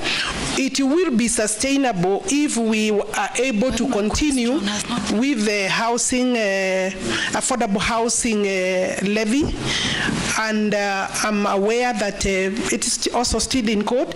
Would I say that up to now we have over 100, we have at least 48,000 housing units that are in different stages of construction, between maybe 20% and 95%, some nearing completion. In fact, we expect that we will be launching several of those units this year. And so it is sustainable because this is one of the best projects and programs that the country can allow to continue. Everything else bad said about it, but this one in terms of employment and in terms of self-sustaining, if we can allow the levy to continue, it is sustainable. And I bet that what we are giving, including allowing housing to people who previously cannot access and afford decent homes, then I would think that the country should take it and proceed with it. I thank you, Honorable Speaker. And if we were to be direct to the question and answer, would say we are almost spending 1 hour only for leadership of the House. We have not even had anything ourselves. So, Speaker, what is mine? Mine is this. Nominee, Honorable Alice Wahome. This issue of house levy or house tax, of course, was very controversial, and it is still controversial. However, because it is in place, it is mainly in urban. It's only in urban. And the people who are paying are in the villages. And most of us in Parliament, we represent village constituencies. About 80% of this country is village, or 70% for that matter. And even if the government has run to talk about jobs, creation of jobs. My view, Minister, is if you are confirmed, what will be the housing plan for the rural people who are also paying this tax and paying this levy for people in towns to enjoy houses and to enjoy jobs? Nobody in my constituency or constituency rural who will enjoy those jobs. nobody will enjoy housing or those housings, right? But we are losing money. So what is it that we are advising even the president or the government in terms of saying, these guys in the rural are paying these taxes or levy, but this is our housing plan for them, so that we can actually move as a country. Thank you, Speaker. Gikaria. Thank you, Chair. Me, I will only ask questions that have been raised by Kenyans. The chairman of the IDP camp in Nakuru called New Canaan is asking, after the settlement of the court cases referring to Donga Farm and Kisima Farm, when is the ministry intending to do the titling? Secondly, there is a guy from Joro asking about Ndefo plot in Menengai Slopes and whether there will be titles, whether you will be giving titles to that place called Ndefo plots. Thirdly, is a teacher in my constituency asking about... Point of order, Mr. Speaker. Yes. Mr. Speaker, not to interrupt my colleague, I think those questions can only be answered by the minister when she is in office substantively. Whether she can give me a title or not. She can't give anything now. Honorable Chair, I was about to tell she is jobless. Honorable Gikaria, you are assessing the suitability or otherwise of Alice Wahome being reappointed Minister for Lands. Now you're asking her to issue titles. Sorry, let me rephrase. Under what authority? Let me rephrase. Yes. Assuming she's appointed to that, assuming she's appointed to that position, Honorable Chair, because these are pertinent issue on another point of order. Yes. I think Honorable Junet's point of order was very legitimate, yes, because the questions Honorable Gikaria is asking, even if the minister is approved, are the questions that we change our standing orders for, to cause the minister to appear before the House to answer such questions. These are not questions for a vetting process. Alice, answer. I think in Gikaria, you have relayed concerns of your constituents. Thank you very much. Which are not vetting questions. Maybe the last one, and that is related to the affordable housing. Go ahead. Is related to the program. Is a very good program for purposes of employment. But the contractors who are given that do not come and actualize that by adhering to the labor laws, by paying, say, for city rates or the rates that are there in the labor law. Maybe what action will she take to confirm that this will be done? And people if she's confirmed. Thank you. Again, she can't take action unless we say she will be a minister. Now, but you can answer those.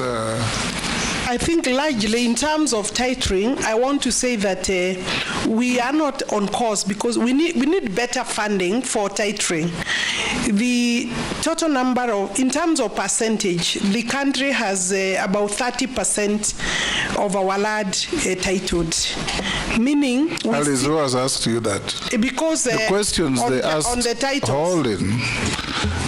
Posing just asked you about how do rural folks in Kenya benefit from housing levy. Very simple. The second one of Gikaria was, will titles be given to some 2 farms? So it's not titling generally. Let me say that I think you saved me from answering Gikaria's question. Yes. And then we leave it at that. Are you the one I told last time about reading a book of a witness who talked too much? No, not me. It was not you. Not me. Yes. And I'm sure. I think it was Linturi. Yes. So I will leave that question. On the question of IDPs is gone. Affordable housing in rural areas. Yes. This is a new program, Honorable Speaker, Honorable Members. It's a new program. It's just starting, and it has been met by various challenges, including litigation. I believe even the rural folk are entitled to decent housing. I see the program moving there going forward. Mary Amase.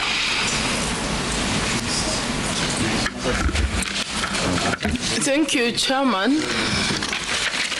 I had 2 questions, but one of them has been, I think, prosecuted well. It was on the proposed levy on land. But I would want to say, Chairman, that there is need to improve the communication in terms of public participation. Probably going forward, we need to change the law so that members are involved in doing public participation with the people we represent, so that we disseminate the information and then bring our feedback. But Chair, I want to ask on collapsed buildings. There are reported incidences of collapsed buildings across the country, which have resulted in injuries and loss of lives and property. Oversight of the construction industry falls under the ambit of the State Department of Public Works. So my question is, what has been done to address these cases and to avoid future incidences? In your view, are these measures sufficient in resolving the issue? Alice? It is true the regulatory authority, that is NCA, has the mandate in terms of ensuring that only people who are qualified are contractors. But the problem is not just about contractors. I think the problem is deeper. We have people taking shortcuts, and some people also, we need to work collaboration with the county governments, because some of the buildings coming up do not even have plans, so that even the issue of the National Construction Authority or enforcement should start at a further place at the county level. And I think that we need to do our work better. We need to strengthen the Public Works Department, Honorable Speaker, and ensure that in terms of national work, both the national work and the private work, because most of the buildings that collapse are public. But also Kenyans need to work better and ensure that they do their buildings using professionals. There is a lot of shortcut in that regard, so that the Kenyans should be also their own watchmen. I mean, the government cannot be everywhere. I think government is doing its best, but Kenyans must also start building with integrity, meaning applying the law and the regulations. Daud. Thank you, Mr. Speaker. I just want to comment on one thing before I ask you a question. From your CV, you have said you're a member of parliament from 2022 to 2027. So does it mean you were not a minister? I know you were elected until 2027, but you had to resign to? No, it's in her CV, that's what I'm saying. So you need to correct your CV. I will look at that, because it was only 2022. Let me ask you my question now. Adjudication mistakes on land are normally sometimes done at the lands office, and it costs people to rectify those mistakes in acreage or size or whatever, about 18,000 shillings to rectify. And not just that, you have to pay, initially you had to pay 150 or 300 or 500. That charge has now gone to 3,000 shillings. And there was no public participation when you increase the charge from 300 to 3,000 shillings. Somebody has got 10 parcels of land under adjudication, has to pay 30,000. That's even before you factor in other costs.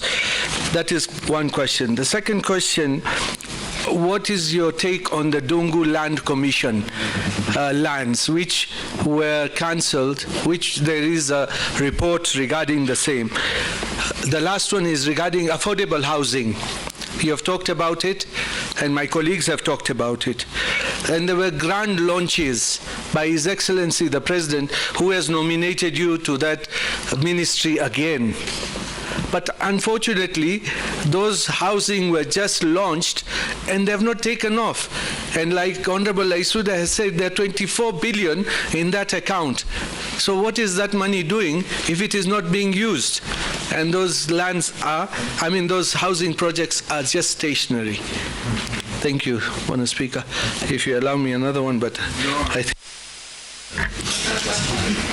Ferdinand, take two.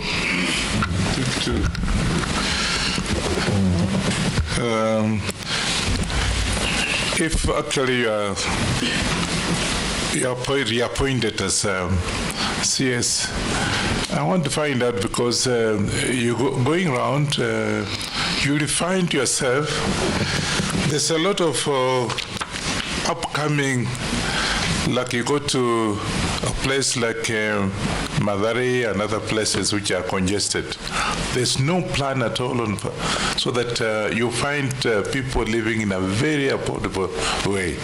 What plan do you have to be able to at least streamline some of these upcoming dwelling facilities that actually are causing problems? You will find that even getting electricity in a place like that is not there. And somebody staying in a place in Mathare, and water is actually passing through her house. So what plan would you have for that kind of thing? Secondly, I come from Trans Nzoia. This affordable housing scheme, have you actually ignored Trans Nzoia? Or what is happening when it's supposed to be countrywide projects that's supposed to help people in areas that Trans Nzoia, where people who actually also need those affordable housing? Alice? I have not picked, let me start with the Trans Nzoia. I haven't picked this specifically, but if we have no affordable housing program coming, I think I want to assure you that the first entry to the affordable housing program is the 290 constituencies. Every constituency is supposed to be a beneficiary when we roll out fully of a minimum of 210 housing units. So yes, we will be there. And of course, there with the available land, I won't say when because it's a program that as soon as possible, maybe we don't even have land in your place, so you needed to work with the ministry to get land for that. And I'm not saying there isn't, because I don't have my document with me. I believe in Trans Nzoia County, we already have some affordable housing programs coming up. Who are you? Yeah. We do have. It's okay. We will be there, and I'm sure that it is every other wish of member to work with the ministry to ensure that they are there faster than maybe the event plan. Yeah. Then the slum upgrading. We have a very good slum upgrading program. It's the one working in, for example, in Kibera. We are in Mukuru. We will be going to Mathare. And therefore, what I can say is that the government needs support for the affordable housing program. The houses for the slum upgrading is even cheaper. Those houses are even cheaper than the social housing. And we have a lot of goodwill in terms of funding. Just hold there. We are now classified as a middle-income country, right? Generally. Kenya. Not generally, we are classified. Yes. We are not a HIPIC. Highly indebted poor country, we are not. Now, when you talk of slum upgrading, is your policy to eliminate slums or to upgrade slums? How do you upgrade a slum? That could be the terminology that we are using, but basically, we are providing the necessary infrastructure, water, ensuring that the necessary facilities, including electricity, connectivity, and is available, and roads. And the program is well funded by the UN, the European Union, World Bank, and also AFD. So I think that the question is, why are we talking of slum upgrading instead of slum eradication? Maybe that is something we can think about and change the name. No, I think even I've understood her well, Speaker. She's saying they want to make slums habitable. that people can still live in slums, but they become better place where they say... That cannot be the direction of our country. It is not. It is not. It is basically once we work, we eliminate the slum. So possibly we need to change the wording of that program, the title. I think, thank you, Mr. Speaker. Let's begin by saying maybe that concept of slum upgrading is not our concept. Yes. The financiers, you've talked about them. Yes. Those are the people who brought that terminology, because you build for me nice things up country and a slum upgrading, and it's a misnomer. Two questions. The first one is on housing levy. We are interested in this because we are told we have actually collected lots of money through those levies, and there was a report in the papers that the PS had actually invested the money on treasury bonds. That sounded a little bit odd, but you may need to confirm whether indeed we do have that surplus, and that is the route we are taking, while at the same time, His Excellency the President has taken another route of saying, instead of just affordable housing for people to buy, we will now put up hostels in institutions, which I think is a very good program that would go side by side with the affordable housing. On land, again, if you are confirmed, we have experienced the president going around the country and interacting with the people. So they come up to him to say, we do not have title deeds and we need those title deeds. And he makes generous promises that in 2-3 months, I'll be back here to give you the titles that you need. As the person responsible for policy, are there policies in place where you can actually carry out those premises without having to embarrass the head of state, so that those down there do not say he gave false promises, etc., etc. You're able to carry out to the letter when the promise is made, it's actually executed. You answered that, Alice. Dawood is protesting that you didn't answer his question. Yes. And then Dungu report. Go ahead. I asked 3 questions. Speaker, I asked about the adjudication, about the Dungu report and the affordable housing, where nothing is going on, and you've got 24 billion in the account, putting in treasury bills or bonds. Yes, Minister. I could start by looking at the Dungu report is a very good document report, and I know that several of the properties that are within and picked by the Dungu report will clearly indicate the kind of cartel that I was talking about. I know I was asked to define what is a cartel. I think, in short, a cartel is a thief. It's a thief for land. The Dungu report is a lot of, I don't have the figures, but some of the land recovered has been recovered through the EACC because we have institutions, some we have had to go to court through EACC, and it is work in progress. The report is still live. That's what I would say. Affordable housing, everybody wants affordable housing, but there is also recognition that there has been a lot of disruption on this particular program, both by cases and therefore implementation, and that's why we had some money not able to implement immediately, because when you have also cases going on, you need first to understand where you are. And it is not that there is surplus. We have also already procured for all that money you are talking about. What happened, Honorable Speaker, is that the last financial year, 2023-2024, we had a balance that was not utilized because payments had not been done to the tune of about 38 billion shillings.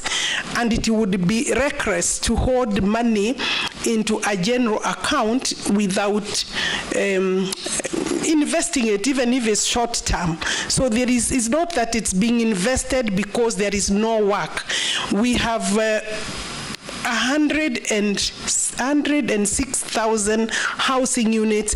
Right now, we are releasing the newly procured ones, over 55,000, and therefore, I want to confirm that that money is already taken up, plus, of course, unexpected, maybe annual income through the levy of about 63 billion shillings if, you know, the Kenya revenue does its work properly. And I think that is the amount we expect per year, about 63 to 65 billion shillings. So the 38 is part of the budget that we presented and will all be spent in this year. So Dawu, I want to encourage you. I believe that I'm here to seek support also for my suitability, and when that happens, then if that happens, I think on my part I should say if that happens, then we should be looking at. Meru is a beneficiary of some of our affordable housing. We've come there with the president, so maybe we have not reached your constituency. No, Speaker, they have launched with His Excellency, put the stone. Your question but is that we have not not moved started. Even one way, and they've got the money in the account while she was the minister. That's why I'm not saying if she's confirmed. While she was the minister, it has not moved. Sometimes, Honorable Speaker, I appreciate the concern of the Honorable Member. Sometimes lack of takeoff is because of various things. Maybe documentation, perfection is not complete, logistical issues.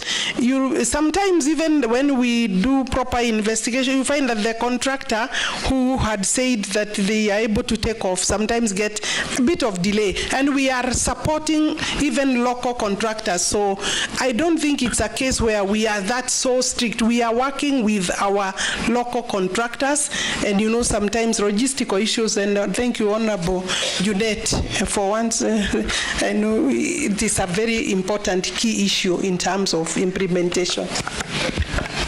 Yes, Owen. Thank you.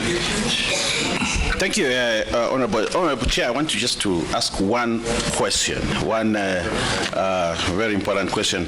Cabinet nominee, you know, land in this country is one of the reasons why we had the 2010 Constitution.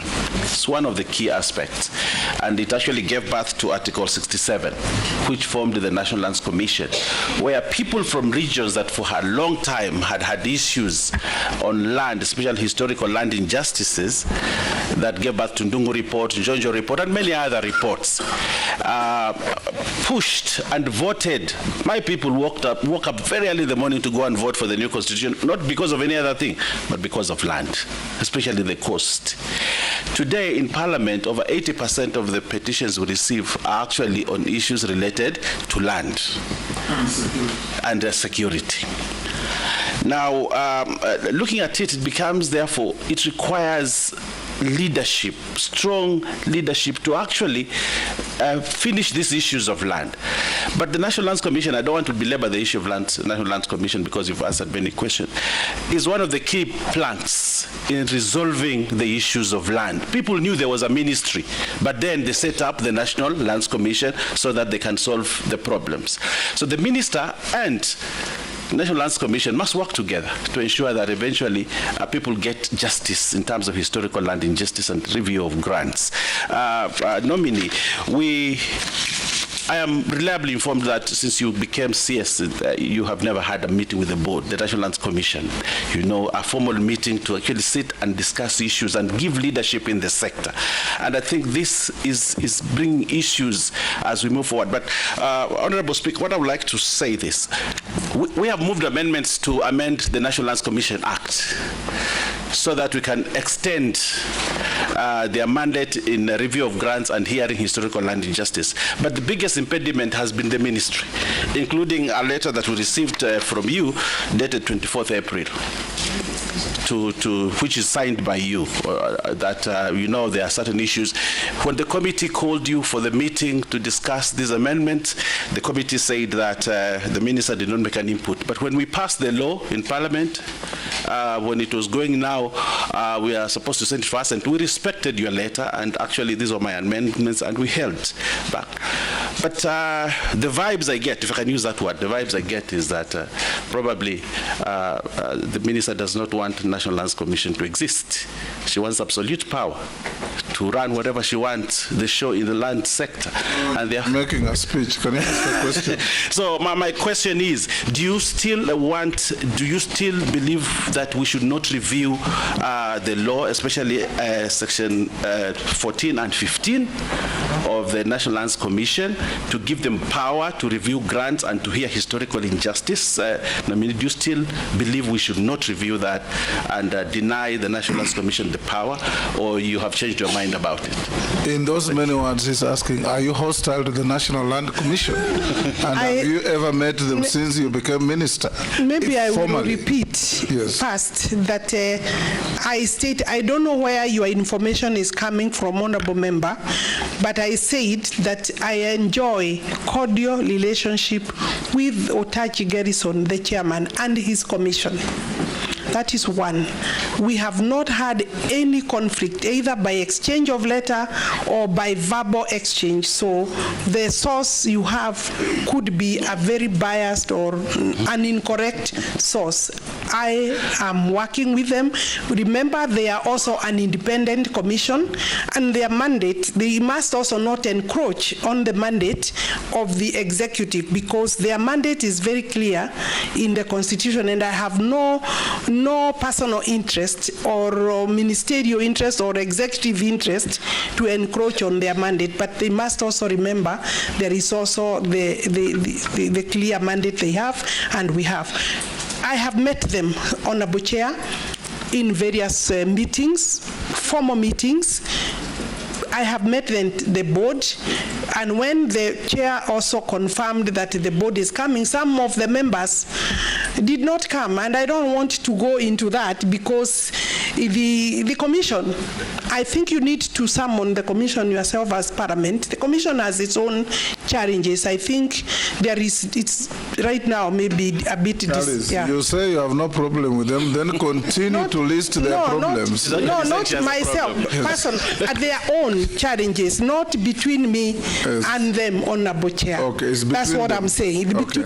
Maybe the reason they are not working is the challenge between, but not between me. They have handed over during a formal meeting the national land policy, because as their mandate they recommend to the ministry the national land policy. We have had a whole morning meeting, the entire board led by their chairman. So, and the chairman also paid a courtesy call. We have had other many meetings for various things with the chair and any other commission that has an issue to deal with at the ministry level. So I'm okay. Your speaker. What is your take on amendment? Microphone. Amendment of section 14 and 15. I think my take would be the take of everybody else. I mean, I work for the country. If those provisions, that particular maybe amendment you are talking about, if it is subjected to public participation and debate and other stakeholders and it goes through, then I wouldn't be the one who would hold it. But I don't want to sit here and say that it's okay, because it may not be okay for many other stakeholders. Thank you, Mr. Speaker. Honorable Alice Wahome, this Ministry of Lands has been cited as corrupt from time immemorial. And the issue of, even when you watch news, many times you find people have been, kicked out of their houses because of the issue of fake titles, which you've addressed very well, I must say, because you've said you have a way of dealing with the fraudsters. Even if they have to go to court, let them go to court. But my question is, what action do you propose to take if you are approved on the staff of the ministry that are clearly, in many instances, involved in the same fraud?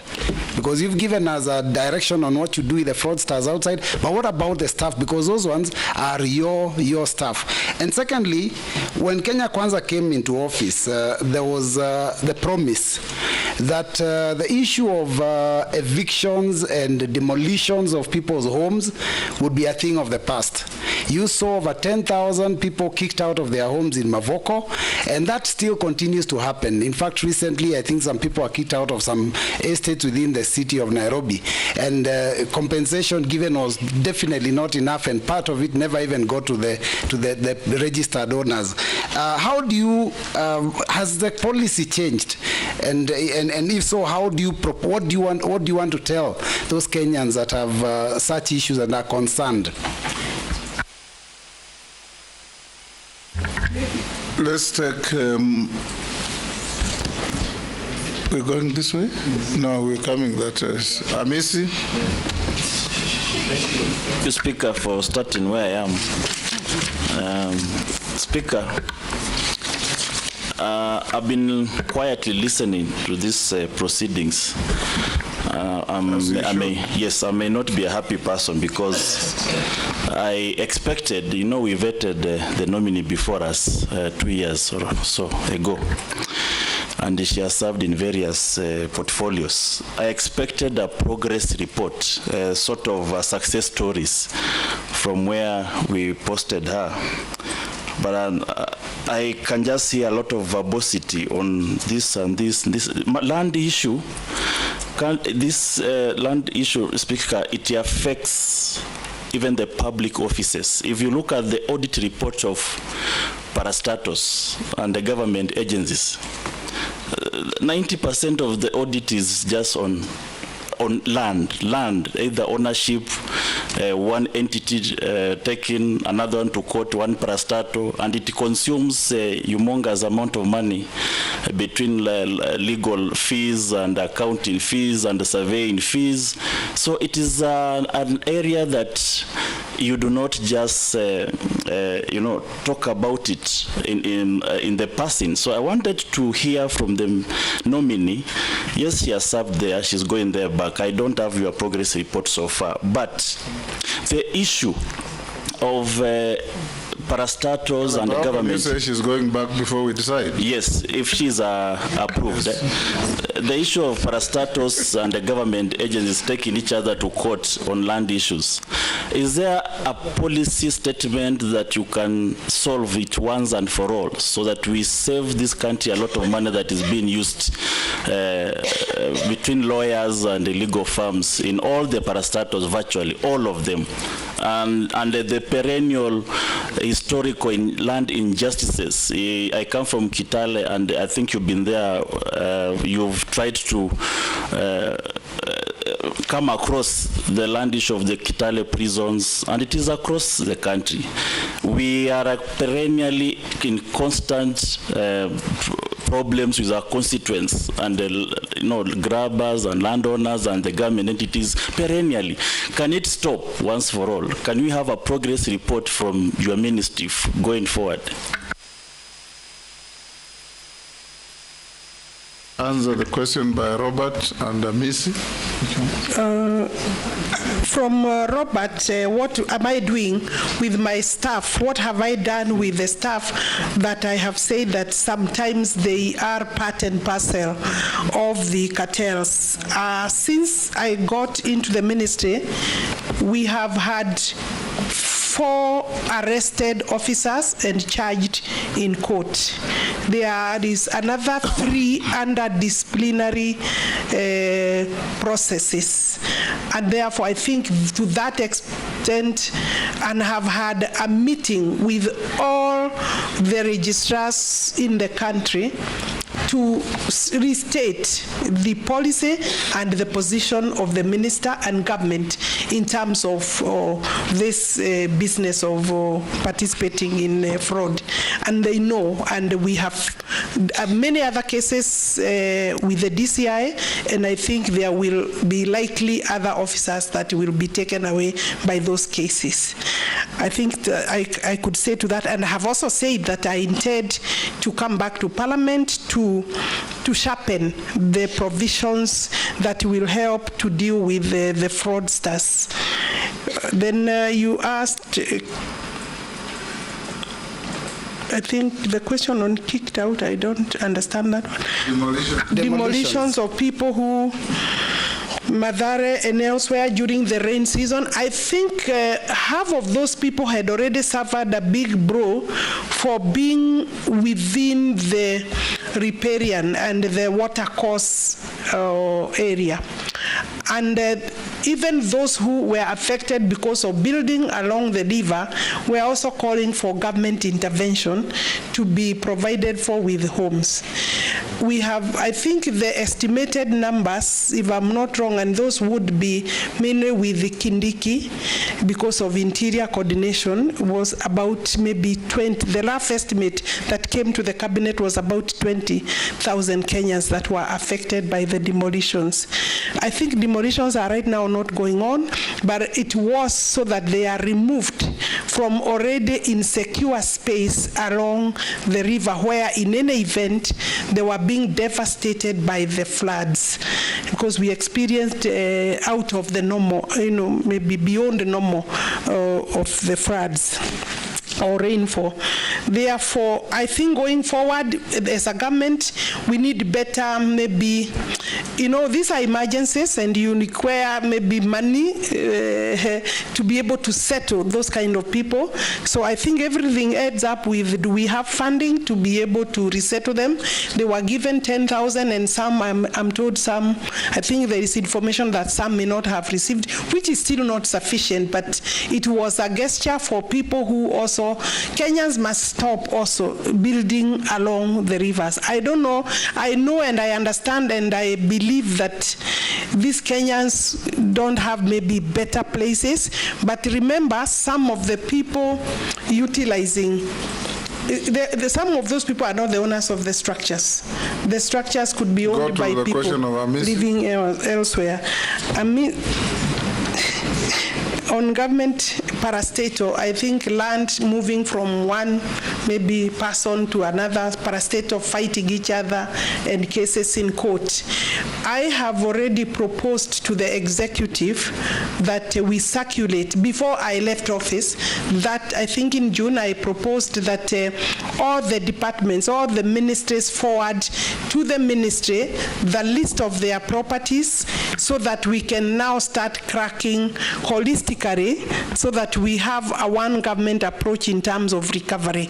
I was given approval to circulate that request to call for departments to forward all land that is said and known to have been grabbed. We will be working on that. Of course, I will require police, I will require the investigative agencies, and I will require the EACC. And I think then it is, whether I'm the minister or not, Kenyans should be prepared to move from government-owned properties because it is public wealth, it is public property, and it is horrible where, as the situation where we are. And I agree with you, we should give it a one holistic approach so that we clear with it once and for all.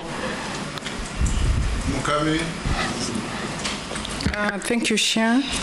Honorable Waziri, I just want to ask you one question regarding the pending bills, because I understand there are many pending bills in your ministry. I need to know how you are going to sort it out, considering the current financial state at the moment. The other question is about compensation. There are many Kenyans who have given their ad to the government and they've been waiting for their money, and it's like it's taking too long. Thank you. Ms. Shimbogo. Asante sana mwenyekiti, nitauliza maswala mawili, swala la kwanza kwa lugha ya Kiswahili na swala la pili kwa lugha ya Kiingereza.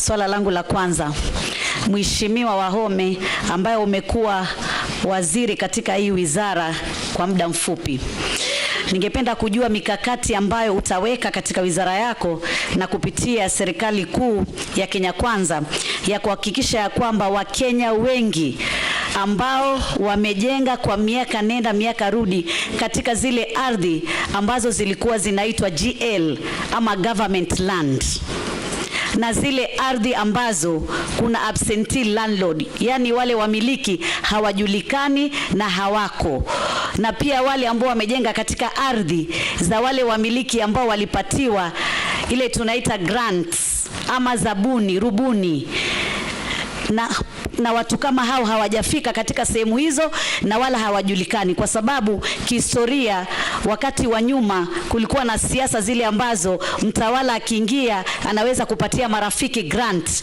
ya mashamba katika sehemu tofauti tofauti, na jambo hili limefanyika sana katika sehemu ya bonde la Ufa na sehemu ya pwani.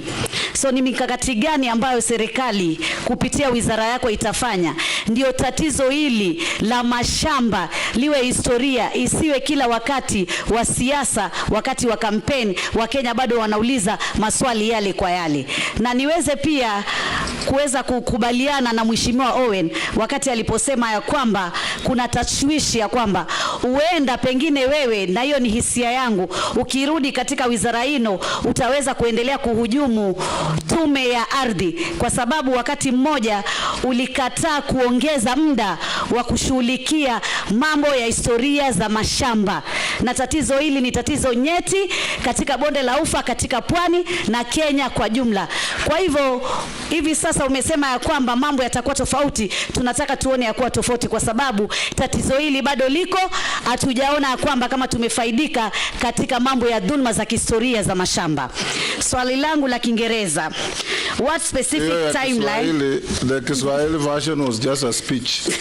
Now ask the question. Mwenyekiti, hilo ni swali na nafikiri Mheshimiwa Wahome ameelewa hilo swali nilivyoliuliza.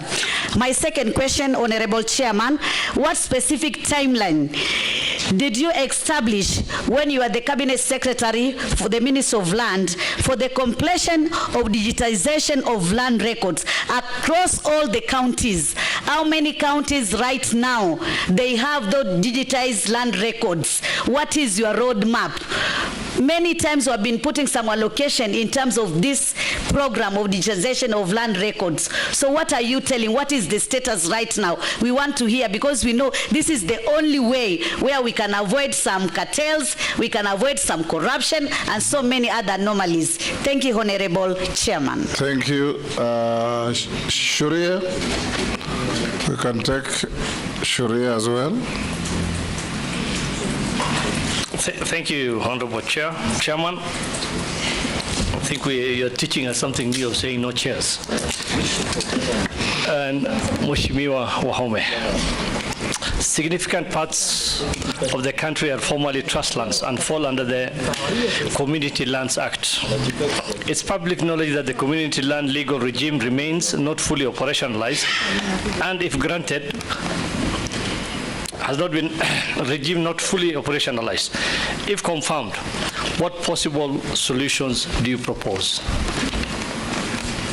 I thank you, Honorable Chair. Can you answer those, Alice?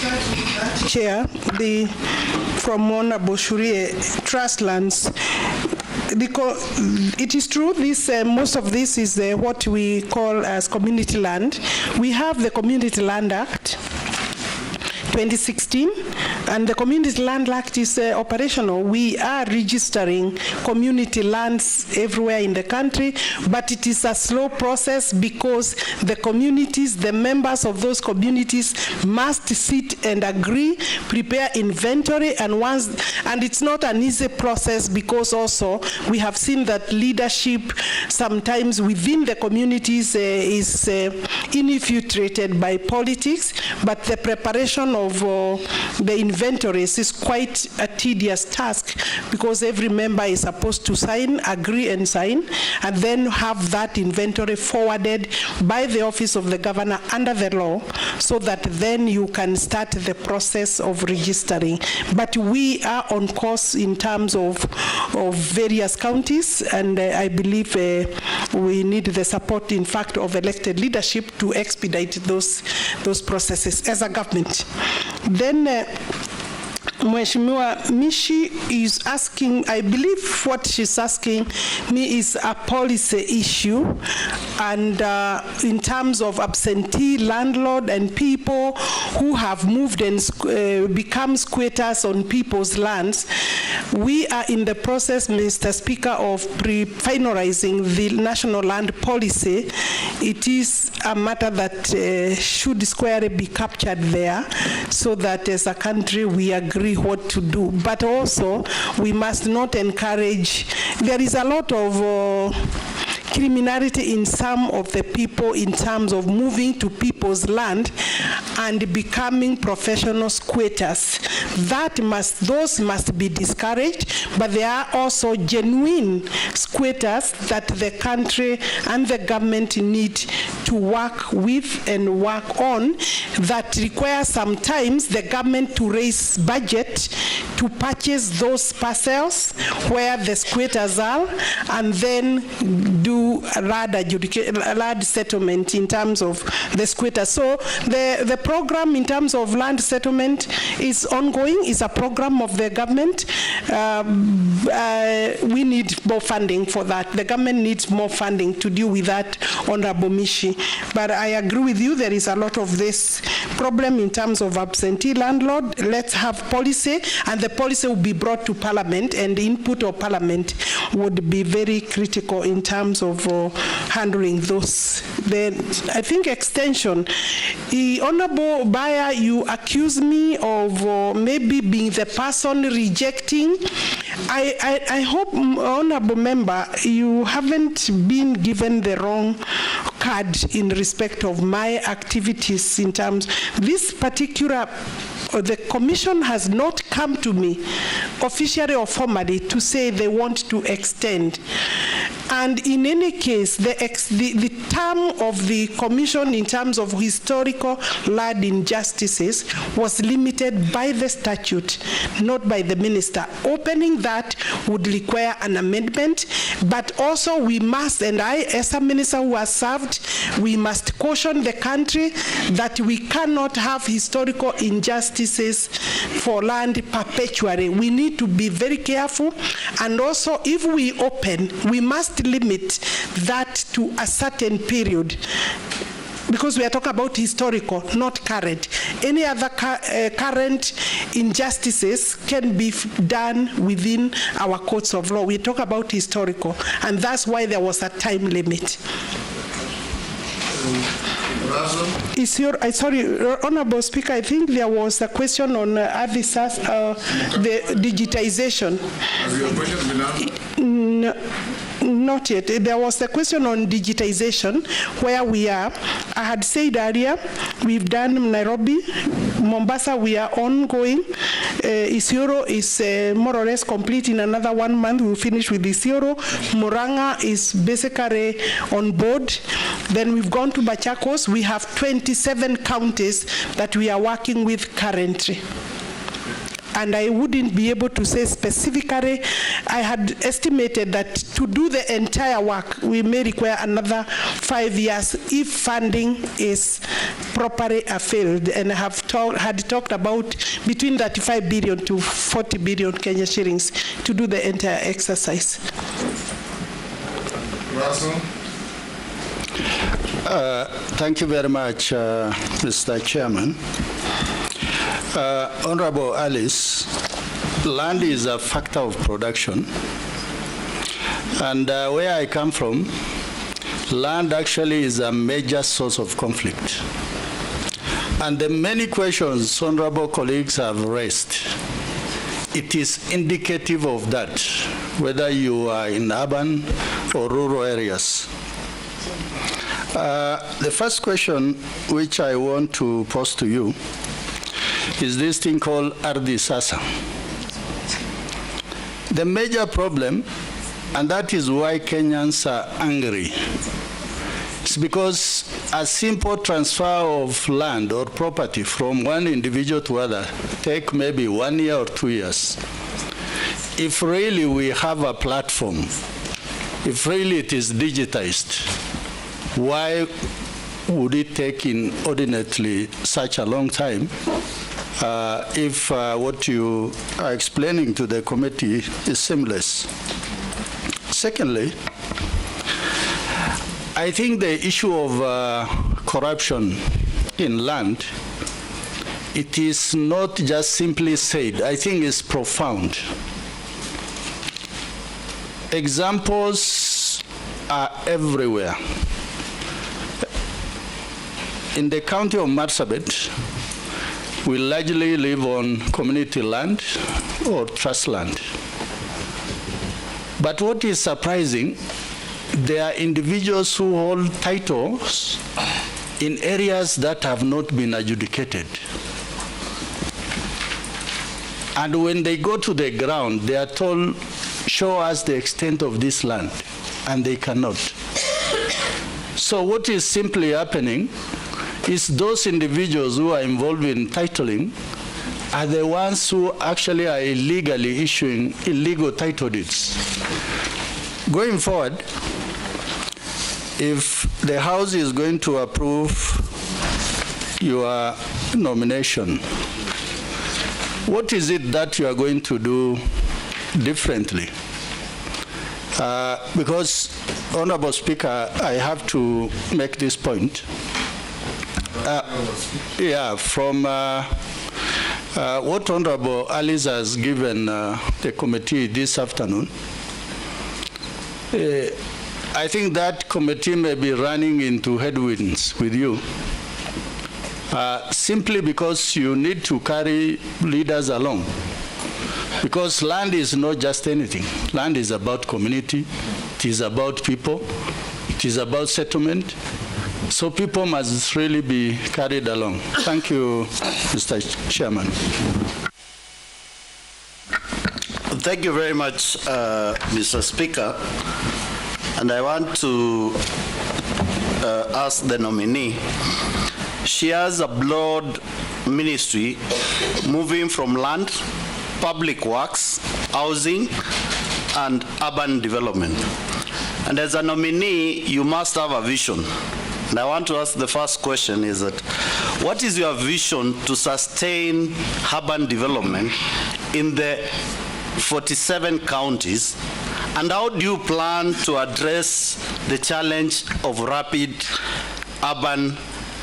urbanization in terms of planning, in terms of giving blueprints of how the water supply will be done, roads construction will be done, the issue of electrifying those urban areas, and the issue which is very fundamental of sewerage in most of upcoming towns within Kenya. Secondly, the State Department of Planning Public Works launched the National Building Code 2024 on 17th of July 2024. The code is expected to update the standards and the requirement in the construction industry and aims to resolve the various issues affecting the Kenya building economy environment. If approved, how would you support the execution of this code? Various associations, including the Association of Construction Managers of Kenya and Interior Designers Association of Kenya, have raised concern concern on being unrecognized by the code. What is your opinion and what is the remedy of this?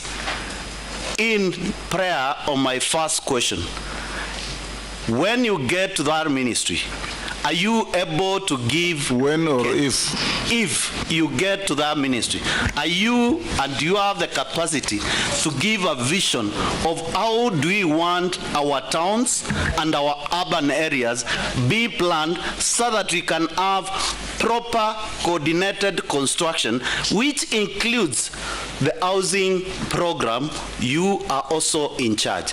The last one, the assistant chiefs. One question at a time. Okay, can I finish with this? Can I finish with this? You've hit two already. This is the last one. As a minister for housing, and you are in charge of this ministry and to implement the housing program, what do you visualize on how the common man at the village, the assistant chief, the chief who is paying the housing levy to benefit from the housing program in this country? That question has been asked 4 times. Yes. Yeah. Yes, but I think it is important to Mule. Maybe I can start with it and say that I had said that I see this program of affordable housing is a new one. Stages and is spreading. And I see it going forward. I see it going to the rural areas as well. But for now, we are within urban centers. For obvious reasons, infrastructure, facilities. The next question. Yeah. Mukami had asked me about pending bills, Honorable Speaker. The pending bills, we have about 18 billion legacy or pending bills, some of them from cases that are filed against the ministry. And these are being considered as part of the national pending bills from other ministries where a decision must be made so that we agree as a country how we deal with all the pending bills, including verification processes. That is a process being undertaken with the leadership of the National Treasury and the Executive. So we will have decisions made together. Compensation, I don't understand which compensation, because compensation in terms of compulsory acquisition is done by the National Land Commission, and basically that is not within my mandate. Any other compensation, maybe by judgments, those are pending cases or pending bills.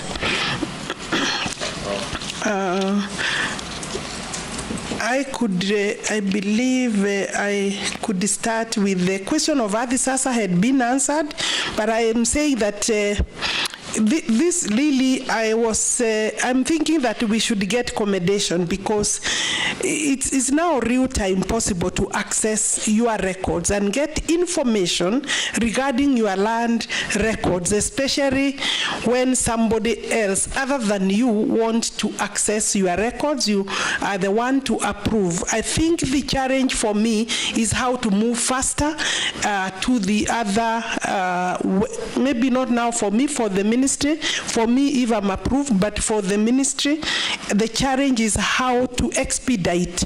And I had said that with the necessary funding, it is possible to expedite. There is an issue you raised regarding titles in Marsabit or even elsewhere. Let me also warn the members, just alert the members and the public that it is not all titles that are out there that are actually valid titles or are titles. They could just be papers with no worth of a title deed. There are many, some are just made at Liver Road, like some of the cases the Honorable Majority Leader was raising are title papers. When you look at them, they look like they are genuine, but they are made from River Road and they cannot transfer proprietary rights to any property. So I don't know what you are referring to in Marsabit. I think it would be important for me to have the records so that I be able to know what you are dealing with or referring to, or the ministry to be able to be brought to their attention so that they can maybe stop whatever could be happening. And I agree it is profound, and the land issue is obviously very emotive. So therefore, community land, be part of the community land processes so that you can help to expedite the community to have their land put in a title, because it's private land. Community land is considered as private land for that community. The rights are the same, so they would need to come back together quickly so that there is no land left without title. I think security would be secured by that. Individuals involving in titling from my ministry, I had agreed, and I also said we have a few we are processing in court.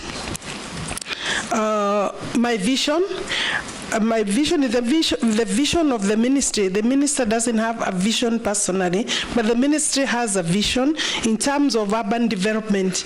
And in terms of urban development, we have the Urban Areas and Cities Act. And that is specifically addressing the problem of rapid growth of population vis-a-vis facilities available in our small towns.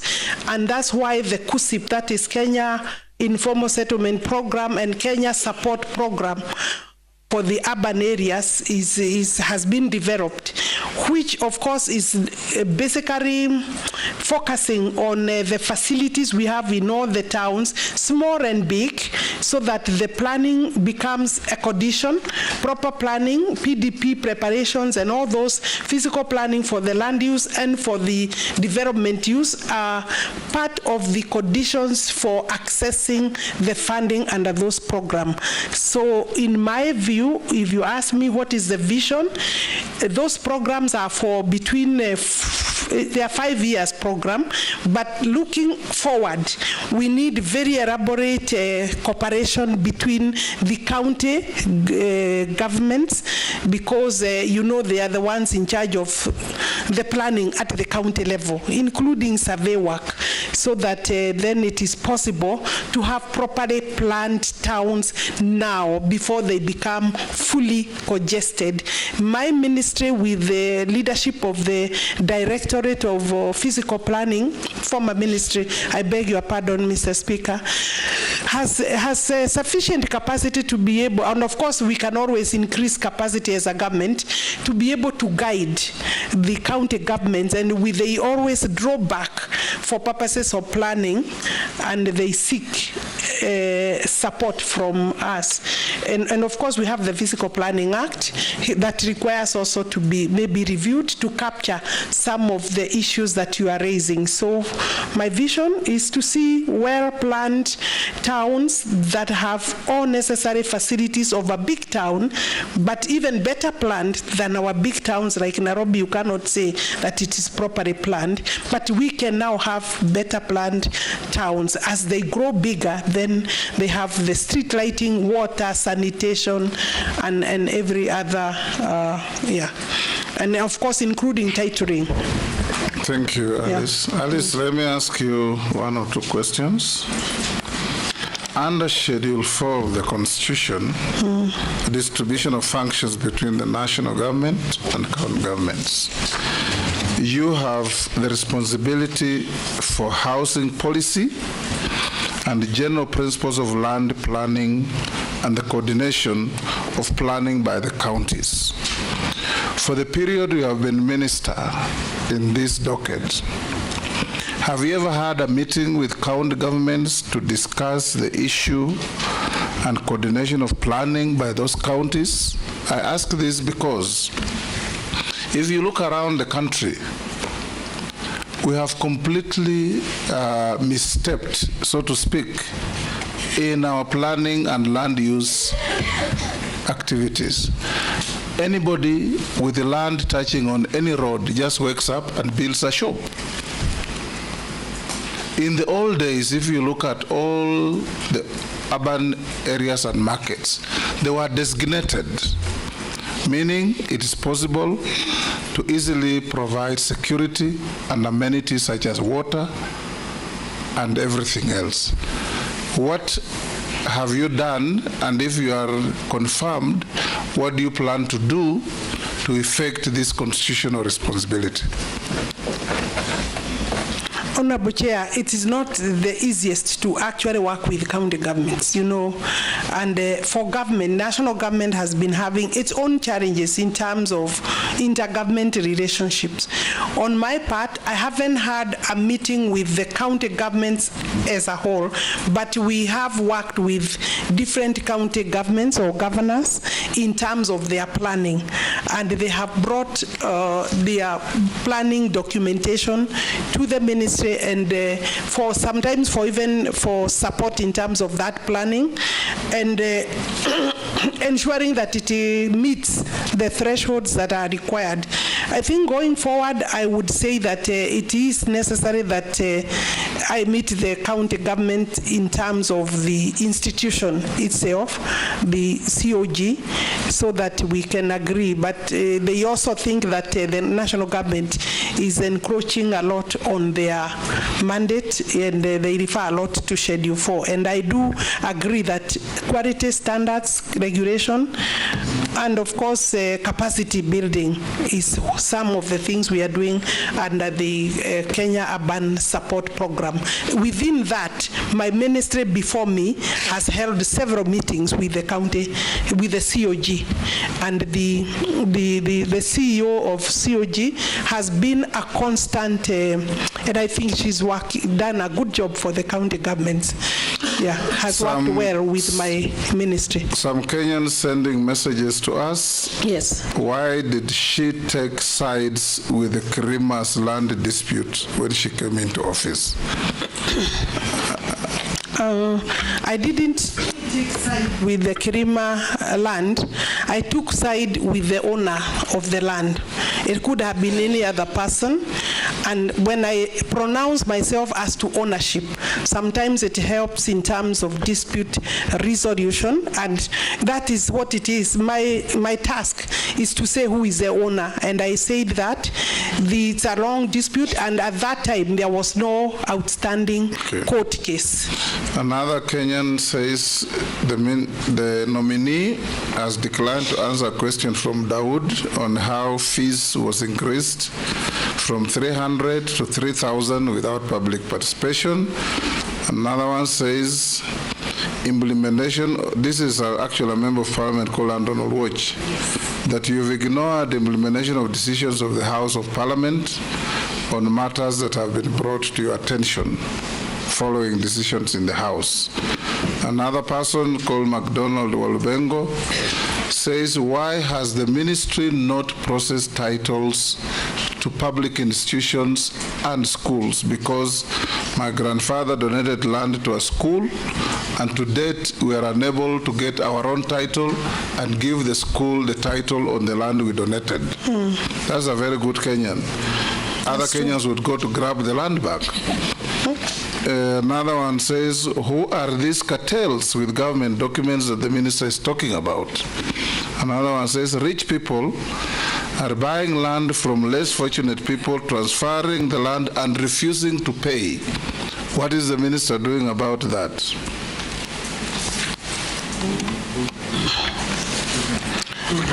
Those are comments from Kenyans. I think for schools, it's an important, very important question. Is the one of the schools. Yes, we have titled over 14,000, going to 15,000 title deeds for schools. I actually, Alice, know of a school. Yes. That was given land by a generous person, and his grandchildren over 50 years later came because the school had no title, took away the land, and kicked out the school. Yeah, I think previously the institutions did not just schools, actually most government institutions, and maybe that is one of the tasks that we should achieve, do not have titles for those properties. And the titles are supposed to be produced and held. If you are confirmed, can you have a marshal plan to issue title deeds to all public institutions within a year? Those without issues, it is possible. Yes, as you emphasize on that public institutions, I want to add, including KICC. Yeah, thank you, Speaker. You know what I mean? Yeah. Including KICC. Honorable Speaker, you know that, go on. Sorry? You know that, and go on. As she knows. Thank you, Speaker. Honorable Speaker, let me clarify on schools. We have over close to 15,000 schools that we have under our program. There is a program for titling of school titles, you know, and we have covered close to 15,000. The total is about 31,000. So I think we are on course. Possibly we need to expedite in terms of that. A few have disputes about 1,500, but the balance we are working on, a balance of another maybe 14,000. Ruoch says I have ignored the House of Parliament. I am not aware of any area that I have ignored. Maybe it has not been brought to my attention. And should I be approved, I would want to engage him personally or get him to. Yeah, I know him. I don't know what he's referring to. The fees that the member of the public, and it's important, is there was elaborate public participation. The fees of 300 shillings, 500 were fees that were for 1980. Prescribed, when the act was actually, basically it's over 20, 30 years. And so we reached a point where we reviewed, and there was elaborate, and there is records of public participation. And I would also seek that Kenyans agree to support, because it's their government. Yeah. Alice, you are so wordy. If there was public participation, just say so. Kenyans out there have said I haven't answered. Yes. Yeah, so I wanted them to understand, yeah. Lastly, Alice,